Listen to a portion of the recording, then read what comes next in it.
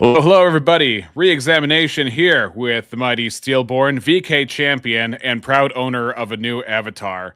You could check that on his channel, and you have got a whole new color scheme too. You did the red fire color scheme, and now you're doing something a little similar to me and my microphone light. I'm starting to get suspicious. But let's. Well, look, I redesigned all of it around the VK champion. It all got designed around the VK champion, so that's why. That's why I went with the blue. Sure. I guess that makes me a future VK champion or a never VK champion. I don't know. We'll find out. You'll get there. I'll get there. We'll see. I got sick last time because I stayed up so late for those VK things. Then again, I was staying up late all week, so that might be part of it. So we were doing a debate review. Part of me is like super greedy because I would like to hear your takes on. Seeing as this involves a Christian worldview, I'm split between these two things. So if we're bored, we can switch, but there's two debates I wanted to look after. One was going to be Brandon versus Not So Erudite, and I'll just show that right here. This was on Discord, and he was talking to Not So Erudite about Agrippa's trilemma. But there's another part of me that wants to go right into my debate I had with B.S. Lewis and get your thoughts on what I did, how I handled it, and same thing with Mo, because Mo had like a turn with him as well. But we were going back. I'll just let it play and get your reaction on that. And show B.S. Lewis, please unmute yourself. Hey, what's going on, fellas? And begin. How's it going there? Just watching you watch Toronto Bible Study and figured you need to be saved from that. It's my favorite show on the internet. For those of you who don't know, Toronto Bible Study was recently in a debate where he took the side that you can be a true Christian and worship Satan. So that gives you a little context for my lack of respect. Yes. This is an argument that I make to people all the time when I argue this is part of my argument for, does being a Christian actually entail anything? Like, for example, like a true church, is that an entailment? Or it's just basic arguments like that. And I'm like, okay, can I be a Christian and a Satanist at the same time? Can I claim to be a Christian who worships and honors and follows Jesus Christ and honors him as God, and at the same time I worship the devil? Or just the basic argument is, can I be a Christian and curb stomp toddlers? And that's how that makes sense, right? I can be the other. Or is being a Christian not an empty label, and are there entailments of the position? Well, see, here's the thing. Part of me also wanted to bring up that debate to go over, but I'm like, I looked at his opponent. His opponent was literally on his back on a mattress with a microphone stand. I'm like, dude, you're going to be the champion against the Christians can worship Satan guy, and you look like an invalid, and you're clearly not. What's the deal? So I'm just like, Hola, Chapingro. Welcome to the chat. And let's see where we pick up with the moral argument versus the problem of evil. I'm actually not familiar with this guy. Maybe I need to check it out. Does he have you ever seen No Country for Old Men? Yeah, he does have that phenotype, doesn't he? A little bit. He's like, what's the most you ever lost in a coin toss? If the rule you followed led you to where you are now, what good was the rule? Like, all right, man. I don't know. I will say, to do with, sir, this is a Taco Bell drive-through. Here, I'll cut up to the. But it was on her channel. It didn't go very well for them, and that was the first time that. Not the first time. That was one of the few times I saw them just completely spurging out. I would definitely tacos, Tacos panel. Yeah. Let's just say Tacos was very unsatisfied with her level of argumentation. We're talking about average female debater, I think, or was it not to her choice answers? I saw some of that. It's Brandon. Says no, then she throws out Agrippa's trilemma. Oh yeah, everything goes back to Agrippa's trilemma. It's a really good exchange. All right, real quick, can we just real quick for the audience, let's explain what Agrippa's trilemma says and the refutation to it, because it's really fun to do to them. It is. So the basic proposition it goes back all the way to Agrippa the skeptic. He was a Greek philosopher, and he came to this position. By the way, this is only true for autonomous epistemology for the most part. I mean, it's Basically, It's true, but it has problems with massive problems. Agrippa's trilemma.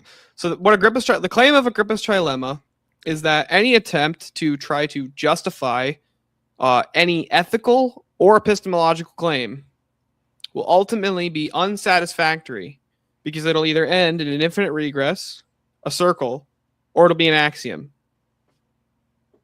So this is the claim of Agrippa the skeptic. So people like not so bright will try and throw Agrippa's trilemma at you to try and get you. When she starts losing a point, she'd be like, "Well, let's justify your epistemology. How do you solve Agrippa's trilemma?" Well, you don't solve Agrippa's trilemma. That's one part of it. So that demonstrates on its own. She doesn't fucking understand Agrippa's trilemma. You don't solve it. It's not a matter of solving the trilemma. It's the best way to argue out of it is to basically to pick one of the horns and say, no, this one is this is the actual case, but it makes sense because of X. So it makes sense to be ultimately circular. Or the infinitists will say, well, no, an infinite regress actually makes sense for the big scale stuff. Or the foundationalists will say, well, no, we have to assume these self-evident truths, right? Because to deny them would be self-refuting. So they must be self-evident, even though that's not really, doesn't logically follow, but there's problems with all of them, in my opinion. I think the only one that actually works is ultimately circularity. But here's the simple refutation to Agrippa's trilemma. Re-exam. Assert, or let's say you and I are having a debate, and you go, "Oh yeah, but how do you solve Agrippa's trilemma?" Here's what you do. Rex, do you believe that? Or real quick, can you just summarize the claim of Agrippa's trilemma for me? Yeah, so Agrippa's trilemma means that any epistemic claim, or like you said, moral claim, is going to fall victim to any of these unfounded modes. It's going to be infinite regress, it's going to be vicious circularity, or it's going to be dogmatic, as she puts it. Is that true? Either way I answer, it falls apart. Because if I say, yes, it's true, then that means I'm giving an absolute statement for which I am trying to undercut all absolute statements. And if I say it's not true, it's a negation of my own argument. Yeah. So this is why it's so fun. If it's not true, well, then why the fuck are we talking about it? If it is true, well, it's self-refuting, because if the claim of Agrippa's trilemma is, and Agrippa's trilemma is a truth claim, remember that it is itself a truth claim. Yes. That all attempts to justify an epistemic or ethical claim will be unsatisfactory. That's a truth claim. It's a universal truth claim. Right. It's undergirded by a worldview. That's the main problem with these the Agrippa skeptics, right? They try and throw that at you. And I actually tried to square the circle of Agrippa's trilemma for months before that dawned on me.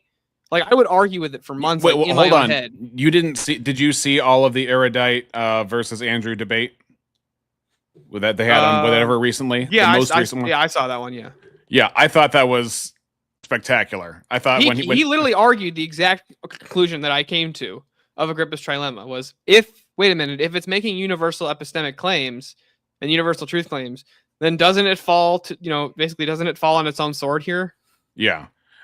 Is that similar? And I hate to derail, but is that similar to when I talked to Shiva, and then Shiva asks, "Well, how do you know that the laws of logic need grounding?" I think you two would be equivocating on what grounding means there. Interesting. What, you two? Both of us would be equivocating? I think you two are equivocating. You're talking past each other. Not equivocating, but you're talking past each other. So I think if God is the basis of the laws of logic, and he would say, why do, and I would say that gives a grounding, and he's like, why do the laws of logic need grounding? Would that be similar to your refutation? The reason, well, kind of. So you could actually just explain the reason that the laws of logic need grounding, aka you need to give an account for them, what they are and how they exist and why they exist. Because you're using the laws of logic to make an argument. Anytime you make an argument, you're presupposing the laws of logic. So if you're going to hold me to a standard, I'm going to hold you to that exact same standard, given accounting for the tools that you're using. That seems fair. Yeah. Now, Marilyn, I know you're here. Just watch it, because Steelborn is unleashed today, and if he wants to permaban you, he totally can. So I'll wait for some heresy. Right, exactly. But I thought about this for a while, Marilyn. I care about you as a human being and a soul, just like me. But at the same time, I got a channel to keep clean. of all that stuff. But you are welcome so long as you keep within those parameters. Anyway, right now we are reviewing the debate with BSG. Thank you, Gee, Shapingro. I thanks. appreciate that. By the way, I just saw what he said at the beginning. Yes. I think the Chadness after becoming a VK combat veteran is now glowing from you, emanating from your visage. And taking a look at it. Yeah, it's really good. What's wrong with so admitting objective truth is true? I never get that. Like, is there some kind of gotcha I'm missing? BS. There's missing my BS. Okay, so BS Lewis made a clip about this, and especially that face right there made a huge deal about that face. That's a great pause, dude. It is. But she does this thing where she's like, she gets all sassy with BS when BS blasphemes, all that kind of stuff. Who's she in this? So missing mod. Oh gosh, maybe I should just pull up the actual edit he did. Missing Mod is a professing Christian who is who's a moderator, or at least was a moderator, on Taco's channel for a bit. She has a show of her own, and a lot of atheists and some Christians come on from time to time. So I'm gonna share the tab here. So here's the BS. There's Missing Mod. BS. There's enough, guys. And then he does one of those jobs on my face. You don't even. Why does you look like the do the roar? Okay, so here I'll show you who Missing Mod is.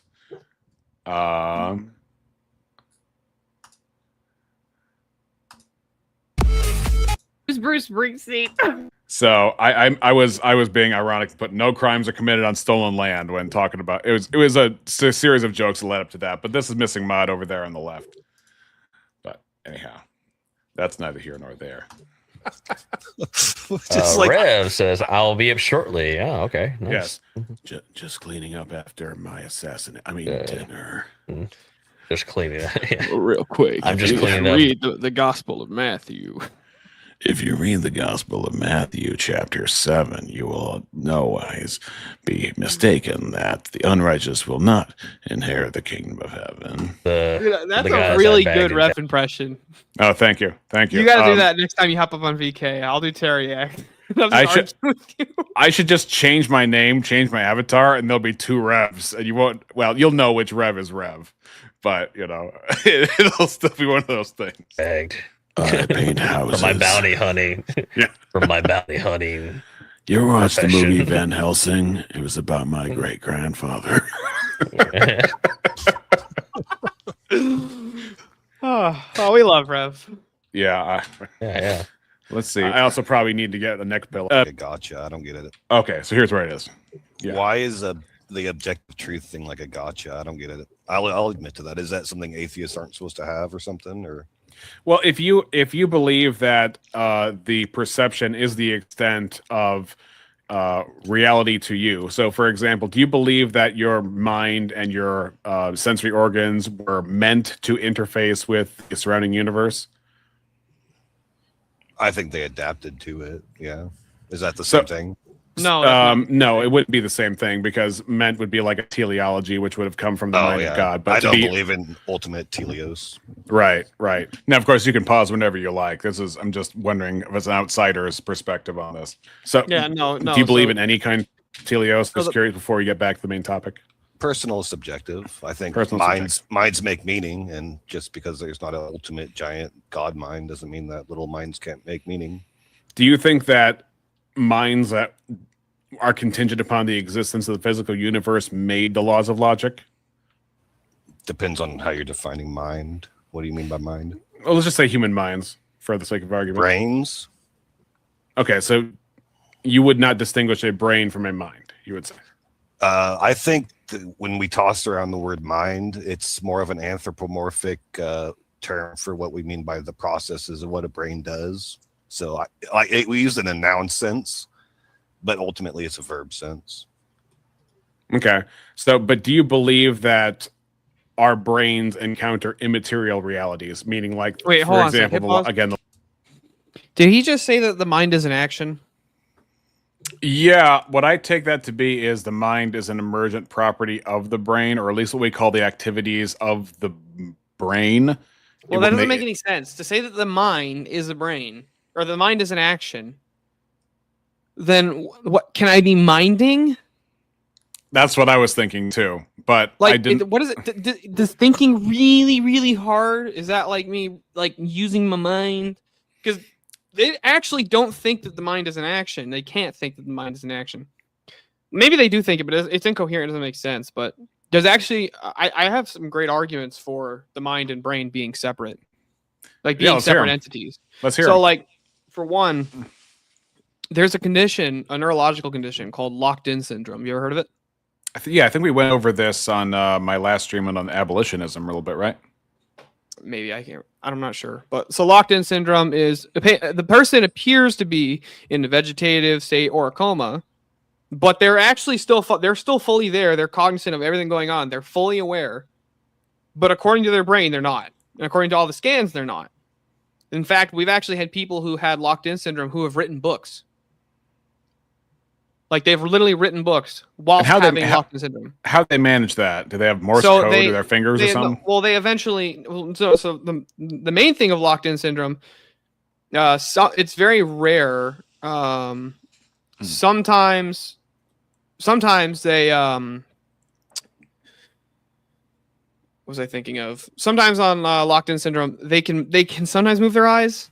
A lot of doctors will actually write that off though, because even people in comas, it's not uncommon for you to open their eyelids and their eyelids will follow movement, or their eyes will follow movement because it's a reaction, right? That is Yeah. true.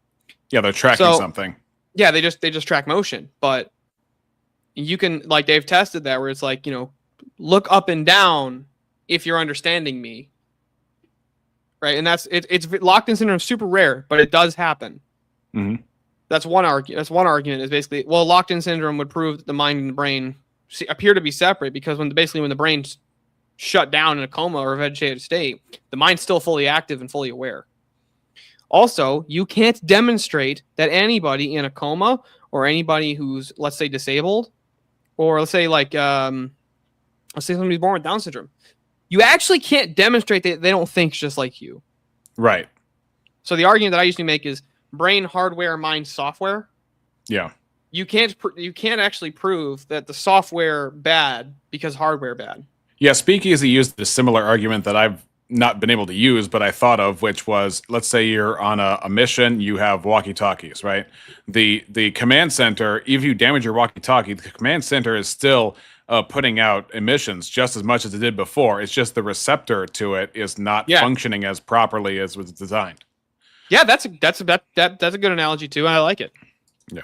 Marilyn says, every thought that has ever been thunk has come from some human's noggin. The problem with that is there are animals who do have some thinking, if you want to say, so unless you want to, I don't know if she's an evolutionist or not, but even if you wanted to take God out of the equation and you just be a pure materialist, there are thoughts that animals have. I mean, crows can calculate, Well, so there's a difference between doing basic mathematical calculations versus weighing out good and evil, which is what thinking ultimately is. Like that's what we're talking about, is like, do you have the capacity to rationalize and like weigh good versus evil? That's Right. actually the question. One of the things I'd like to bring out is the fact that there is a prescriptive aspect to logic, meaning that if you're having a debate, when you corner somebody with a necessity of them having to admit that you're right through logical deduction or something like that, they are compelled in order to face that with their reality. While logic and like mathematics themselves are not prescriptive in their intrinsic nature, there is something about it in itself which forces an individual to accept it. I would. Do you know what I'm trying to say? It's hard to formulate because I haven't sat down and thought about how to phrase it. But reality in of itself is prescriptive. Truth itself is prescriptive. You have to. I'm not sure. I get what you're saying, but I don't think prescriptive is a good word for it. I would say there's prescriptive. I would say there is an aspect of it. I would say normative. When you say normative, how would you unfold that? Normative being like you ought to follow it, or even you have to follow it. Like it's binding. How is that So, like, different than? How is that different than Well, because prescriptive? prescriptive sounds different. Because to me, when I think prescriptive, I think oughts. But isn't that the same thing as binding, or you ought to follow it, like you just said? Well, like no, because like you're bound by the laws of physics. Okay, there's a difference between bound. So it is possible to say fallacies. It is possible to be dishonest. But how do I? It's I think I should spend more time formulating it. But there is It's something prescriptive, Supreme Grow, not proscriptive. Is it prescription or prescription? or parscription. I don't know, or laws of logic. What does it mean to be immaterial? I don't understand what that means. Okay, so What? an example would be like, You yeah, don't understand I what it means to be immaterial? I expound on that, the idea of one. So it's consequential in the periodic table of elements. How many is it? Abstracts. You mean abstract concepts? Abstract would be among immaterial thoughts. Yes. I mean, How are you my How are you understanding. differentiating them? How would you differentiate them?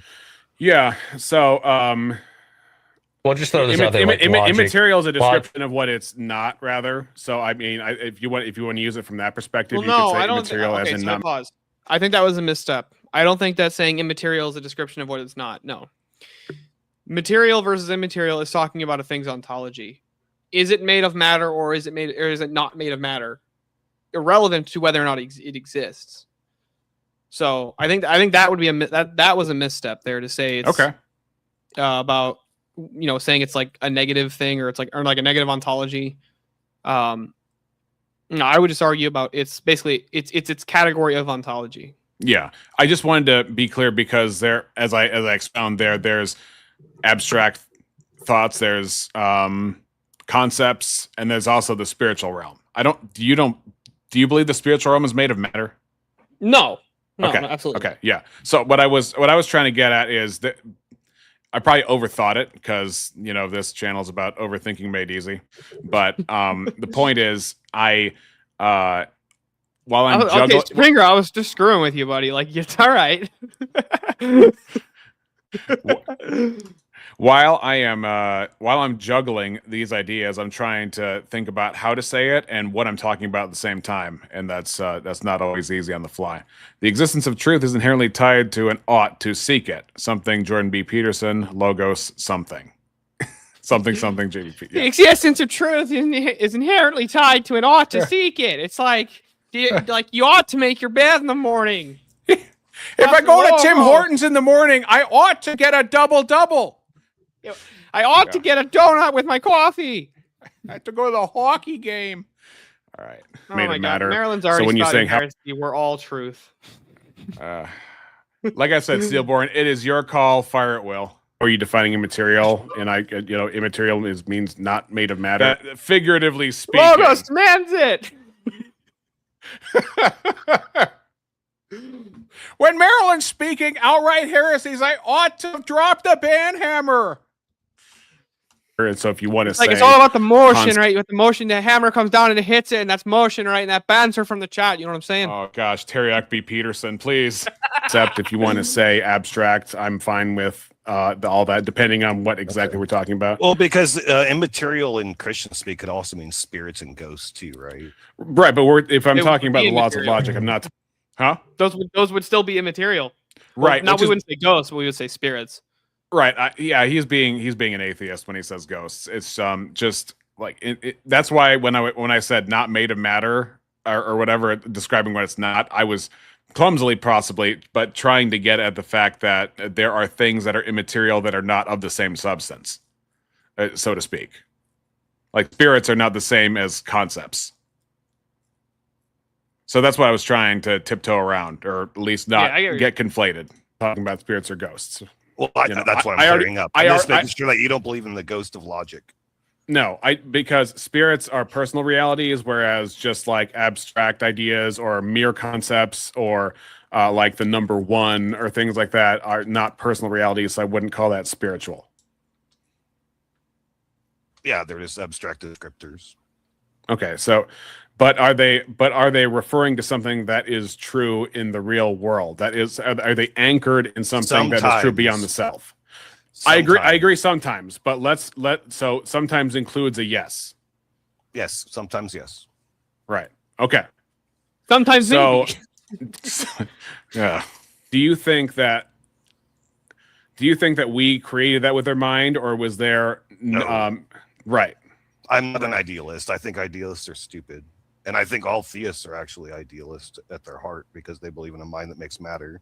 Okay, hold on. Hit Right. pause. Yeah. They do this a lot, by the way, but go ahead. Yeah, so that's one thing I've always noticed with atheists is like, if we try and run an internal critique on their position, it's always like, but the Christians do that. Like, they all argue like Brian Shapiro, right? And they're all like, but Trump the 34 count felon. It's like, what does that have to do with the price of rice in China? Like, that's not what I asked you about. Right? It's like, have you ever noticed that's what he does at every argument? Like, did you watch the Jesse Lee Peterson interview? It was freaking hilarious With who? with Brian Shapiro. No. Dude, it's so funny. Jesse's like, "Were women created to lead or follow?" And he's like, "I think a man or a woman can lead." And he's like, Oh, "That's gosh, not why I dude. asked you." But like, dude, it's always he's like, "Is it wrong to want illegals to be deported?" And he's like, "Well, if you want to follow the laws, why are you following Trump? He's a 34 count felon." And it's like, what? What? That's how atheist. I swear, that was literally his response. Look, Brian is unfortunately for him a lol cow, or he's made himself into a lol cow Dude, he's right totally now. made It's Apparently, it's- did you know that the Raging Tomatoes like doing a panel with him? Apparently, oh gosh. Anyway, I saw that. Dude, I started laughing so hard. Yeah, oh my gosh. Anyway, I think it was better with T Jump than with Brian Shapiro by a good margin. But what I want to address is the atheist always does this. Every time you try and run an internal critique, all they want to do is just give a bunch of red herrings, talk about. They basically want to do the tu quoque fallacy constantly. Well, right? I was going to say notice that? there's yes, that does happen all the time. I tend to take that in good faith. Maybe whatever. We have different. I think you and I have different approaches about that. But what I would say is, if they do that, it also leaves the door open for you to do the same. If you want to be like, okay, if we're going to say that standards have to apply equally across the board for each of these, then we have to. If we have a part of our frameworks that overlaps, then mine should be more consistent if I'm right, and yours shouldn't be. But what I want to point out that he does here is he makes an analogy of what is contingent with what is transcendent, and you got to watch out for that because they do that all the time. Which is, well, I'm not an idealist because I think it's stupid for the ideas of men to manifest reality and things like that. Okay, I agree. Then he goes so far as to say, and for that same reason, any theist is an idealist because the mind of God does the same thing. That's totally wrong. And the reason it's totally wrong is because of either it's category error.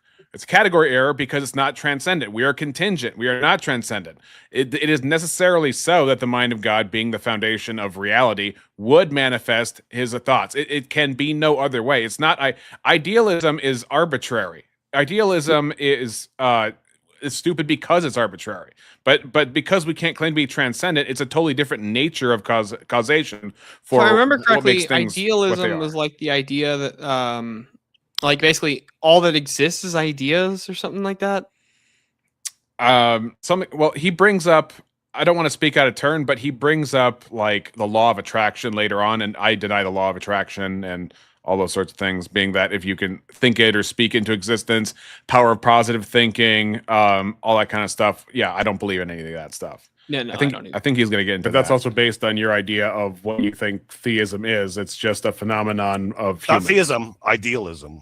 Is the opposite. But you of said theists are Epicureanism. idealists, right? Yeah, because at the heart of every theist I've ever met is I think there's a mind that makes matter, and I think that matter. Another problem is if theists were idealists, then both humans and God could create things through ideas. But because humans can't create things through ideas in Christian thought, then it's not any idealism that I'm aware of, Mm-hmm. Matter makes my or at least it's not a consistent form of idealism. Well, I mean, from my view, the only thing humans really create is life, as in, procreation. I actually tend to like hold the position of there's nothing new under the sun. Of course, that's Right. Ecclesiastes. Yeah, so like whoever invented the notebook, like that already existed. Yeah. So there's And- nothing new that we can really make. We can't create, we can only engineer. And I would argue that even giving rise to children is not actually creating. It's just engineering mechanisms that God has already put in place. It is, I mean, we don't actually place the soul inside the body as it's growing inside the mother. You know, God does that. But yeah, I mean, as far as creation, I think of it in terms of ex nihilo. But again, there's a whole bunch of definitions of ex nihilo that, you know, don't want to get everybody confused who's a philosophy major here. Yeah, I know the spectrum from you guys. Well, my understanding of Marilyn, idealists that's a would be that contradiction. what I would call this. That's a literal performative contradiction. If everything's meaningless, then that statement doesn't mean anything. So we don't even know what you're saying. Right. You'd have to differentiate that from all the meaning that we would have to understand in order to make your thing make sense, in which case it cuts itself down. A contingent mind, or in this case, humans, would be the source of the idealistic framework that comes. So he says, Chapingo says, help me. If you can't create through your ideas, what's going on right now? So here's what would happen. If I believe something that's true about the natural world, and that maps onto physics, I can create a machine, right? And if that machine is working properly, it's because I have organized my thoughts so as to comport with reality, so that physics, I understand it, and I know where to place the components so that the machine works properly. That's not even what I was saying. I was just saying there's nothing like, you know, if God is all knowing, which he is, then anything we create, God already knew about it beforehand. So there's nothing new, is what I mean. We can manipulate matter and all, you know, all sorts of things, right? And we can, you know, manipulate. And I'm more so speaking about the material, right? Like, I'm not saying like I can create an argument, but it's like it's new to other people, but it's not new to God.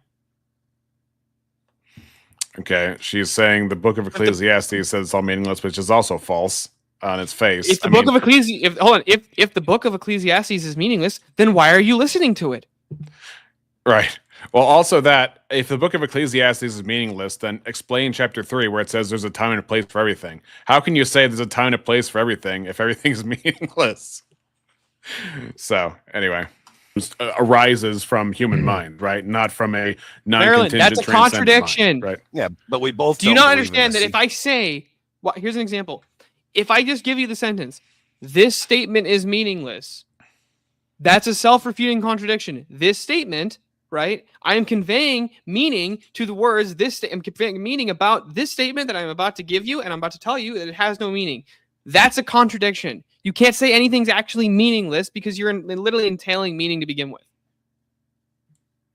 Not from a non-contingent transcendent mind, right? Yeah, but we both don't believe in the secret or the law of attraction, right? Like we're not. You guys aren't those kind of guys. By law of attraction, you mean like you know, think it, dream it, manifest? No, do it. Yeah. No. Okay. Well, that's what you think God does, though. He that was a hilarious thing, but I'm not going to talk about that guy right now. manifests reality from his mind. Correct, because the mind of God is the cornerstone of truth. That's what Exactly. makes things objective. Yeah. So if you would, And that's all I'm saying. right, Okay, I would make Real the quick, distinction. highlight Marilyn's comment. Meaningless. That makes compared to- sense. Okay, that makes, if you say meaningless, everything's meaningless compared to the glory of God. Right. But But you that didn't- wasn't what you were saying. you You were didn't saying qua- everything is meaningless, and you weren't adding that that qualifier. If Right. you add that qualifier, those sentences make sense. In comparison to, neither of us would disagree with that. Yeah. Well, Chapingro, you're a math guy. Compared to infinitude, what are percentages? So if we have eternal life in Christ, compare that to our mortal lives. I mean, the scriptures compare our mortal life in terms of its duration to a vapor. So that's I don't know what exactly like unit of time a vapor is. yeah. So it's an illustration. I know. Steelborn. In between that, because I think there's something that's fundamentally different between idealism, as the Greeks would have it, and what we're talking about here. Because there's a difference between, like you said, a law of attraction. Because a law would mean that it's in our case, as contingent beings, it would be something that is in the air we breathe, surrounding us, rather than where God is the foundation of reality, Okay, hold and on. the law I gotta is give a descriptive of little something. critique here. You're talking about Chapingro with No, Zero? no. Talk about you. Get rid of the straw in the cup. You look like a 22, you're like a 20-year-old girl, okay? Get rid of the straw. Just drink out of the cup like a coffee mug, and you'll look, I promise, it'll look way less gay. Okay, I get it. However, I'm thinking water, electronics, minimization of risk, the cost of a straw. I used to do. I did That's the a Yeti water cup, right? It Or is- something similar to? It's a generic, you know. So it's got a closable Oversized. lid, right? That you can close between drinks. You know what? Let me check that out. Does it? You know what? By Jove, it does. By Jove, it does. I just did the whole straw thing. I'm shaming him because it looks very gay. That's why I'm shaming him. You know, I welcome criticism. Otherwise, I wouldn't have you here, Steelborn. So let's do it. Let's do a test. Let's see if I remove the straw. Oh, It's got one of the straw plastic removal rings in it. mechanism. This looks dumb. So I could choose between dumb and gay. Exactly. See, it's your disjunct here. It's one of the two options. It's a gripple's dilemma. So that is of him. So I wouldn't call that the same thing. But doesn't that seem like a non sequitur? The only reason you don't believe that the law of attraction can apply to God is because he's not necessary, or he is. What's the word? Non necessary. Well, do you think? Well, again, he's non-contingent. Hold on. Can you rewind that real quick? Yeah. Well, we are 10, 15 seconds. law of attraction, because the law would mean that it's in our case as contingent beings, it would be something that is in the air we breathe surrounding us, rather than where God is the foundation of reality and the law is descriptive of something that is of him. So I wouldn't call that the same thing. But doesn't that seem like a non sequitur? The only reason you don't believe that the law of attraction can apply to God is because he's not necessary, or he is. What is it? What's the word? Non necessary. Well, do you think? Well, again, he's non-contingent. Okay, hold on a second. Hit pause. But Chapingo, I gotta say, whatever the optics was, I do agree that I think the optics with the straw were kind of silly, no matter what descriptive way you use for it. But at the same time, Steelborn also agrees that maximum protection for electronics is key for a continuing YouTube career. So of sorts. Go ahead, Steelborn. You were gonna say something. There's always sacrifices.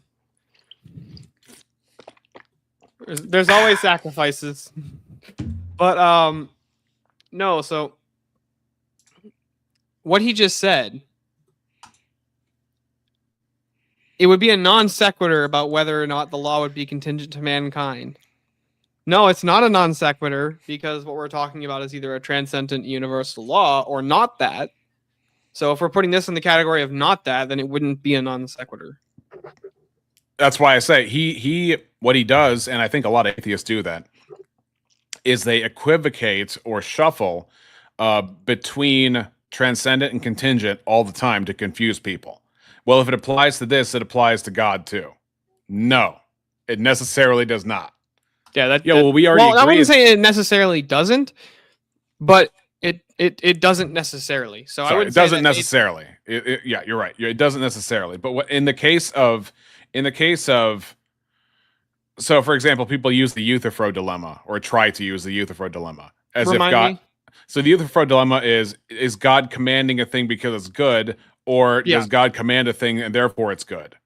This is why Orthodox we reject divine command theory. Yeah, and I reject divine command theory too, because divine command theory uses the command as the causation for the goodness, rather than the command being intrinsic to who God is, and therefore, because God's commands reflect who He is, therefore He has these commands, and those commands are righteous because they come from the character of God, who is the foundation of what is righteous as well. Yeah. So when people it's funny that every time I talk to you about these things, you just move closer and closer to the Orthodox position. That's always been the Orthodox position, by the way. Well, I don't think well, let's put it this way. I'll just grant it and say it was the Orthodox position. I don't think I have to practice Orthodoxy. I've come to these conclusions years ago, even before I was on YouTube. And the refutation for the Euthyphro dilemma has been out there for some time. But yeah, anyway. Here's what I think though, Steelborn. I think maybe you've heard a lot of things about Protestants that are taking from like the worst ends of Protestantism and not the best ends of Protestantism, and so that's why you hear things I was like, a hardcore Protestant debater before I became Orthodox. Okay, well, you're talking to somebody who is, must be in a different vein of Protestantism than you grew up in. I grew up evangelical, but not like hardline dispensational. I didn't, did you grow up Baptist or what? Do you mind me asking that? Evangelical. Evangelical, yeah. So my brand of evangelical, all these arguments and these things I either found and they comported with my understanding, or I had arrived to anyway.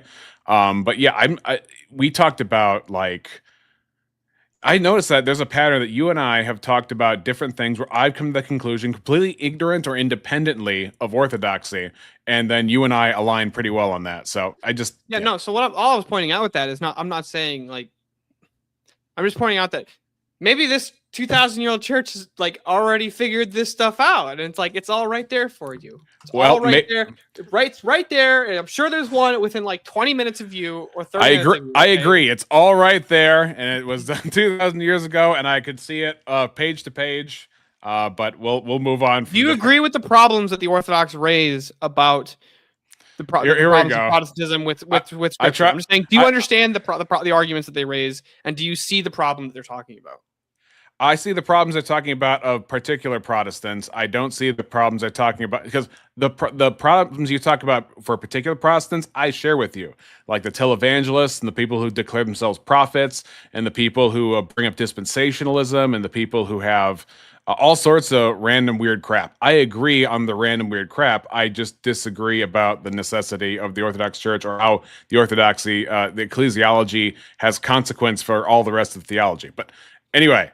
I'm trying to find some commonality, and I think we found commonality in a lot of ways. Yeah, you and I find plenty of commonality. I don't dislike Protestants, right? And I understand and I think this is mostly because I blame Catholicism. Honestly, my argument is that Catholicism is a Protestant factory and Protestantism is an atheist factory. So I actually wouldn't totally disagree with that, because when I think about, and people who've actually read more than me have come to the same conclusion. Here's comment of pick me Protestant. Yeah, I saw that. But I'd actually thought, okay, we have the Enlightenment, and what happened before the Enlightenment was the Protestant Reformation. The Protestant Reformation came about like 1500, right? Or 1517.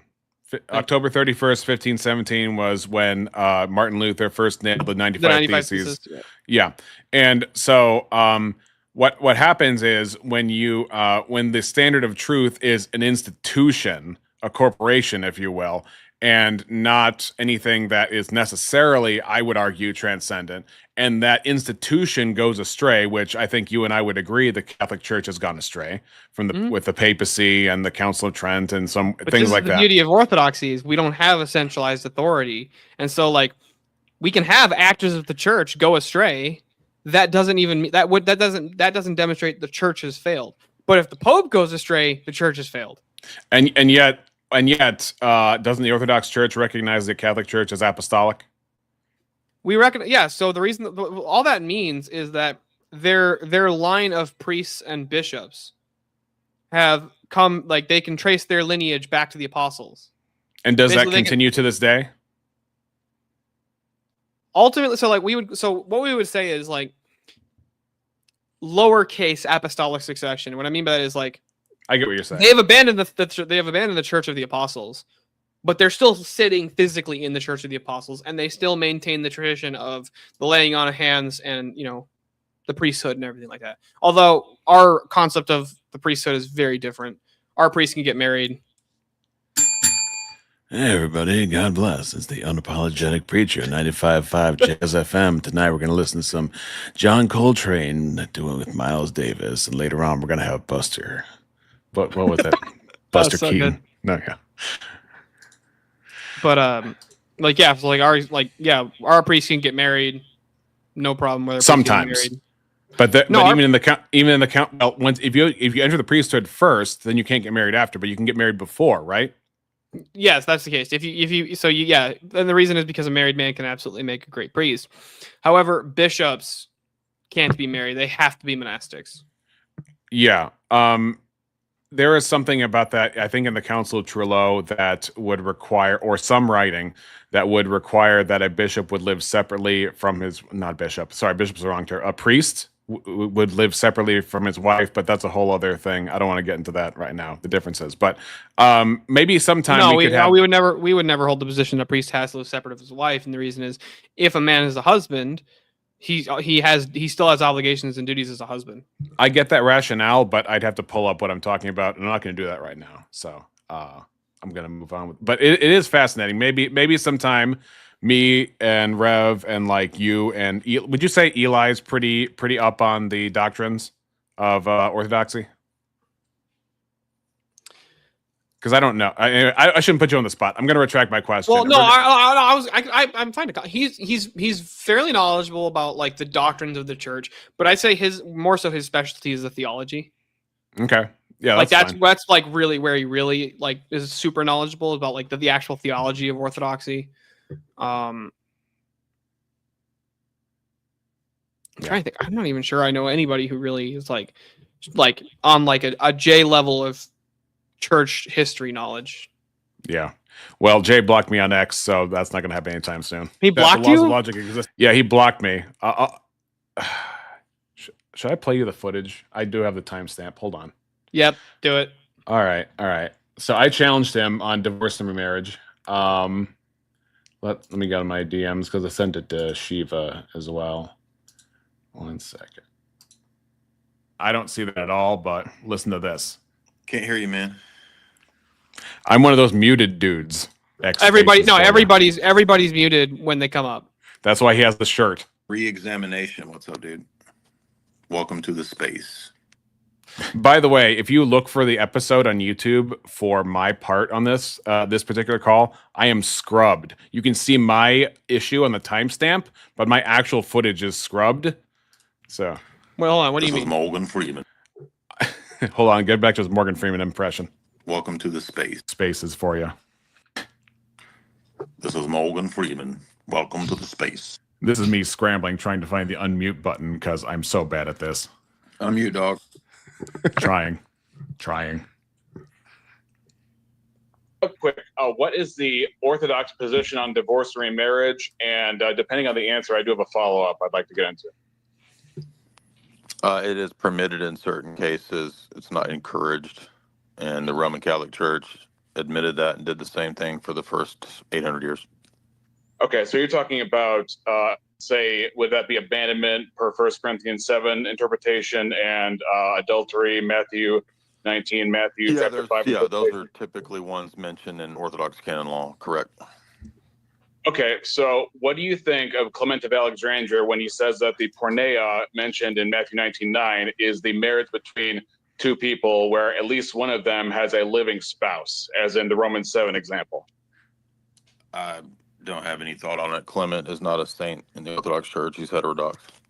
Okay. Here's what's interesting about that is there is a Orthodox book out there on marriage by John Meyendorff, who used to be the dean of St. Vladimir's school, was it seminary for Orthodoxy? And he said that Clement of Alexandria was like chief pillar of the early church or something along those lines. I had to get the screenshot for you, but I'm looking this up real quick. Yeah. Note to self: expect orthodoxy when bringing Steelborn on an atheist-based stream. I wasn't expecting this either, to be honest, but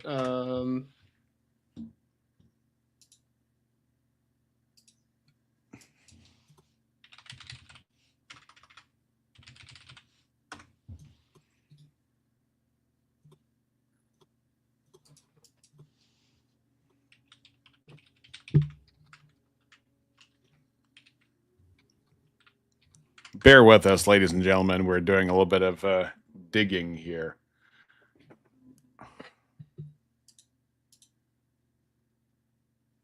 So Clement of Alexandria is generally treated with respect as an early church father. However, he is not universally canonized as a saint.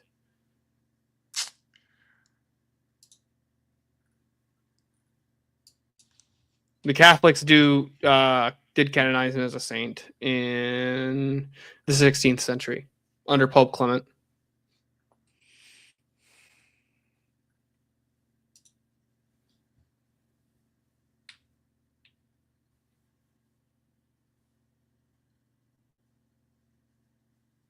So yeah, he's respected but not called a saint in the Orthodox Church.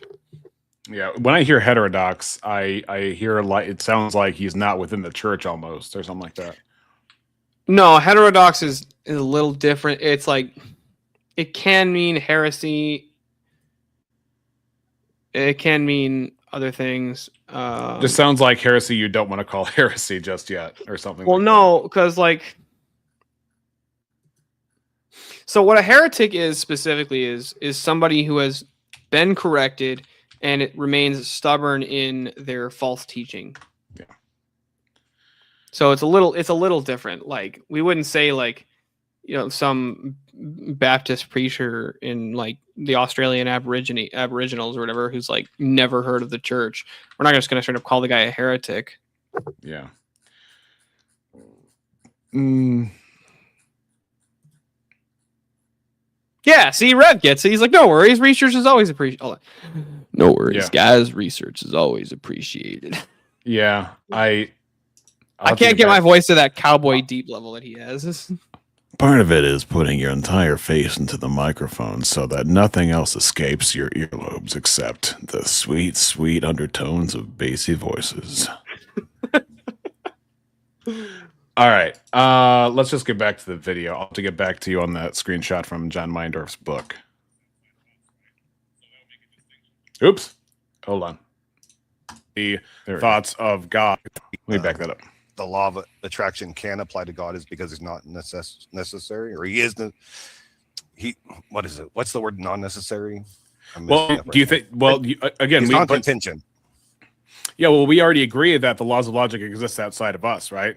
So that would make a distinction between the thoughts of God and the thoughts of us thinking God's thoughts after Him. If we accept that foundation. Sorry, let me be. That was pretty unclear. Let me try better.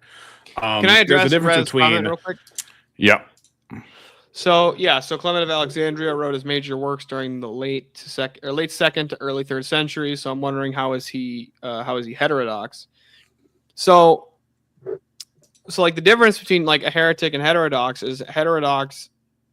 is maybe teachings that are questionable, but it's not either A, it's not violating dogma, or B, it's not it hasn't been corrected within their. So like if somebody was corrected like past their lifetime, we'd be pretty hesitant to just declare them a heretic, because like heretic requires kind of requires intent. Okay. So stubbornness, obstinance, intent, defiance. Now there's a difference between teaching heresy and being a heretic too. Right. You can think, you can have heretical opinions and not in your heart of hearts be a heretic, where you're like, yeah. Okay, how about Augustine? Yeah. So I brought up Augustine Because as well. Augustine, in his letter to Valentius. Valentius concerning I would have read him the quote, but it was such a long quote, and I know he wasn't going to let me just go on and on. So here's how it turned out. adulterous marriages, says that most of the church fathers or people who are in antiquity allow for divorce in some cases, but do not allow for remarriage. So No, where that's does not, the that's not Orthodox actually Church true. No, it's not true.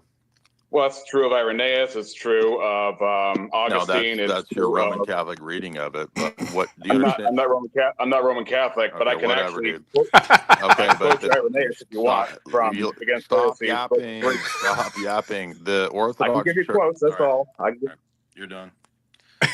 Okay, so I can Orthodox understand that Church does because not go okay, by- so Okay. I'm gonna give a little bit of J defense here. That's fine. You have to understand how many fucking Protestants just won't shut the fuck up and just spurg and just literally endlessly quote mine the Bible when they're arguing with him, and they like he literally can't get a word in.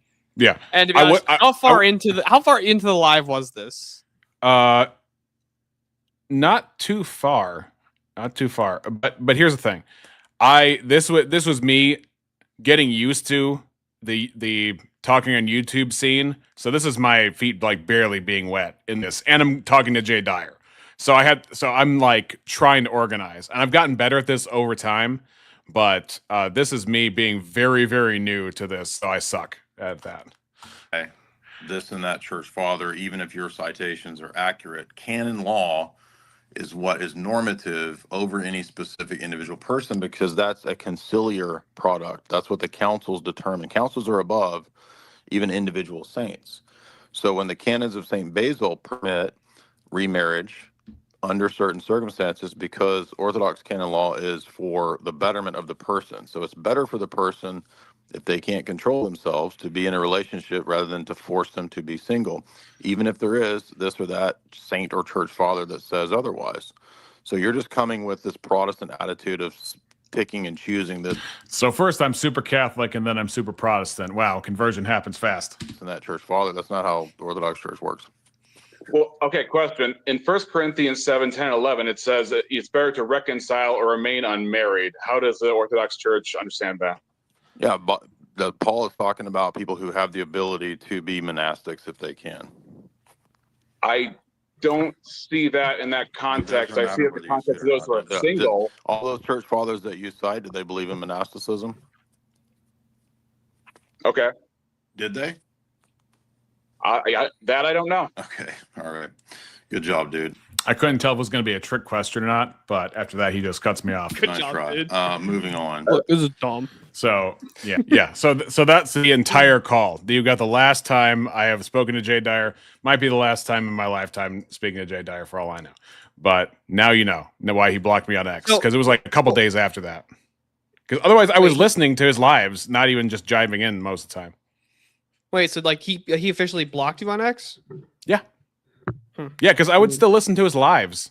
I wasn't even like doing anything. I don't even think I commented much on his posts, but I think he just didn't like it. And then I found a video of the episode on that day. I don't have it with me right now, but the timestamp describes my call about divorce and remarriage, but the actual call is gone. It's like that. It's like episode 2 where Obi-Wan's trying to find like the archive memory for something, but it's been deleted. About Camino and the cloning facilities. But anyway, enough nerd talk. Back to philosophy. So, for example, if I write a novel or something like that, I know what the novel means because I wrote it, and I can't. And nobody else is going to come and say, "No, the novel means this private interpretation." When I say, "No, this is what it really means." People can have that subjective experience with the novel and still be incorrect about it, and there can be a mind that knows what that means. And so, same thing with like God for the laws of logic. God's mind is the basis for the laws of logic. The laws of logic, however, are external to us, and we are contingent and dependent upon them, and we can misidentify things and make mistakes about that. Are you an artist in any way? In a mediocre kind of way, I suppose. No. There's one of the first laws of being an artist is that you don't own the interpretation of your art. As soon as you put it out, I wonder if that's a transcendent law. That's retarded. Are you saying Robert Frost didn't know what he meant by his own poems? No, what he's saying is once you release it, of the world, you're relinquishing that control of what you think Atilios that you've attached to that art is, because it can take a whole new form once it's the masses. That's what memes are essentially, right? Yeah, I see what you're saying, but I still disagree. If I write a song about my wife and then I release it, and even if it says explicitly my wife this and my wife that or whatever, it's still objectively a song about my wife. So all this other stuff about subjectivity, I just fundamentally disagree with. Because all interpretation is subjectivity. Is that true? Yes. Okay. That's why. Can I ask a question real quick? Just a clarifier, because you touched on this earlier. Lewis, do you consider minds and brains to be the same thing, basically? Or do you consider that mind to be separate, like something like conscious thought, logic, reasoning? Yeah. Mind isn't in my term. I think we anthropomorphize that. It's not a noun. We use it as a noun, but we use a lot of things as nouns that aren't technically nouns. I mean, it's a verb. It's basically a collection of everything that our brain does. So our consciousness, our logical thinking, our critical thinking, our imagination. We kind of wrap that all up in a blah term saying the mind. Right, but the idea of like a mind. So, are you a physicalist, physicalism, or is that your idea? Basically, everything is just chemicals and. Yeah, but for the most part, I'm not like Okay. nailed to that. If I can be shown adequate evidence to the contrary, Real quick, Steelborn, what do you think of Chipingo's comment? Given that there are external, find them and we don't make them up, is there a chance that there are other laws of logic that we haven't found yet? Possibility, yes. Likelihood, I feel like it's low. Yeah. And the reason I think it's low is because, like, so what I mean by likelihood, if it's like low likelihood we would ever find them. I think there's a good possibility that other laws, basically of the laws, like the laws of logic, do exist. But the problem is, we'll never be able to fully understand the essence of God. So, dig Aristotle up and see if he can find a few more. we need more laws. Switch. But it depends on based on the bones. Based on the bones. If you look at the bones, based on the bones. You ever seen that clip that Jimbo plays of that Southern guy? Every time they talk about evolution, it's like the Southern guy's like, based on the bones. If you look at the bones, based on the bones. Is it? Was I he? just did it in Jordan Peterson's voice for fun. Okay. Was he commenting on a creationist? Or was he commenting on an evolution proponent? It's just a little clip that Jim Bob will play whenever he's like commenting on evolution. Okay. Yeah. All right. Of my life worldview. But philosophy. do you consider logic to be, I guess, immaterial, universal, and unchanging? Yeah, it's a descriptive language in such the same way math is kind of. But it's I have I have descriptive a of something. problem with that. I have a problem. Fucking who else was T-Jump was saying that it's just a language. It's just a language. No. Languages presuppose the laws of logic. Yeah, well, so that would just say, well, then it's a double language. You got the law of logic language layer, and then so on when I top- language, it's language squared. yes. So, but the problem is, are we talking about, as you might say, a real referent or not? When we use a word, regardless of the word we're using, regardless of the mouth noise we are producing, it is pointing to a thing in reality that cannot be questioned. Whereas the sorts of mouth noise you use to refer to it can be questioned and can differ. Yeah, the referent is a universal. Correct. That exists even if we use a language that's not the same thing as the thing itself, right? Yeah, it's a concept that we use to describe our surroundings. But it's binding. You would say the laws of logic are binding, as in you cannot make new ones, you cannot change the ones that exist, you cannot subtract from them. That would be a step too far for me to like jump on, because there's no reason I would believe that we won't discover a new law of logic down the road. And so we might think that we're on top of it now, but then we'd have to readjust what we think logic is. At that Well, point. there's different. I was going to jump in here and say, it would be, I didn't talk about discovering a new law of logic. I talked about adding and subtracting, right? We might discover new places where matter is, but the first law of thermodynamics still exists, where matter cannot be created nor destroyed. So that's how I would understand that. Because when I say, I'm not sure that I would say that would be a law of logic, though. Like, yeah, I wouldn't even put it in the same category. And the reason I didn't say the first law of thermodynamics is a law of logic. What I'm saying is, I'm analogizing how I said we can't add to the laws of logic, right? We cannot invent new ones, like go in the lab, go in our garage. Yeah, we can't invent new ones. Yeah, I get what you're saying. Right. And so whether or not we're ignorant of other ones that do exist, we cannot add to the existing laws of logic. That's what I'm getting at. And so same thing with, I was trying to use that law of thermodynamics as an analogy where it's like you cannot create matter in your garage or just with your thoughts. Right. I mean, it feels like philosophically, there's different frameworks of logic, but generally when we're talking about logic, we're talking about the classic, like three classical laws of logic. Yeah. So but would you agree the existence of the other different types of logic is kind of showing us that we shouldn't be so well, there's an argument to be uncertain. made that they still rely on the in a large part the traditional laws of logic anyway. So Right. I'm still the there's same arguments height. to be made about that. even if you have imperial and then metric system, and then I add a third system of measurement, I am still objectively the same height. If you want to accept Yeah. height in the But scenario, which is the objective standard there?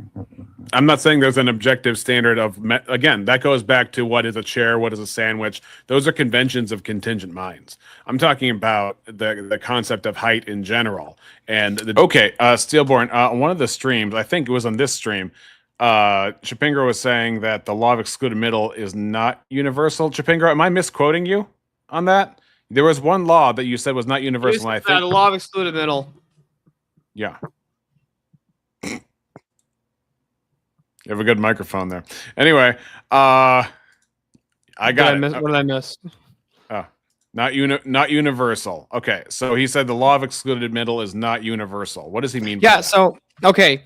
So I thought about this, right? And he gave a statement to a proposition too, because the law of excluded middle states that a proposition or its negation is true. They can't both be true at the same time. So give me I was an thinking example. about this. Your microphone is made of llamas. Okay. Either that proposition or the opposite of it is true. So Oh, It's not okay. made of Yeah, llama. yeah. Right. it's one or the other. The law of excluded middle says it has to be one or the other. So what he said, what the statement he said was like, it will rain or it is raining. And so I thought about this, right? The law of excluded middle, people try and say, well, this is why the law of excluded middle is not universal. No. The LEM is not P or not P. It's that's more so the law of non-contradiction. Law of excluded middle is different than the law of non-contradiction. Oh, we get into P or not P later. Me and BS Lewis on something very interesting. So I'm looking forward to that part. But go ahead. But so if I give you the proposition, okay, so now that you understand the law of excluded middle, how would you handle this question or this proposition? It's raining.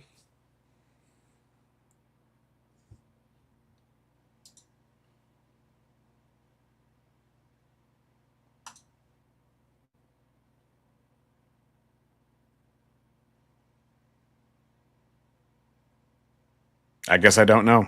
I don't know how I would handle that proposition. I'm trying to figure out what the problem is. Well, according to the law of excluded middle, It's either it's got to raining be or not true raining. or false, right? Right. It can't be true and false in the same way at the same time. Yeah. So I was thinking about this. These are the types of statements that people will make based on the law of excluded middle, and they'll say like, so if you say that, then the law of excluded middle here, it doesn't apply. But the problem is, the actual problem with the law of excluded middle is there's not the problem with the law, it's the problem with the proposition. The proposition's malformed. It's not specific enough. You get very specific. I agree with you the law of excluded middle is disjunctive. I do agree with that. Yeah, and I agree with the law of non-contradiction is conjunctive. So I do agree that it is disjunctive. So it's a true disjunct. It's either one or the other.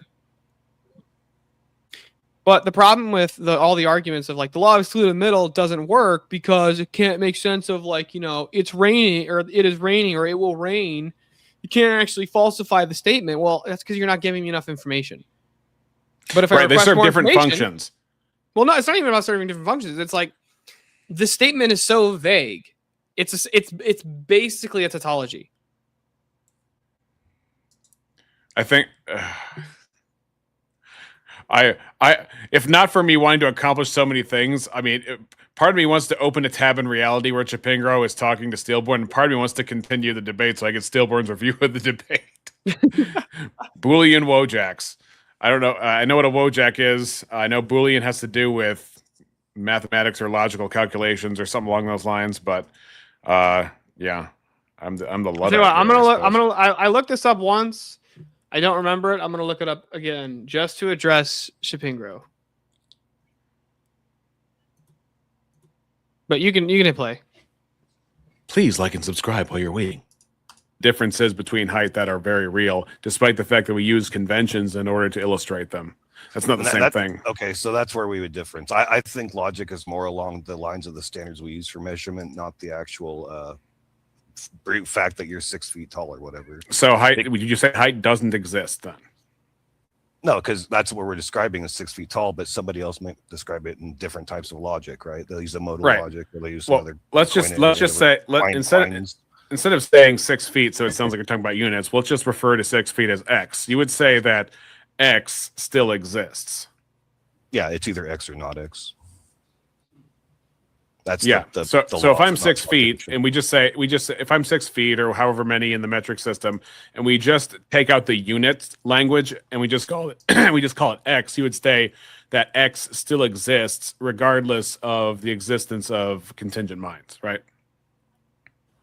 Sure. Yeah, if there was no minds plus God, like nobody alive to think any thoughts, then a tree would still be the same height as if there was a mind on the planet. Okay. So I would say height would be, I mean, in the reality we live in, I would say Yeah, height would no. be So a concept. I remember what hating is now. It comes from a mathematician named Aaron Hating. Right. This guy thought he was so smart. Well, he wasn't fucking smart. All he demonstrated was that we don't have access to universal truth. That's true. But I'll just read the summary real quick of what he said. His core idea was that truth equals provability. In classical logic, a statement is either true or false. In intuitionist logic, which was the system of logic that he came up with, a statement is true only if you can construct a proof of it. But not true does not equal false unless you can prove false. This leads to rejecting some classical principles. He rejected the law of excluded middle. So instead of either God exists or does not exist, you need a proof of existence or proof of the impossibility. The problem is standard of proof would be arbitrary and inconsistent amongst different people. And not only that, do you not believe in actual disjuncts? Are there real disjuncts, Chapingro? Tell the audience about disjuncts and conjunctive So, and all that stuff. So a disjunct is just, it's either one or the other. So like an easy example of a disjunct, I hand you a piece of meat. So is a disjunct like a fork in the road? Basically, you can't have both. Yes, it's a fork in the road. That's a really good way to think about it. And then conjunct would look like what? I'm honestly not even sure how you would Illustrate that. Yeah, how you would illustrate that. Well, give me a definition in words then. Yeah, I'll look up. I'll look it up real quick just so I can get it. Just so I don't fuck it up.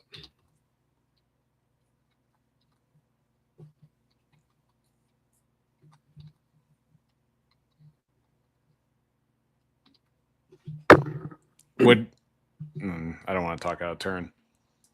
So a conjunct is one of the individual statements joined together as a conjunction. So conjunction is a compound statement of the form of P and Q. P therefore So- Q. Yeah. Like that.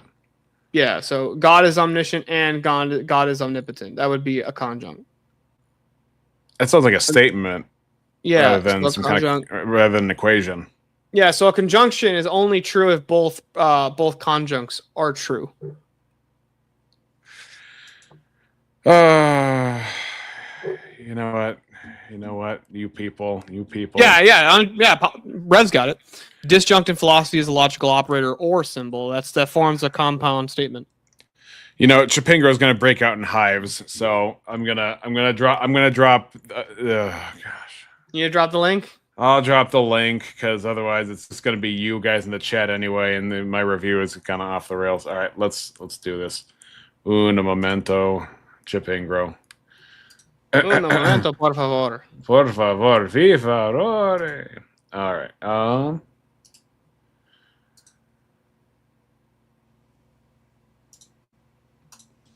Chapingo, I'm going to suspect that you are picking fights so you can get on panels and argue about disjunctive, conjunctive, junction. What's your? It doesn't have to be a function? fight, Chapingo. It doesn't have to be a fight. We could just. Oh, it's going to be a fight. It's going to be a mega bloodbath. Mega immaterial thing. Height is not made of matter, for example. So that's an immaterial but valid concept. It's a descriptor. We use it as minds to describe. Here's a problem. Descriptions have to do with usually an accumulation of features. If I want to make animal taxonomy, I am referring to things that exist on the animal as defining features. Like a bird has talons, a bird has certain kind of wingspan, a bird has certain has kind wings. of posture. Right. They have a certain kind of feathers. So, Hold on a sec. well, let me finish the thought, though. Go ahead. Descriptors, all he's doing is he is outsourcing the ontos of the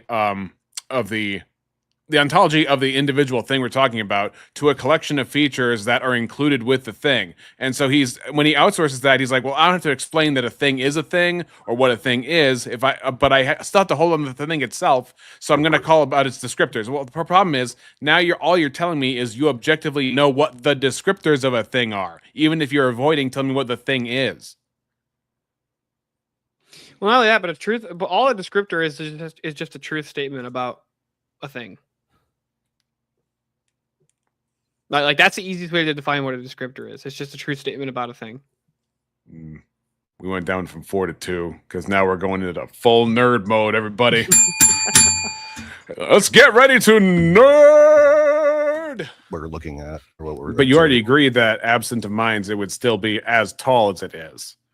Yeah, and in that way, the language of logic wouldn't exist because there'd be no minds to do it. But the tree would still be 6 feet tall or whatever. But even to say tree would be to use the law. Throwing of my identity chest says, because fuck you that, I'm mentioned- going full mongoloid. The hybrid of the two will rule the world from everything else. That's true. If there was nobody to describe a tree on the planet, then it would just be another thing next to another thing for sure. Even the term thing, I mean, there's the identity of a thing versus lack thereof, or distinction of objects. I get your point, though. Like you're getting hung up on that. You need to describe things and categorize things. Like what does this have to do with God? That goes back. Well, that goes back to the law of identity. And so we're saying, well, identity is just a descriptor. Well, are those descriptors valid? And if you say that they're not valid, then a thing being what it is just doesn't make any sense.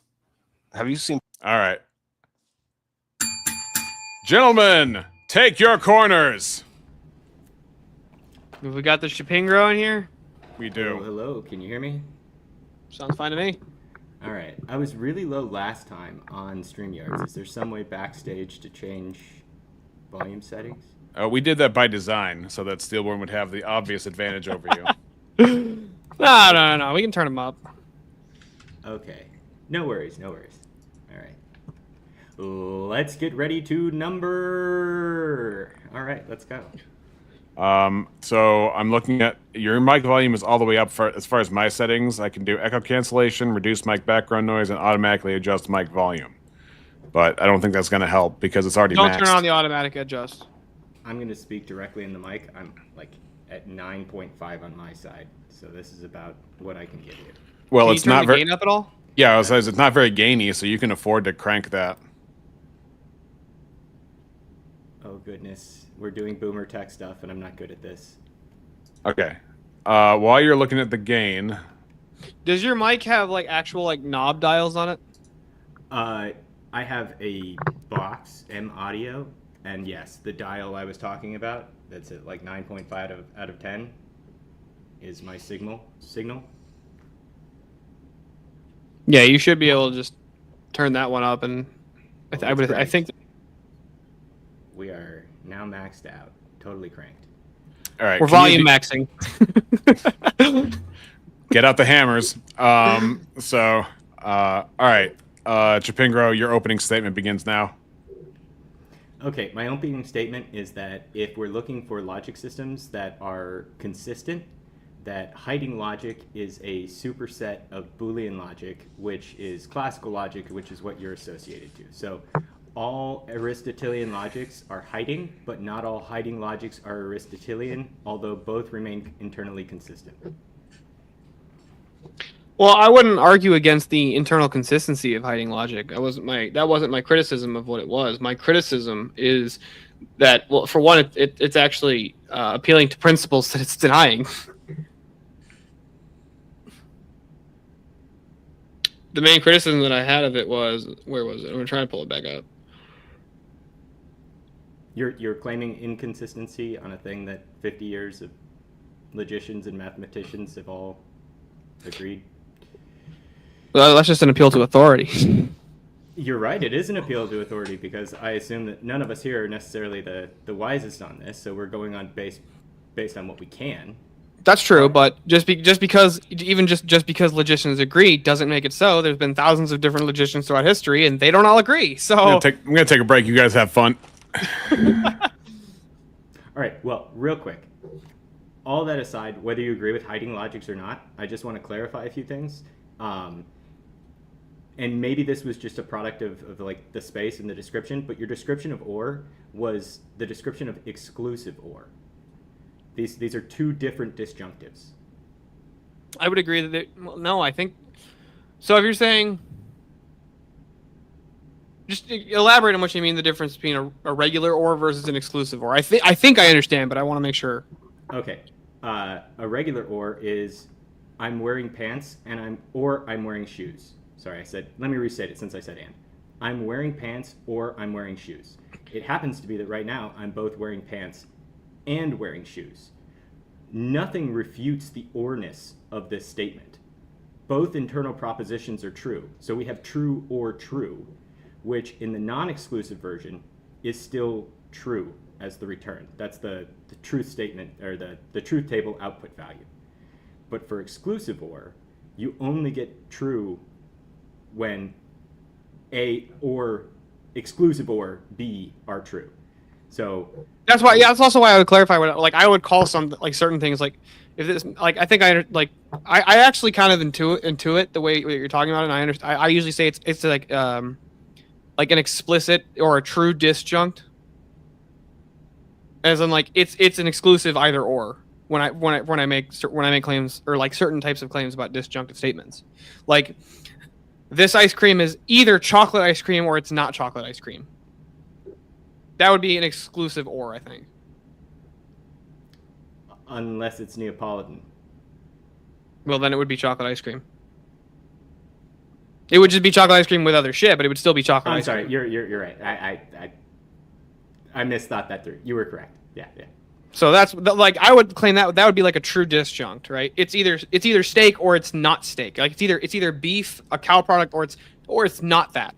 Well, this is where hiding comes into play, in that we have a bunch of situations which don't neatly fall into the binary paradigm. And unlike there's a group of people which I think you're probably currently associating me with, which I am not them. I'm associating you with nobody other than you. The truth is the binary is the best tool we have at hand to do most analysis in most situations. I'm not outright rejecting the binary. I'm just pointing out that you can remain consistent and include a number of more situations from a propositional setting if you expand to this superset, which is hiding, and it still gives you, it's not called the law of excluded middle. And this is a mouthful, so bear with me. In classical logic, we would say P or not P. You follow me with that? That's the law of excluded middle. All right. In hiding logic, what we have to say is not P or not P. So from what I understood, it was like you can't make a truth claim, or you can't claim something like so. Like in classical logic, if I make the claim, you can't. It's raining cows. I'm saying it's raining cows, and if I say that's the case, and that's like you could demonstrate that it's not raining cows, that doesn't necessarily prove it. Like that doesn't necessarily prove it false. It just proves that it's not true, which doesn't entail false. Yeah, I So in a hiding logic, you can't say that not true is true. Yeah. So for example, if let's say somebody makes a really bad argument for God's existence, according to hiding logic, even according to classical logic, that wouldn't disprove God's existence. Let's assume that it did, right? Based on classical logic, the way they argued, they tried to argue for God, but based on their argument, it would actually demonstrate that God didn't exist. Hiding logic would say, well, it doesn't actually prove that God doesn't exist, just because it doesn't prove God exists. Correct. There are cases, and there's overlap with this, There's such a thing as a constructive proof in mathematics, and there are non-constructive proofs. And generally, non-constructive proofs are linked more to proof by way of contradiction. So, in What the fuck? Oh, did I lose you? I'm sorry. What just popped up on the screen there? Who knows? Oh, was that not visible? No, it totally was visible. Why was it visible? Pull it back up. I didn't see what it was. It's the profile picture that I made for my dad. He's my no, Mr. Steelborn's my father. That's a pretty base logo. That's how that works. There's Mr. Steelborn Jr. He literally said that if I did that, people were going to start calling me that. All right, here's my question for you, Steelborn. How do you feel about Occam, like Occam's razor? Given two situations, Occam's razor is general. I know Occam's razor. It's generally I understand the idea behind it, and I could say that it's generally true, but I wouldn't say it's an always true. That's Which I don't think probabilistic, isn't it? Yeah, it's basically just saying that so there's a lot of people who misinterpret Occam's razor, and they say, the simplest answer is usually the correct one. That's not what Occam's razor actually says. The actual razor says the explanation with the least amount of assumptions is most likely correct.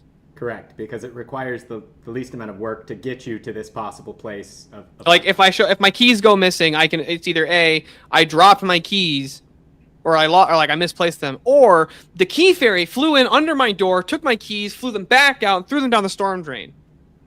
Well, I have to assume that key fairies exist. I have to assume that they can fit under my door. I have to assume all kinds of things. Or the other explanation of, well, I just forgot where I put them, makes the least amount of assumptions. That's probably the correct answer. All right, so let me use that Occam's, like you already have that down, so I'm just going to use that intuition that you already have built up there and provide some verbiage which at first glance can be slightly confusing. In mathematics, we have the notion of a setting being a weak or a strong setting, and then we have the result being relative to the strength of the setting complementary. So like if I'm in a weak setting, I have less assumptions going into it, but because I have less assumptions, the result I conclude is actually stronger. It says something about more things due to the fact that there were fewer assumptions required for the entailment. On the other hand, if I have a strong setting, I have a much more restricted space that I can say more about those fewer things, but less about other things in general. So my result is a weaker result. All right? Hiding is a weaker setting. Therefore, the results can ultimately be stronger. But it's a very dangerous place because we don't have the surety of a strong setting where we can't say as much about all of the possible results. So I'm not gonna lie, I feel like the main distinction between, like, I'm not gonna lie, I'm trying to follow what you're saying, and I think I'm getting a little lost, but I don't need you. I'm not gonna ask you to sit here and re-explain it to my dumb ass 100 times. I have to read through it and think through it multiple times before I can really understand what you're saying. But from what I've been able to understand about Hiding and his philosophy, it was basically just, I think he seemed to have a problem with people being bad at doing deductive reasoning. Like, that's really what it seems like, is he really didn't like that people sucked at it. A lot of people do suck at, the transcendental argument for God is supposed to be deductive reasoning. A lot of people who argue it, they more so do it inductively, because the problem is they don't demonstrate the impossibility of the contrary part of the argument. Well, if you rely on that for your argument, then obviously you are forced into a classical setting, because a hiding setting doesn't allow you that double negation like we talked about. You can't just say because it's not A, therefore it's A. Oh, I get what you're saying. So I get what Hiding was saying was, just because I didn't prove A doesn't entail B. So that makes sense to me. Given that both are consistent, and hiding requires fewer assumptions.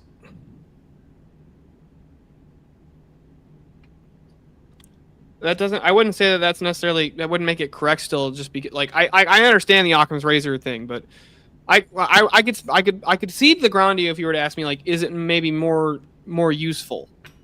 No. As a matter of fact, I would argue it's less useful. It's harder to do work in a hiding logic.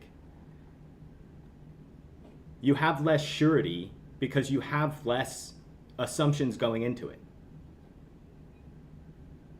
When you have the law of excluded middle, you can do a ton of work, because if you can show that it's not A, then it must be A.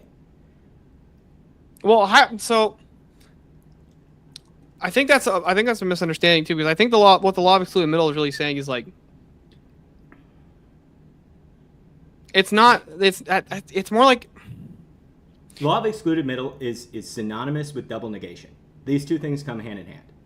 Yeah, so the way I would understand, basically the way I would explain it is like, I think the most basic definition is like basically a proposition or its negation is true.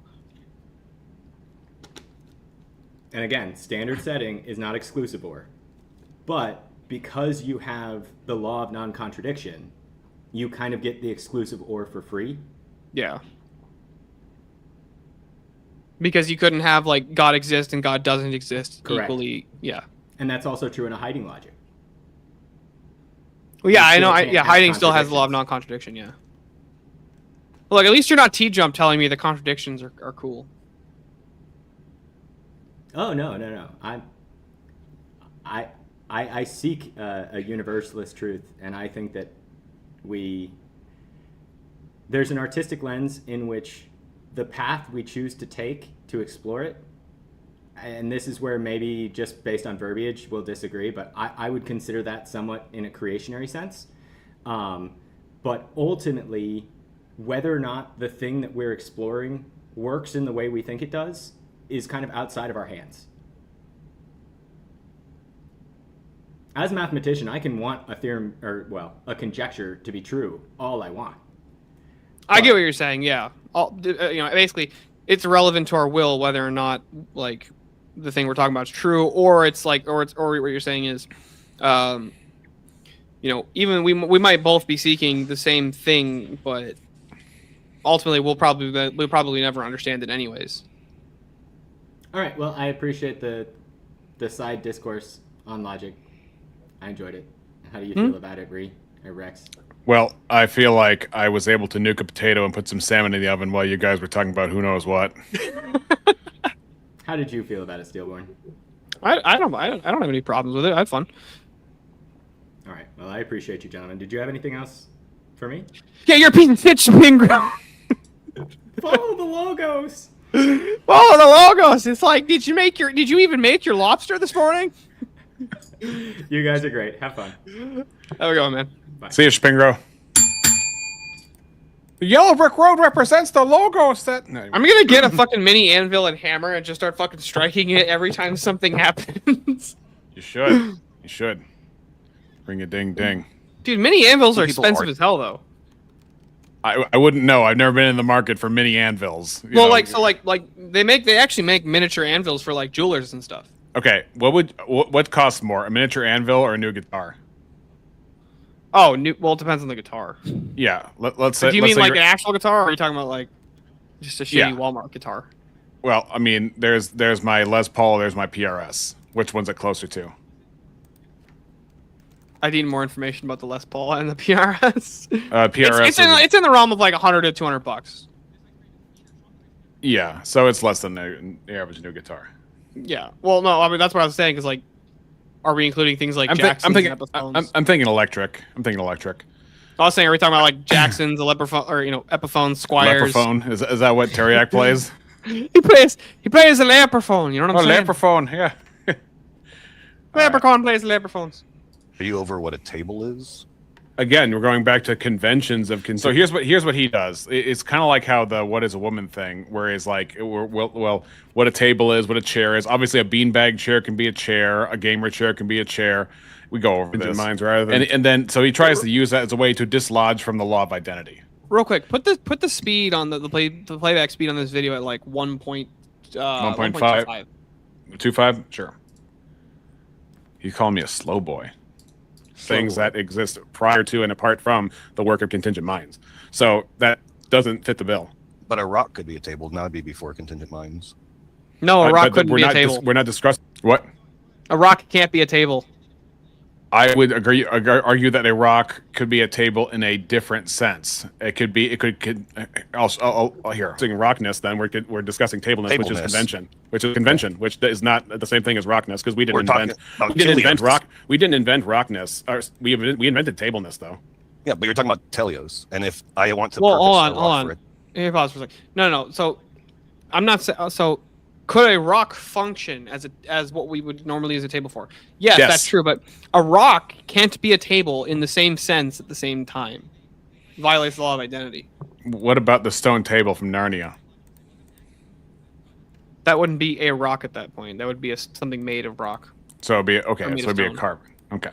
Yeah. So I could say that I'm arguing from function because I think table and chair and all those sorts of things can take many different shapes. So I wasn't gonna parse on that. I was just gonna parse on how what the convention that we have would be to make a table would be describing a function and what we use it for. The chair is what you sit in. You know, when does a chair become a couch? All that kind of stuff. It just what is a gyro, a sandwich, all that kind of stuff. That doesn't matter to me so much as the things that we didn't create that either pre-exist us or exist outside of our ability to invent it, and yet the ontology remains all the same, like a rock. Table, I can do so because I have a mind. Yeah, but again, you're not drawing the lines. It's I don't know what you mean there. You're right. That's why I'm going to keep talking. So the rock can be a table because of our convention, but it doesn't change its rockness, and nothing is going to change its rockness in terms of rocks being what they are. Okay. It's not gonna violate the tables law are of just identity. convention. Right. It's missing mod. Well, that's what we're debating over right now is the law of identity and what is it and how does it function in the real world. Laughing. But she's always laughing. Okay. No, what do you mean by Marty, you got to convention? get up here. I gave you the link. Didn't you say you wanted to come? Go ahead. When you Yes. mean convention, what do you mean convention? Maybe I'm missing Yeah, there. yeah. So, for example, one person's dressed as the other man's kilt. No offense to the Scottish in the audience. Convention. Oh, I was very wrong. Apparently, mini Um, anvils are like $20. Convention would be like doesn't necessarily have to be the case. It's based on contingent mind. So, for example, if I say that I am a human, that was not up to me.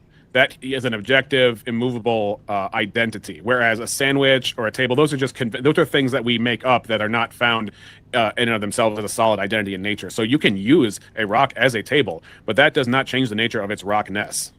But isn't the only thing that's non-conventional in your worldview God? Hold on. No, Hold I already- the fuck everything else is up. Hold on, hit contingent on- pause. Did Rev just say he's a fucking programmer? He's a full stack What does that mean? programmer. What? I don't know what the fuck that means. Oh, I don't know. The fucking I dude who thought you sounds would. like he belongs in Red Dead Redemption 2, who talks like a fucking cowboy. You're telling me that this man is also a computer programmer? Yes. And What the gunslinger. No kidding. Yeah, like seriously, I made like, that Rev up. sounds like he's like Rev's gonna be like, your code doesn't work. Meet me at town square at high noon. Rev, he's saying you're overpowered. He doesn't believe in you anymore. Rev doesn't exist. He's fake. Yeah. It's a psyop. Rev is. I need my aviator glasses. I could be like, Reverend Russ is a psyop made by Israel and Mossad. They want us to get it. God? Look, Rock is we've been contingent, reading right? all the globalist texts, right? Like, Yeah. look, this is dumb. All right, I've been calling this You're out dumb. for 11 years, bro. I called this out, right? You're dumb. This is dumb, right? Like, I'm a true BIPOC Quandis. That doesn't make it okay. That makes it objective, not conventional. That's why I use a human as an example. So if I use a human as a table, that doesn't mean it's not a human anymore. The identity still exists. I'm But when making people, it by Yeah, God. hold on. now, Here, hit because pause. There it's we still go. yeah, Table is a social construction. yes, that's what I mean by convention. Yeah, it's a table is a social construction. Rock is a universal category.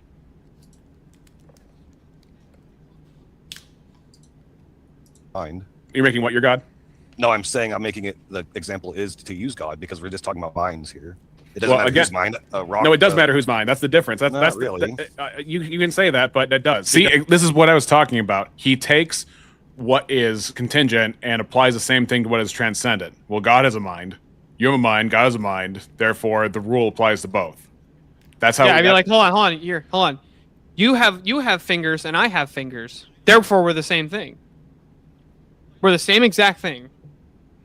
Do you wear Right. shoes? I also wear shoes. I have ears. What about you? Right. That doesn't fucking follow. Well, he would say that. Well, if I was the steel Alright, man, hold on, what he the would say fuck is- he would say inherent to the nature of minds is the thing that we're not talking about who is the same thing, but we're talking about intrinsic to the nature of the thing in question is this limitation, or this encumbrance, or this impossibility. So that wouldn't be the same thing as like saying that you and I are the same person, but it would be saying that as far as minds go, these are the limitations, or these are the impossibilities of a mind.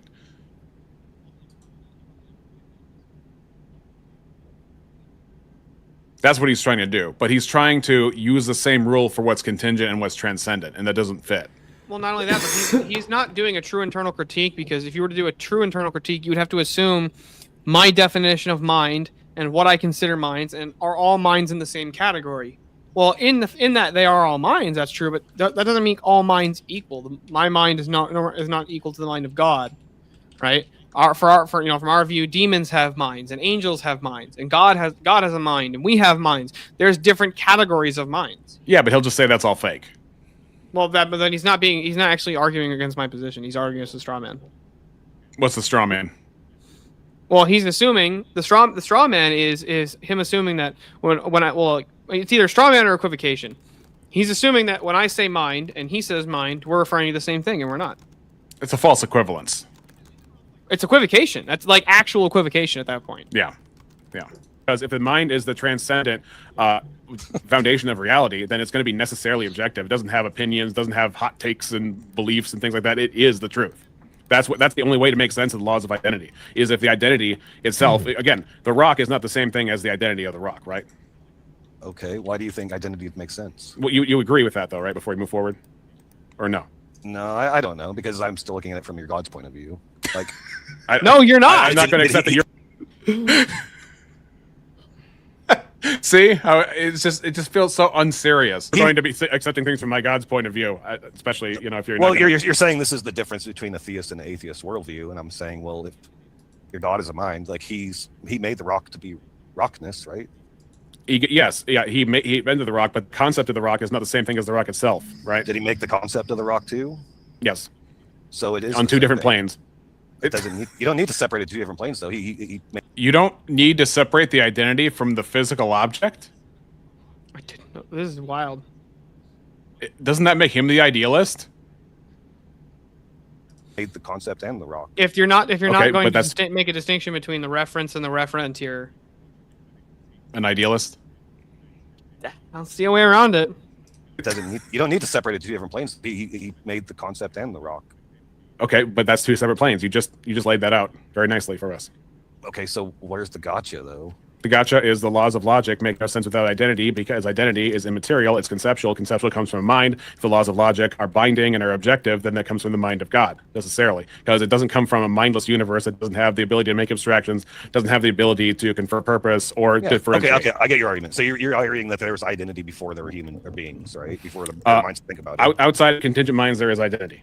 Conceptual identity. I would disagree with that. I don't think concepts are strictly of a mind, and I don't think there was a big G mind in the beginning. So I know you disagree with that, and that's why you're here. Mo, do you have any questions? well, how are you going to settle the argument? You're just going to argue it into eternity. Well, of course I argue into eternity, because it just comes back down to I am not convinced. That's what it usually comes down to. I am not because convinced. that's philosophy. I get it. It's philosophy. That's why we look for empirical stuff to prove. I guess just another clarifying. So you said that the laws of identity is just a descriptor. Is that correct? Yeah, what it's describing is objectively true, but the descriptors Right. Are. But wouldn't that also presuppose truth and consistency?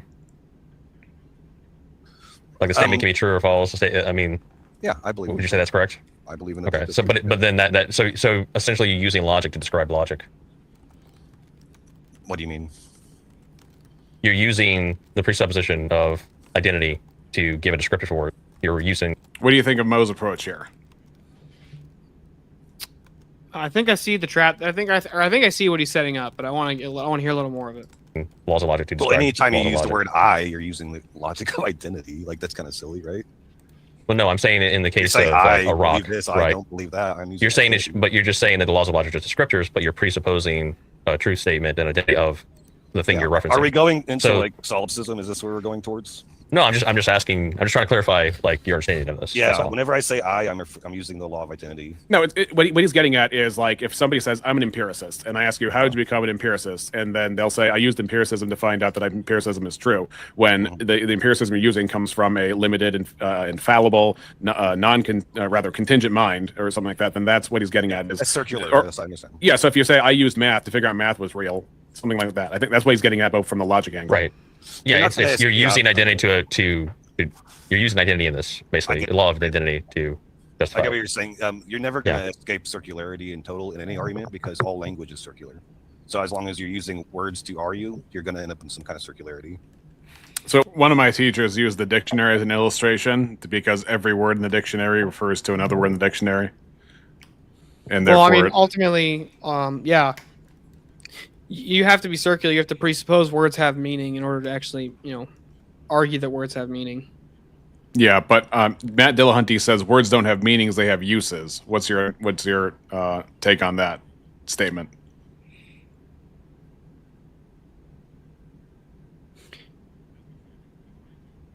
In It's order an to have, interesting in order to have a function, it would have to convey meaning. Like that, it would have to convey meaning in order for it to be useful. Yeah.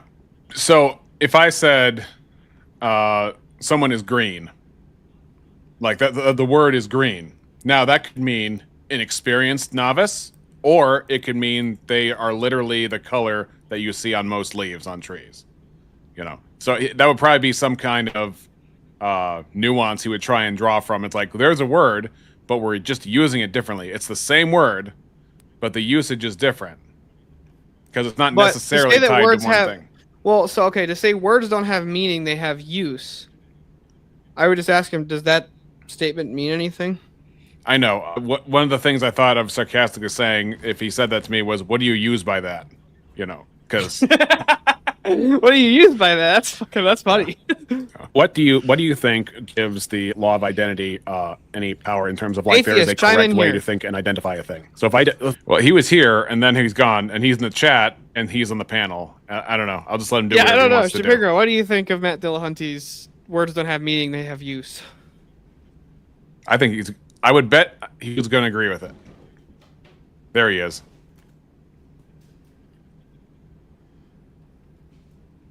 Is he talking in the chat? He's in the chat. I thought I heard echoes of feet walking around.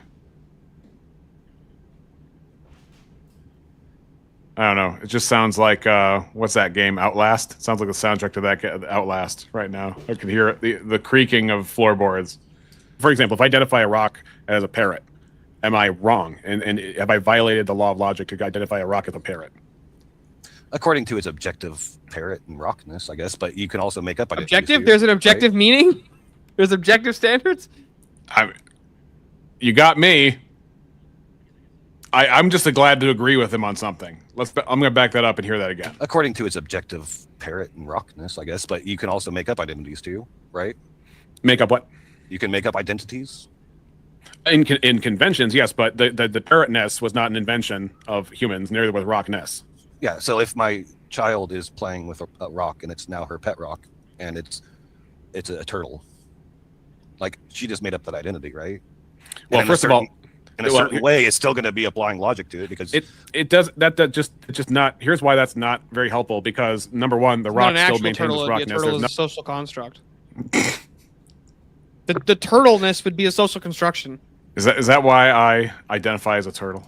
Nothing ontologically that has changed about the rock. The existence of turtles is real, so it's not. So it is make believe in the sense that she is applying, but she's not. What she hasn't done is actually change the ontology of the rock. Just doing make believe doesn't change the laws of logic. yeah, but the descriptions of what the essence of rockness is completely arbitrary too, right? The descriptions of rockness are arbitrary.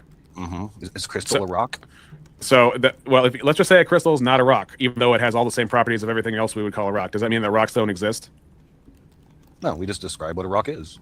So a rock does exist regardless of whatever taxonomy we would decide to use. Yeah, but I don't think it has Okay. a supernatural essence that you're trying to attribute it when you say rockness or. I would or whatever. I would say I'm not saying that rocks that on an individual level have a supernatural essence, but what I'm saying is that there needs to be a personal source for the law of identity because there has to be a mind to give objective meaning to what identity is as a thing itself, and therefore giving identity to other things that. Fucking tech And bros. that's what over I'm here in the missing. Why chat. I does don't know that what have they're to be? saying. Yeah, me either. I'm just posting it for posterity. And Look, I'm just a simple welder, okay? yeah, and I'm just a simple nothing. Identity to other things that streamer. Get in the that's what I'm crystal missing. Why rock. does that Somebody in my have to be? chat said, "Get in the crystal rock." Get in the rock. What's your favorite color rock?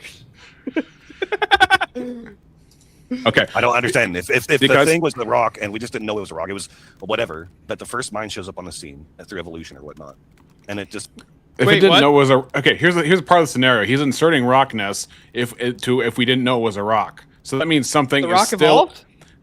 No, what he's saying, what he's. What he just seeming- said. The rock evolved. Well, hold on. What he's seeming to say is that independent of minds, it is still a rock, which is interesting for him to say, because he's attributing rockness to it, despite the ignorance of the minds that exist in the universe. know it was a rock. It was whatever. But the first mind shows up on the scene through evolution or whatnot, and it decides I'm going to name this thing rock. Didn't it just give it the identity? Yeah, I can suspend a few things and agree that in an atheistic evolutionary world, yeah, you can't have the laws of logic. You can't make sense of anything. I would agree to that. And But he's the still scriptures- using the laws of logic because he's going to say that rock isn't that tree. how is he using the laws of logic if he's Because- completely under the influence of however his mind was plattered together? Because he has no choice. It's the impossibility of the contrary. So it's impossible for evolution to have made you think wrong. No, I didn't say that. Okay. Because So it's okay. Let's back that up. Yeah, I want to because hear he that has no again. choice. It's the impossible. So you would agree to that. And But he's the still scriptures- using the laws of logic because he's going to say that rock isn't that tree. how is he using the laws of logic if he's Because- completely under the influence of however his mind was plattered together? Because he has no choice. It's the impossibility of the contrary. So it's impossible for evolution to have made you think wrong. No, I didn't say that. So how is it the impossibility of the contrary? If evolution produced humans, humans looked at a thing called thing rock, and then now he says it's impossibility of the contrary. When I say if it's what, but how is it? It's a thing. Based on if he's completely subject to however evolution put his mind together. How is that impossibility of the contrary? And then when I ask him, so you're saying it's impossible for a mind to have gotten things wrong if evolution made it? He's like, well, I didn't say that. Do you think Yeah, he's just that- trying to be funny? I think he's just trying to be funny. I don't even know what the fuck he's trying to say. Like, it doesn't even make any sense. It's literally incoherent. Okay. Because So it's not hallucinations an exist. impossibility of the contrary. Yeah, and that's the problem between the one and the many, or the whatever the three body problem, whatever the thing is. I forget which one it is, but it's like you. Hold on, this hold is on, why I hold was on, saying, are we quick going? pause. What is Is he the just- three body problem, Steelborn? I think what he was trying to do is just do another two quote quave, going, well, that's the problem, the one and the many and the Trinity, three persons, one God. And it's like, that's such a stupid argument. I know. But, where I mean- where does God entail that that it has to be one person? No, yeah. Obviously that's not true. But I mean that's why By the way, he- the Trinity is the only way you can give an accounting for the one and the many. right, where you have distinction instead of total unequivocal uniformity. You have distinction and unity in one. right. Because otherwise, if it was the Unitarian God, there's no basis by which the universe wouldn't be just all the same flat thing, Mhm. Down to the nth degree. Does leaving the convent StreamYard without closing the tab not end the connection? I don't know. We had Ghost Shapingro for a second there. Towards solipsism, because basically even your God doesn't escape solipsism. He can't verify that he's not a brain in a vat. So If you're the foundation of objective truth and you know that you're the foundation of objective truth, then yeah. no, he doesn't know that though, and there's no way he could possibly verify that because it's an unfalsifiable statement. Unfalsifiable. Hold on, pause. Well, No, it's not unfalsifiable. It's only unfalsifiable if the standard that you hold is empiricism. Cracker in the pantry fallacy. Tell the audience what cracker in the pantry fallacy is. That's from the Gordonstein, Greg That's Bonson the debate. the cracker in the pantry fallacy is a fallacy that was basically first named and described by Greg Bonson. He was basically one of the main proponents of the transcendental argument for God. Probably 20 years ago, like 20, He died 30 years ago? he died in 95. So we're looking at the No, that's what I'm saying. Like that's when I know that's when he died. It was in the mid 90s, but probably I don't remember how far back his arguments go, but 80s for sure. yeah. But so basically, the argument is like you don't. It's basically saying the fallacy is assuming that you would use the same type of evidence to prove a complex mathematical equation to prove that you have crackers in the pantry. One you would just use basic empirical evidence for, whereas the other you would actually have to demonstrate the mathematical theorem. So it's the fallacy is when you demand basically the wrong type of evidence for the claim being asserted. So if Rex here made the claim it's raining, or let's say he made the claim like cows are bigger than chickens, right? He would, and then I go, oh well, can you mathematically demonstrate that? Well, it's not the same type of claim, Right. so that's a bad example. It's like. Right. I'm trying to think of a better example. Right. Like, okay, Yeah. he says, Two- Rex if I- says, if I- if I- hold on. He says, my neighbor is Bruce Willis. He goes, Bruce Willis is my next door neighbor. All right. That's his claim. And I go, okay, I want you to demonstrate that in a syllogism. Right. Or There- I want you to mathematically demonstrate that Bruce Willis is your neighbor. Right. It's not the modality you would use to prove the claim. You just use it's assuming or it's basically demanding the wrong kind of evidence for the claim being made. Right. Now I forgot what we were applying that to. By logic, are unfalsifiable across the board. Oh yeah, God being in a solipsistic brain of that situation. That's what he was talking about. So I think part of that is if solipsism is true, that means that there is truth. But if there is truth is that's the why. Therefore God. Therefore if God's the foundation of truth and God corresponds to, I would argue, His word, the Bible, then we know that God's not in a solipsistic brain of that situation. And so even if he is a brain in a jar, there's no way for him to figure that out. That's why the super duper natural is important. When I brought that up to you, because you positing the supernatural has now laid the foundation for an infinite regress of realms, and with those realms, different gods. Well, no, because the here's the thing about infinite regress. If there were infinite realms, then that would be true. There'd be infinite realms, which would mean there would be an undergirding for all those infinite realms to share within the same reality. Because if there are infinite, again, they would ultimately have to share the same reality at some point, which means they have a basis and undergirding, and that undergirding would entail being God for all those realms. Anyway, obviously, infinite regress. You're describing a line going in the same. I'm just ignoring your direction chat at of- this point because it's so fucking complicated. I can't even follow what they're saying. It's Nerds. Let's These get fucking ready to nerds. Yeah. Passing by, shall we say, checkpoints of measure for forever and ever. Whereas with circularity, if we're talking about virtuous circularity, then necessarily the foundation of truth is going to be circular. And even again, back to T-Jump, even T-Jump acknowledged, or at least didn't challenge that fact, that the basis of truth has to be self-sustaining. I mean, that's why we have, again, that's why we have the laws of logic in the first place, because the identity is what they are predicated on. And again, I feel like I'm repeating myself over and over again, because identity is not made of matter. We agreed on that. We talked about the difference between what is contingent and not contingent as far as minds. We talked about whether there are some things that are conventional that we can change the things of, and that we can change the meanings of, like, again, the skirt to kilt thing, or we can recognize things that are not dependent upon our minds. For example, like argon. The element argon is I don't know my periodic table like I should, but I believe that's a gas. And of course, I can't spell when I Google things. But I'm not going to be satisfied until I find the atomic number of argon. Number 18. So, yeah, atomic number 18. I think that's the... So what's your point with argon? Yeah, so it always existed and it must always exist. it has an objective definition. Yeah. Do you know that we make a bunch of those molecules on the table? We make Americonium and like some of the lower. Of course, that's not relevant to whether or not we make something. We don't make the protons. We might have protons or something like that, and we crash them together with a particle collider. but that's not That's relevant. irrelevant to whether or not helium existed before we knew about it. Right. Basically, Oh, yeah, here's like the way you ask this. Einstein. Are the laws of logic discovered or are they invented?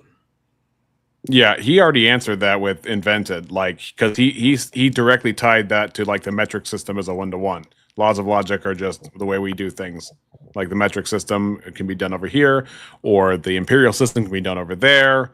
Laws of logic, same thing. Can you That's change them? I mean, he agreed that you. Well, he didn't even agree that you couldn't add or subtract from them, but the reasoning he used was, what if you discovered other ones, which is not the same question as if you could make them. So, yeah. So he goes, both, yes, see modal logic. Well, I think that's what I was talking about when I said there was a referent in some sense. There's a referent to whatever metric we use, but he is not fond or familiar with modal systems, by the way. Well, neither am I. Where do you think you left us, Chapingro? Yeah. And Yeah, so I agree, but do we make atoms? no. Okay, so we can engineer what already exists. Yeah. And I believe in eternal energy. That's where my buck stops for a brute fact. What's an eternal energy? The first law of thermodynamics is you can't create or destroy energy. Okay. And so that's what sustains my virtual circularity or whatever you call it. Okay, yeah. So it would be, Big Bang, again, Big Crunch. but you'd be materialistic in that. That would be the eternal. Would you believe in oscillating universe? It's a possibility. I don't want to just throw out stuff I don't have evidence for, but I don't think it's an impossibility, so I don't rule it out. Okay, what do you think of William Lane Craig's objection from what I told you about the orbits of Jupiter and the orbits of Saturn Hold on, real quick. going? Pause. Yeah. What the hell is orbiting universe? Oscillating universe. So it's a universe. oscillating. Oscillating universe is you got a big bang, and then the matter just disperses, and then eventually just collides back together, and then disperses, and then just does that in perpetuity.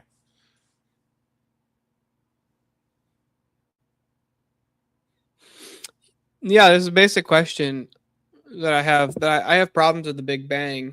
Like,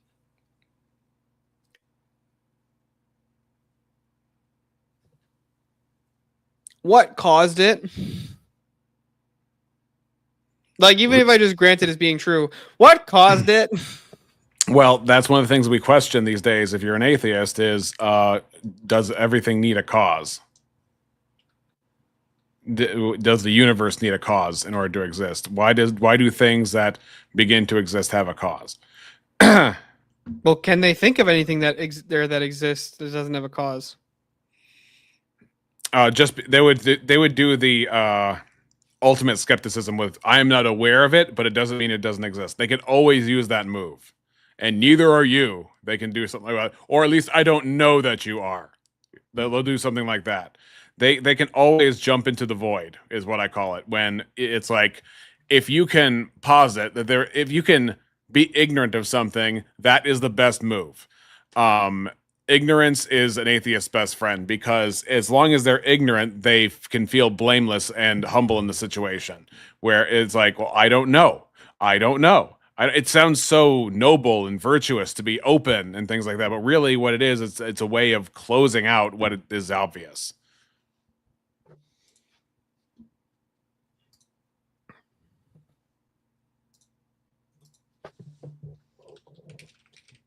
You see what I'm saying? I mean, Alex O'Connor will do that a lot, where they'll just claim that ignorance is a very good shield when it comes to these arguments. Even though Saturn passes around the sun half as much as Jupiter that they would have in an infinite universe passed an equal amount of times. I think infinites are fucking crazy. Sorry, with mathematical things. I think that they can lead to a lot of paradoxes for dumb people who don't understand the math behind them. And so I know just enough to know that I don't posit a lot of for sure answers when it comes to mathematical infinities. But I do know the paradox of the infinite is that if you put the whole numbers 1 and 2, and I ask you how many divisions you can make between the two, you'll say infinite, right?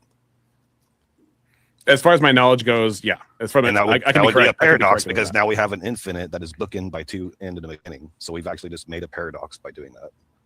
Yeah, there's a guy I know named the Chapingro, and he moderates over on Ryan Mullally's channel. Hey, I know that guy. And we talk about things like that. He's a huge. That guy's an asshole. No, I'm just kidding.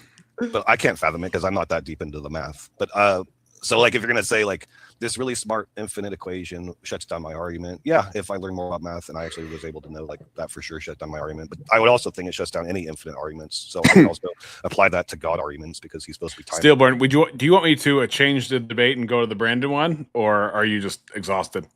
I'm just tired. I've been up since like 5 o'clock in the morning. Oh, sorry to hear that.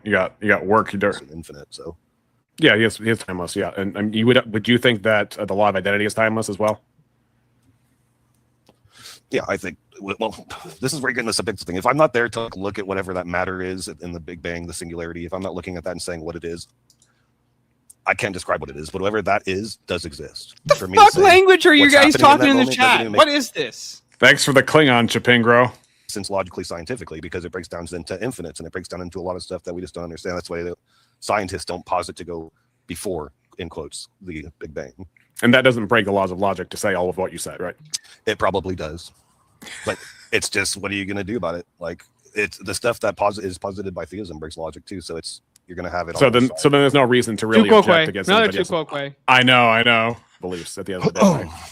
I do this for fun a lot of the time. Yeah. Okay, so back that up, because I kind of make an allusion to the infinite regress of value in terms of why he does what he does, as opposed to the contrary of what he does. It's the stuff that is posited by theism breaks logic too. So it's you're going to have it. So on both then, sides. so then there's no reason to really object against anybody else's beliefs at the end of the day. Right?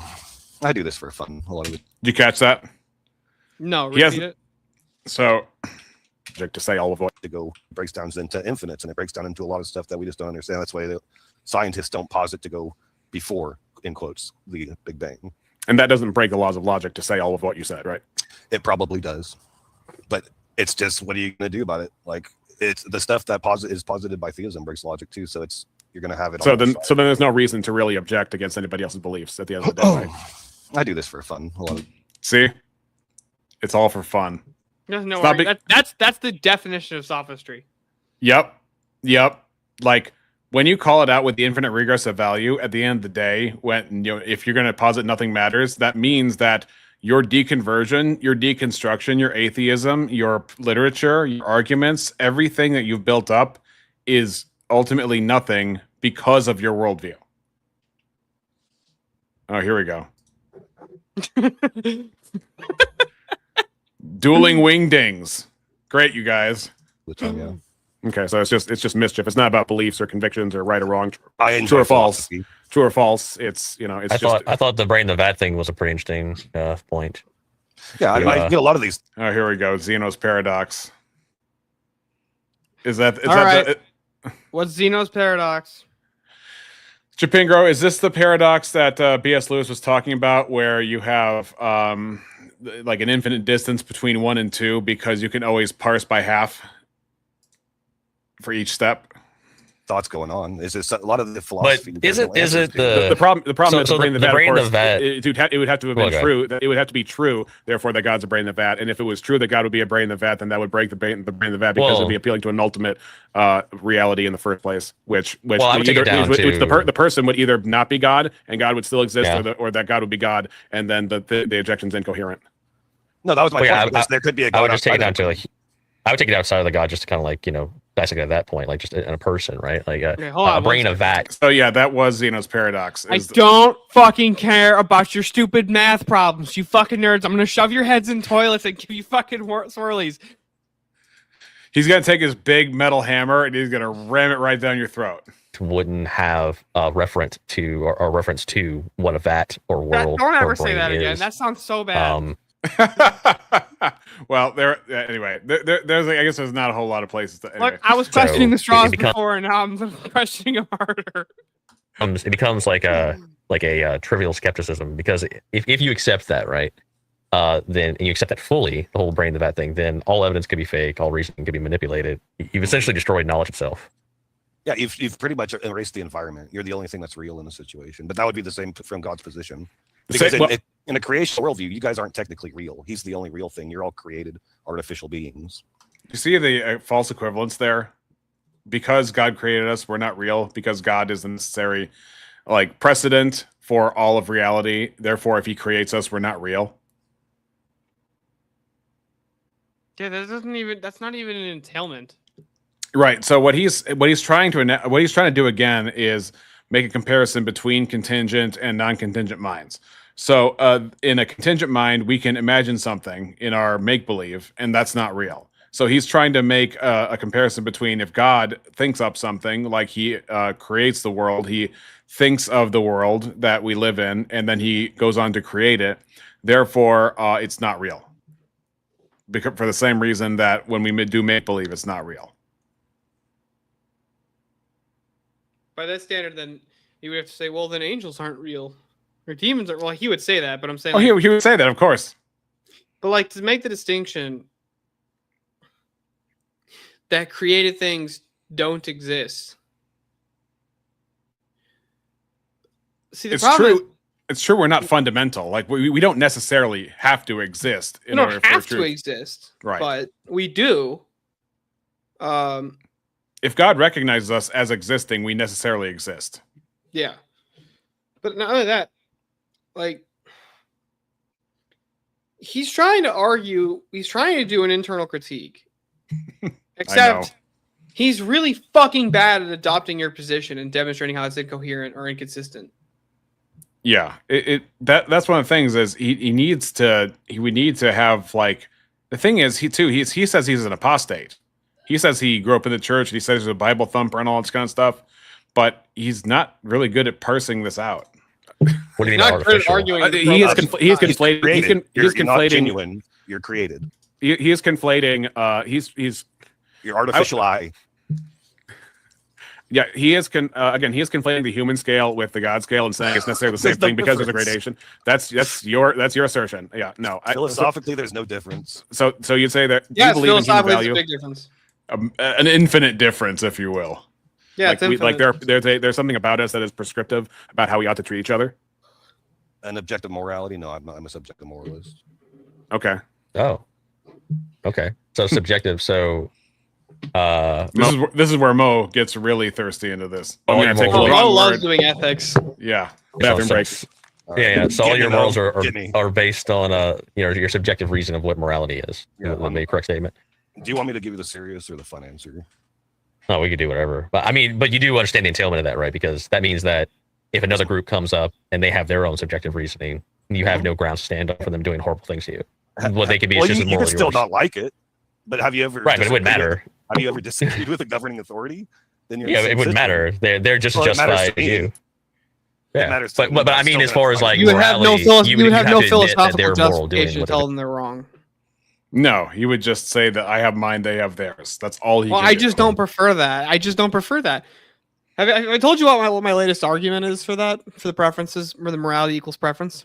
curb stomping toddlers Yeah. after asking what ice cream It's just flavor like they chocolate like. ice cream, right? Yeah. What ice cream do you like? You this is your argument. You would say, "What ice cream do you like?" And they'll say, "Oh, chocolate." And then you'd be like, "Well, I like curb stomping babies." And then of course the natural human conscience will be like, "That's not even close to the same thing." Just because of liking something, those are two different realms of understanding. And then you're like, "Exactly." But their preferences. But they are preferences. No, because they don't agree with my subjective morality. Well, no. Well, wait, they have their own subjective morality. That's why when they go to the ice cream shop, I stomp on the. Well, I'm going to sleep. And I understand that, but it doesn't agree with mine, so I don't have to say that they're moral by my Rex is broke. Rex By got hit your by a standard, meteor. but by their standard, they would be moral, correct? Yeah, and that happens. That's the gray areas of morality, right? There's a lot of times where people think they're doing something right, and the other person thinks that it's not right, and it happens, and people get pissed off about it. Yeah, so it's just a my preference argument. But I don't see what the problem with that is, because even in a theistic world, it's just God's preference, right? Well, the problem with that is if you take that on a societal level, then we really have no anything that the ad populum decides is true or right or correct in morality. They can just do and just go with it.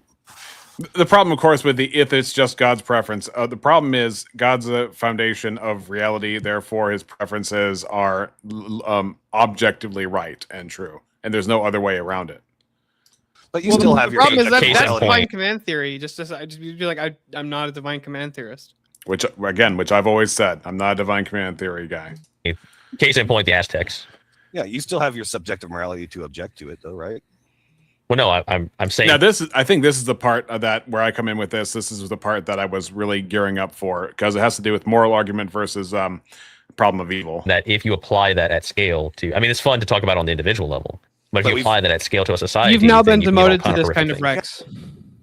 Do what? You'll see. Yeah, we've That's the done- problem with it. We've done horrible things as societies in the past, and they By all what thought it was standard? Right By what standard But- was it horrible? by my standard, Okay, Yeah, so but if you they don't didn't care what exist, your had that standard- standard, it's not horrible, right? I can still reflect back on the past. No, I'm saying if you never existed to reflect on the past, would it still be horrible? If I never existed, we He wouldn't did have it with the this talk. holy hand That's grenade. beside the point. I don't understand what's going on. This is somebody in my chat. Oh, sidestep. If you never existed to make the assessment of a horrible past, would it still be horrible? I would be there to judge it. I don't know what your point is. Like, I couldn't make a judgment on it if I didn't exist. Okay, we're not talking again. Not sorry. That's again beside the point of whether or not you did. Okay, What's the point? The point. What's The the point. point? The point is, what does your judgment have to do with whether something's horrible or not? Because I'm a subjective moralist. That's That's what I just. That's the explanation. It's just that easy. So, I so own you, my morality. okay, You great. guys- You're You guys subjective, piece your great. You're a subjective morality out to a moralist. book. I You're a own my subjective morality. moralist. Okay, so do you use reason to come to your non-theistic subjective morality? Let's just say for sake of argument, the book is dumb and blah blah blah blah. Do you Book's use reason to come to your conclusions about your subjective morality? Do you want me to tell you how I come to my subjective morality? Yes. Or you just Do want- you have you do you want- have reasons? Do you have reasons? So my subjective morality would be basically my reasoning through a process combined with my personal experiences up to this point. I have no idea what you just said. I would make moral judgments today through a process of combination of my reasoning and thought patterns on the problem, plus my personal experiences leading up to today, plus my genetics too. Okay, that tells me nothing. Do you use reasons that are I told you compelling? that's one step of it. Yeah, it's part of it. Okay, so I I'm use sorry. If reason you didn't to give a complete determine I answer, don't please give think it. things are reasonable. Right, great job. Right. It's like I. That How do goes you back. determine this thing bad? Well, I reason it. Right. And that's why it's like Really? I think that's where the subjective morality thing falls apart. One of them, anyways. But if I ask, do you have reasons? If they say no, they have no reasons for it. Then they admitted they're unthinking in the matter of their subjective worldview. If they say they do have reasons for it, that means it's objective. Because if you're using reasoning, that means that your reasoning necessarily leads you to conclusions if you believe that your reasoning is good. That's the answer. Is my mic working? Okay, that was your complete answer. You still no, told I'm me saying- nothing. I have reasons, and I have feelings, and I have genetics, and therefore that's how I came to the conclusions about how I make value judgments. That's And all you I too. heard. And that's how you come That's to your them too. that's your assertion. That's your assertion. So, for Yes. example, right now in this conversation, part of debate is honesty. Would you agree that honesty is an objectively moral enterprise? No. No. As if it's always good, or as So if for it's just so in then the realm so of- then why do you hold people's feet to the fire to be honest in debates? Should they be honest? Yeah. Is it Why? objectively true that they should be honest? I like it when people are honest to me, but sometimes Okay, I like when people lie to me too. This is just okay. These are like escape hatch If- jokes. if I you- if appreciate you're- the humor, but If your it- girlfriend, look, you're not even taking my answer seriously. I'm being serious. they're jokes. No, because you're trying to make very complex topics into very simple gotcha clips, and it's not that easy. I asked you if you have reasons, and you say I have reasons and genetics and feelings, and then I'm like, okay, And but personal how experience. okay, but your Yeah, but your my personal experience, how is morality that is supposed based to on be my like? feces. Literally just said my morality is based on my feces. Yeah, and his genetics. Don't forget those. Compelling. and If you made a genetics. moral, So, by this standard, by the way, just one of my favorite arguments to do with this is just go, okay, so based on genetics, we can determine morality. Based on my experience, personal feelings, and genetics is how I determine morality. Hitler wasn't wrong. I'm not gonna hit the bell for that one. That's the entailment of that position. Right. I know. Mao I know. Zedong It's the wasn't cla- wrong. Stalin it's- wasn't wrong. It's the classic thing. And of course, but it just goes back to the Dawkinsism. What did Dawkins say? There is no good and evil. the Christmas carols. I missed the little singing and the Christmas, the lights and the bells. And now everybody's just getting acid thrown in their face. And now people are getting acid thrown in their face and they're saying, Allahu Akbar. I don't Yeah. quite like it. I can't see the women's ankles anymore. But his classic quote I was getting at was, "There is no good and evil. God is evil." Yes, he really said that.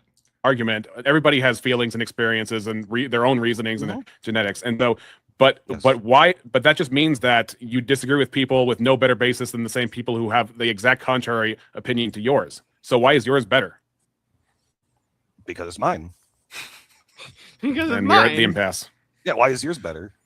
Because I have But an I think objective so. reference. I can recognize human No, no, Why is values. hold on, subjective stop, better stop, than stop. Yeah. Why is mine better? Because I just think so. We're now on equal footing. Right. Well, that's what he wants. He wants to be on equal footing. I'm not going to give him that. I'm gonna get right to the actual argument. Chapinger asks, does an object come to its rest in its natural place, or does it maintain its velocity unless acted upon by an unbalanced force? What What do you mean I said it? The fuck did I say? You said somebody wasn't wrong, and so now he's just asking questions. A certain historical figure wasn't wrong. You said it, but he's just asking questions. I'm just asking questions. Well, because for the same reason that you're trying to hold my feet. to I the fire did to be say, honest. by the way, I did preface and say, by that standard. Right. It's just that won't make an appearance in the clip.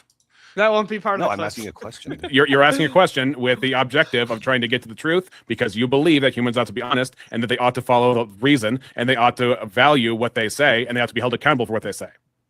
Well, I don't think Right. that, a Right. value That's the judgment object. is That's the objective. objective morality that we both overlap at, and that's the objective morality that I want to draw you towards. And it's really sad that you've rejected Christ, but at the same time, here it's like we're kind of playing this game here where you're trying to say that morality is subjective, and then if I make any claim, you're going to try and hold me accountable to an objective standard by which you want me to be honest.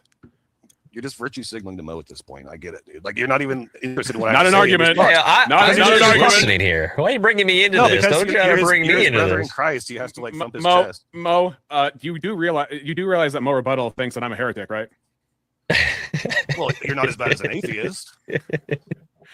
No. according to his- Heresy! Anyway, I think you get the point. There's an objective standard that we hold each other to be honest. That's a portion of objective morality. So I think we share that. I Can think that's been respond? yes. When your wife asks how she looks in those jeans, you tell her the truth every time, or what? Steele, you're the married man here. Yeah, but that's just because my wife's hot. There you go. I would either have a clever dodge like you are apt to do, It's- or it's I just would don't say the truth. You say, "Honey, your ass looks too fat. Get on the fucking treadmill." You tell her that. I would put some Hold on, tact in it, hold but on. I would Just say avoid some The like- problem here. He's assuming that if I don't lie, then I have to just be a dick. yes. Like that's not an entailment where it's like if if the wife comes up just like this dress made me look fat. You could in a very kind way say, honey, maybe let's find a different outfit to go out in. One that That you're not. outfit is you don't even have to be rude about it. Like you don't have to say like you don't have to say like you're Yeah. fucking your rolls are sticking out of this dress. You could just be like Right. that dress does not seem to be very flattering. Right. You don't have to be like, honey, that dress, you are erupting out of that dress like Mount Vesuvius.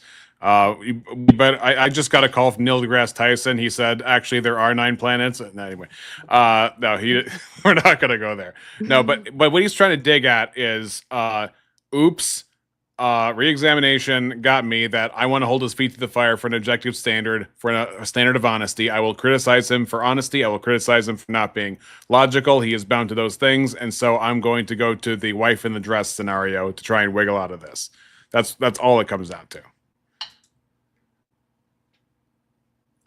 Okay, here we go. Back to the subtle mathematics.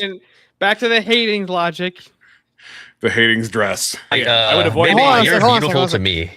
Under classical logic here, Shapingro. Under classical, right? Under the law of excluded middle. I would agree, you would agree that the proposition is either true or its negation is true. That your wife is too fat for that dress. But How is that not subjective? but hold on. Even if she is, it doesn't entail that you can be truthful and not be you can be truthful and not be a dick. See, That is the question.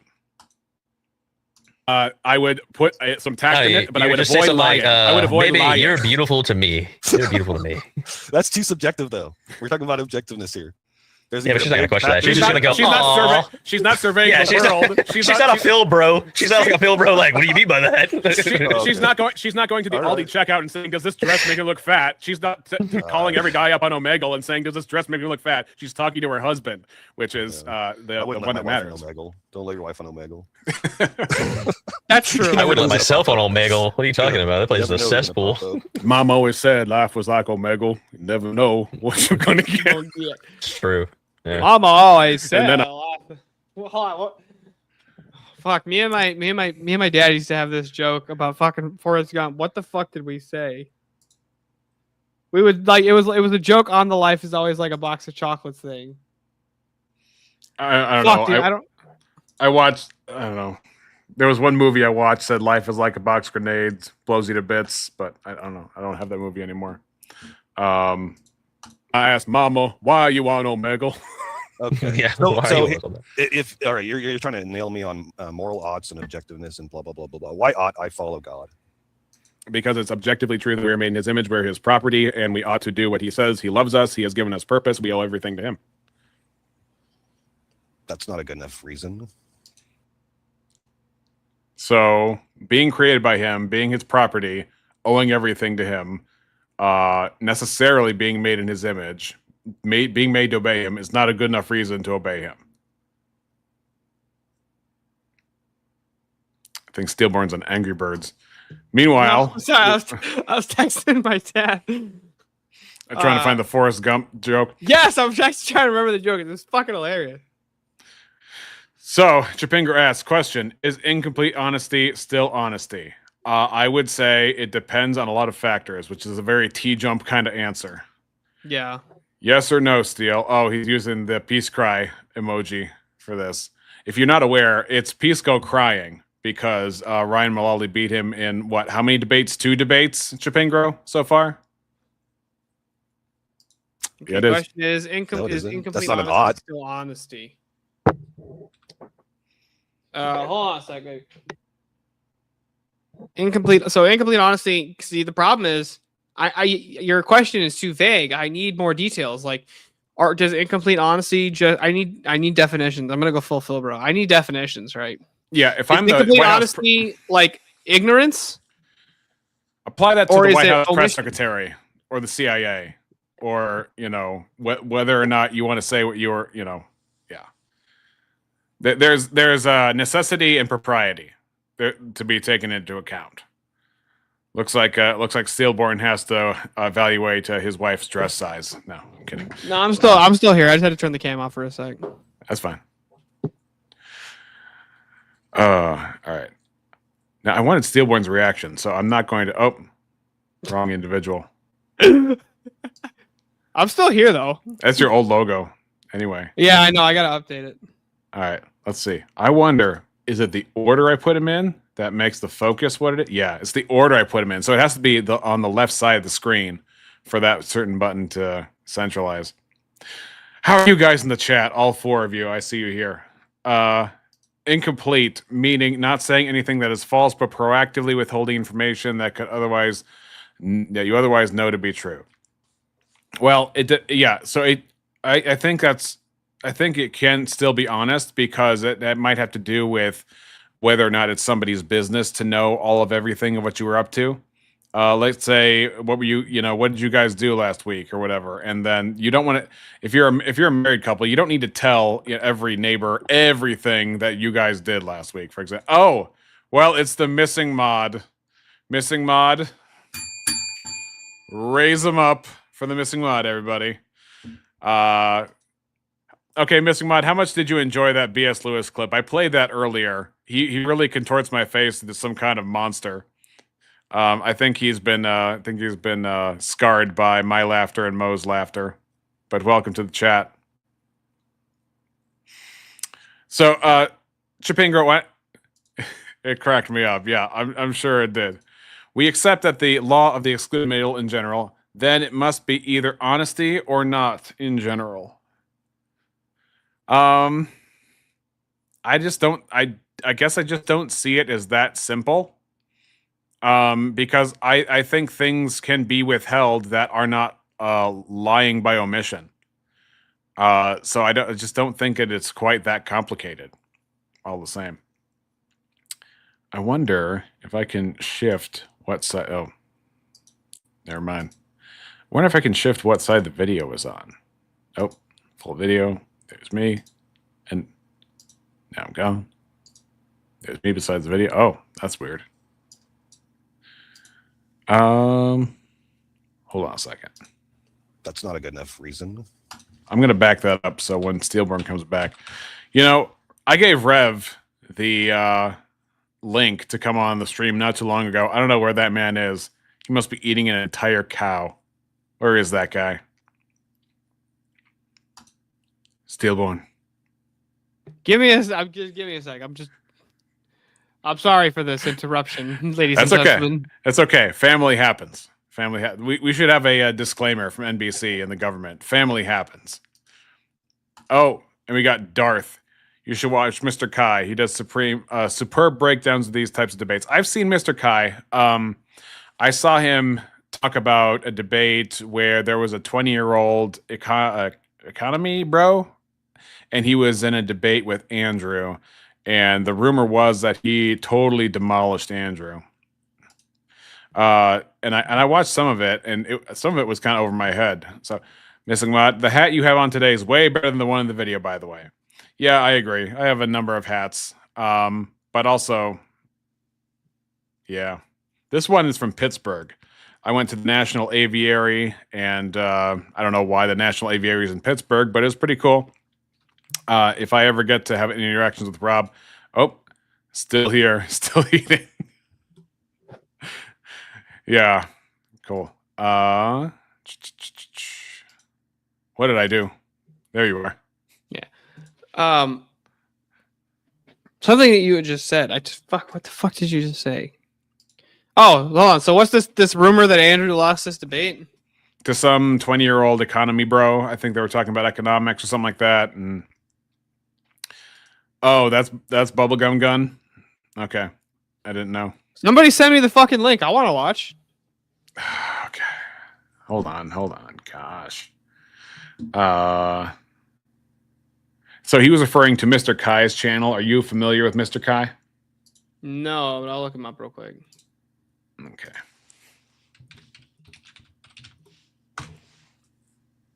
We could set up another debate. Yeah. There's actually a lot of Mr. Kai's. Okay. So this is the one that he was talking about. So this was, I think, on TikTok. We can. Oh, I really wanted to go to the moral argument part, but I'll just send this to you in your Discord. But yeah, I'm pretty sure this is the one he was talking about. You know what? I'll throw it in the main chat with the dudes. You don't have to watch this right now. I was just trying to find it. Yeah, I got it to you. This is the exact one people were referring me to. So, yeah. Omegle, what are you talking about? That place is a cesspool. Mom always said life was like Omegle. You never know what you're gonna get. It's true. Yeah. And then I asked Mama, "Why are you on Omegle?" Okay. Yeah. So, why are so you on that? if all right, you're Because it's object everything to him. Property, and why ought I follow God? there it is. Because it's objectively true that we are made in his image, we're his property, and we ought to do what he says. He loves us. He has given us purpose. We owe everything to him. That's not a good enough reason. Can you think of a good enough reason that would satisfy an atheist? If the atheist position is to be truth tracking, then you ought to follow the standard. Honestly, so I usually use one of two arguments. First one is a question: if a God existed, would you follow him? All right, that's what I'll ask them. Yeah. If a God existed, would you follow him? Because this God would be the standard of goodness and truth. So, Right. Shiva has publicly said that if the God of the Bible did exist, then he would divert everybody he could away from following that God.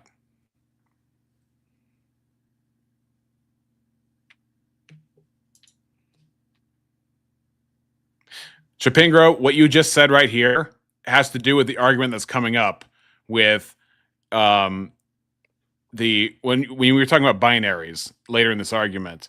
B.S. Lewis refers to good and evil as a binary, and I think that's clumsy because for the same thing you say, if we look at the truth table for implication, false implies true.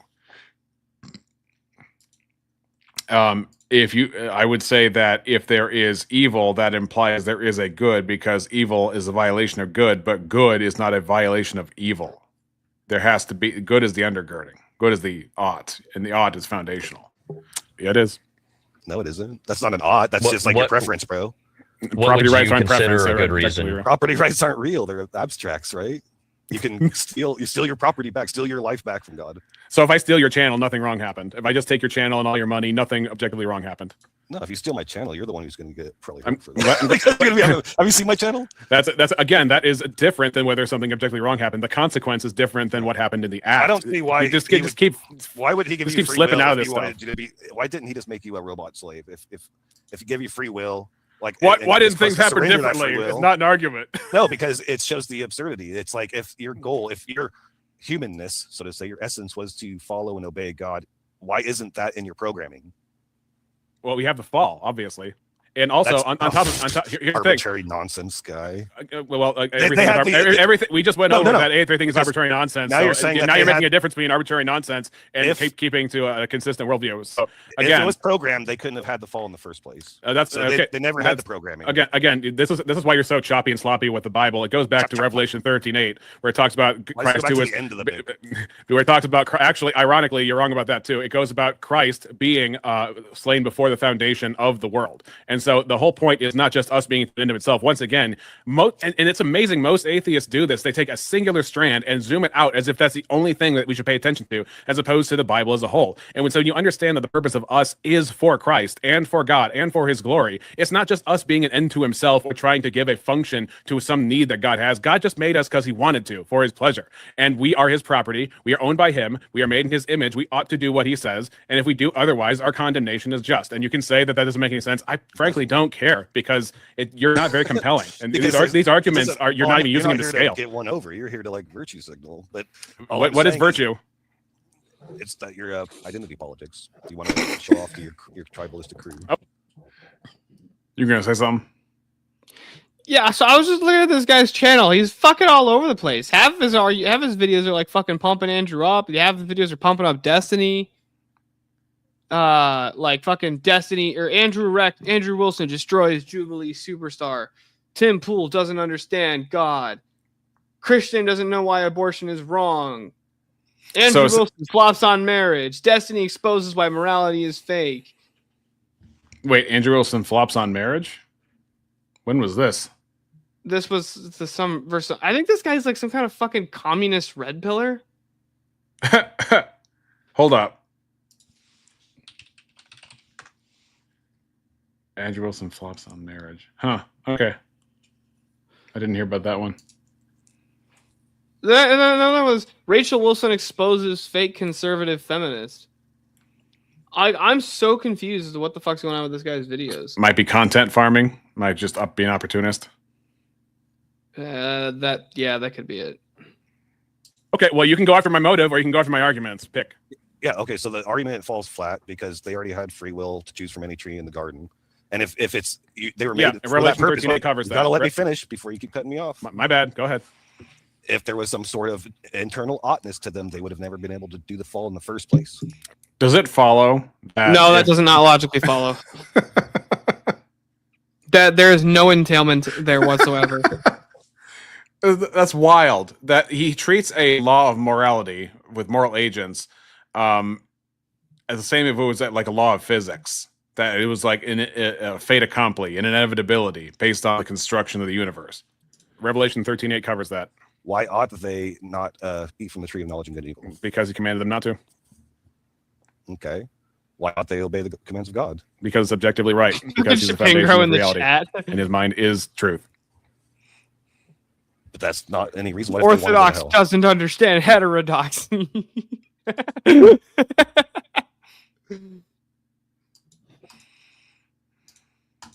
just having fun. They shouldn't want. It'd Look, be a I'm sin to just want to go asking to hell. questions. They should want to repent and be in communion with God.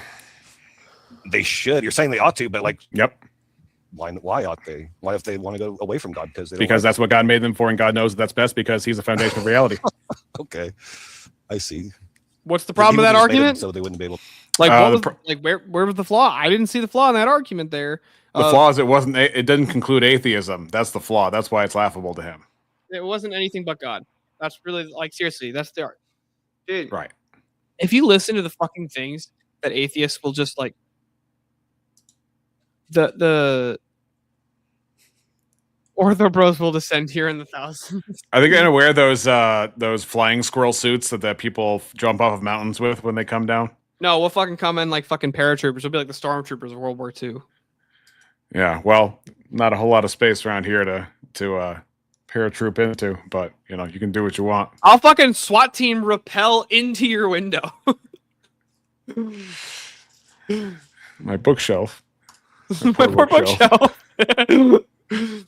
The rebel, like a rock can't not be a rock, right? How about Revelation 13:8, where it's all in God's plan beforehand, Yep. including the fall? But you don't believe that either, because what was the year Jesus? Oh, was you don't slain? believe that? Okay, well you're psychic now. Apparently, What year was apparently you have Jesus- supernatural powers now. Wait, What year wait, was whoa, Jesus whoa, whoa, slain? whoa. Hold up. You believe the fall was predetermined? Yeah, it's inevitability and entailment of Revelation 13:8. Hold on a sec. Inevitability. Yeah.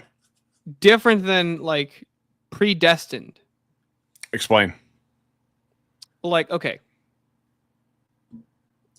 It's not predetermined or predestined. You're not predestined to die if you don't eat food, but it is an inevitability. As in, it wasn't predetermined that you would starve to death. But it is the entailment of not eating.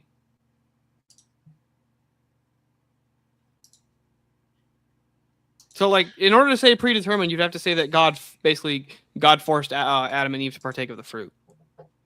No, I wouldn't say force. I'd say and Jay Dyer also recognizes this. There are primary and secondary causes. Let me read Revelation. I understand. 13:8 I know the again. primary and secondary cause distinction, but Yeah. like the problem that I have with any no, that doesn't count as ortho, bro. Not even close. Look, the Orthodox. Here's how you. What if here's how you I'm know- Orthodox Jew? Does that count? Definitely not.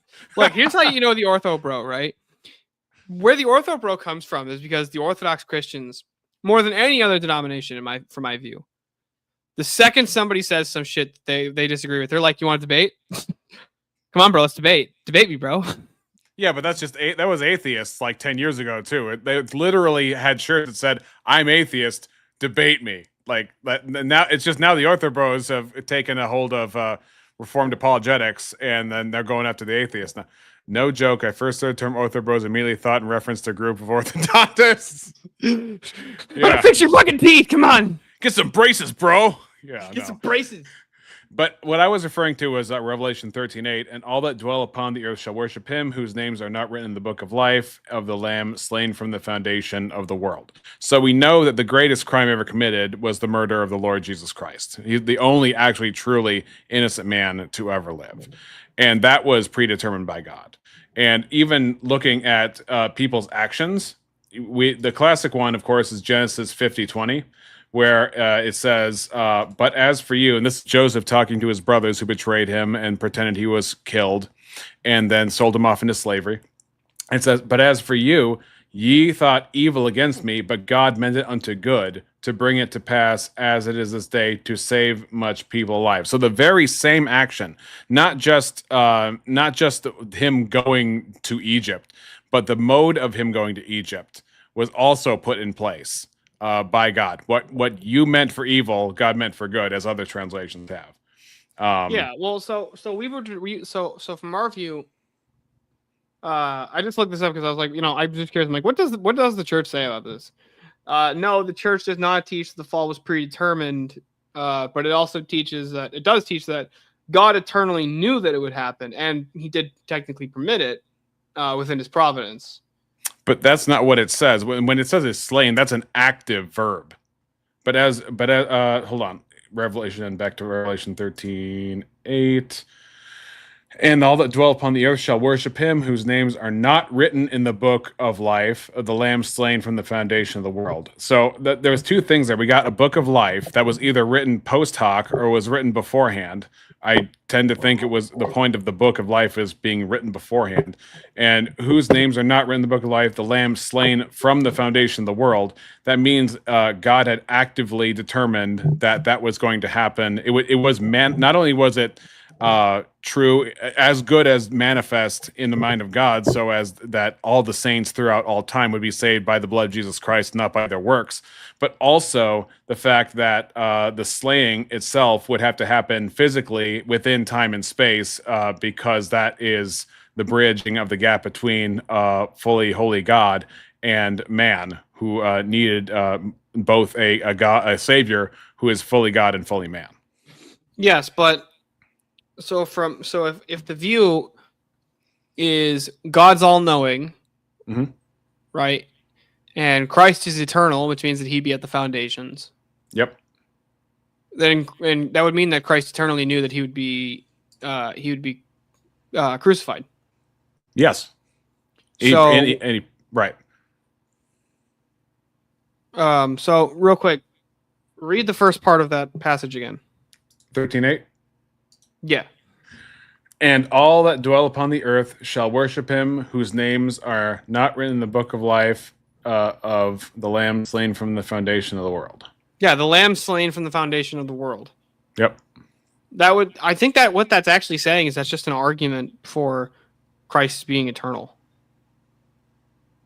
But we're talking about the Lamb slain, right? So, I mean, that's talking about the crucifixion. That has to do with the propitiation of God's wrath. Well, yeah, hold on. Well, if we're talking about the Lamb slain, right, and Christ is eternal, if Christ is God and Christ is all knowing, then it would still follow. The argument could still work that what is meant by that is it's an argument for Christ being, eternally God and him having foreknowledge of the crucifixion. I would think that the causation, I would argue, in fact, the causation, the foreknowledge is God's decree of bringing things forward. I mean, same thing, which why I wouldn't say decree, though. I wouldn't say decree. Well, I guess you could say decree because Christ is God, so any action that he takes is, it's an act of God, literally. But I wouldn't say it's the same. Like, the problem that I have is that I feel like people are going to take this and like turn it into basically just entirely predeterminism. Yeah, Proto-Evangelion is a great argument. I'm actually not sure. So the Proto-Evangelion has to do with Genesis 3 when God declares not only the curses, but also talking about the seed, which is Christ, which Paul talks about in Romans, that how she'll be saved in childbirth, all that kind of stuff. Basically, saying that Christ will bruise his head, meaning Satan the serpent, and Satan will bruise his heel, meaning there will be an injury, but it won't be unto death. Whereas Christ's victory, of course, crushing his head, would be the death, burial, resurrection, satisfaction for sins, all that kind of stuff. But I think there's a lot of passages referring to whatever word you do or don't want to use, predetermined outcomes by God. For example, Jude 1:4, for there are certain men crept in unawares who were before of old ordained to this condemnation, ungodly men, turning the grace of our God into lasciviousness and denying the only Lord God and our Lord Jesus Christ. So as ugly as I have a that. question for you, by the way. Yeah. Something that you had said, Mr. Resell It in my chat was asking, you said that Christ was the only innocent person. In terms of the longevity of his life, obviously there was innocence before the fall. Okay, that's just yeah. But obviously Christ never lost his innocence, his perfection, his moral perfection. Okay, that's what I was curious about. Was perfection the word that you meant? Right. So when Adam died, he had sin. Right. Adam could not have paid for our sins, not only because he wasn't God, but all that stuff. Anyway, I don't want to. Yeah. Anyway, there's obviously Jesus has to be God to pay for our sins on the cross. But yeah, as far as only innocent man, that's what I was getting at. in terms of the fact that Adam fell. No, I know that, but Mr. Resall in my chat was asking. He's like, so can children in the womb, or can a child in the womb have committed a sin? Well, a child in the womb, I would argue, would have original sin, as it talks about in Romans 5. No, don't say you believe in original sin. We still have original sin from otherwise than. Okay, hold on. Is That's this the same as the Catholic view of original sin from Augustine? I don't know, because I've never been Catholic, despite allegations due to some of my views on divorce and remarriage. Okay, so what happens if a baby dies before it's baptized? I don't claim to know that.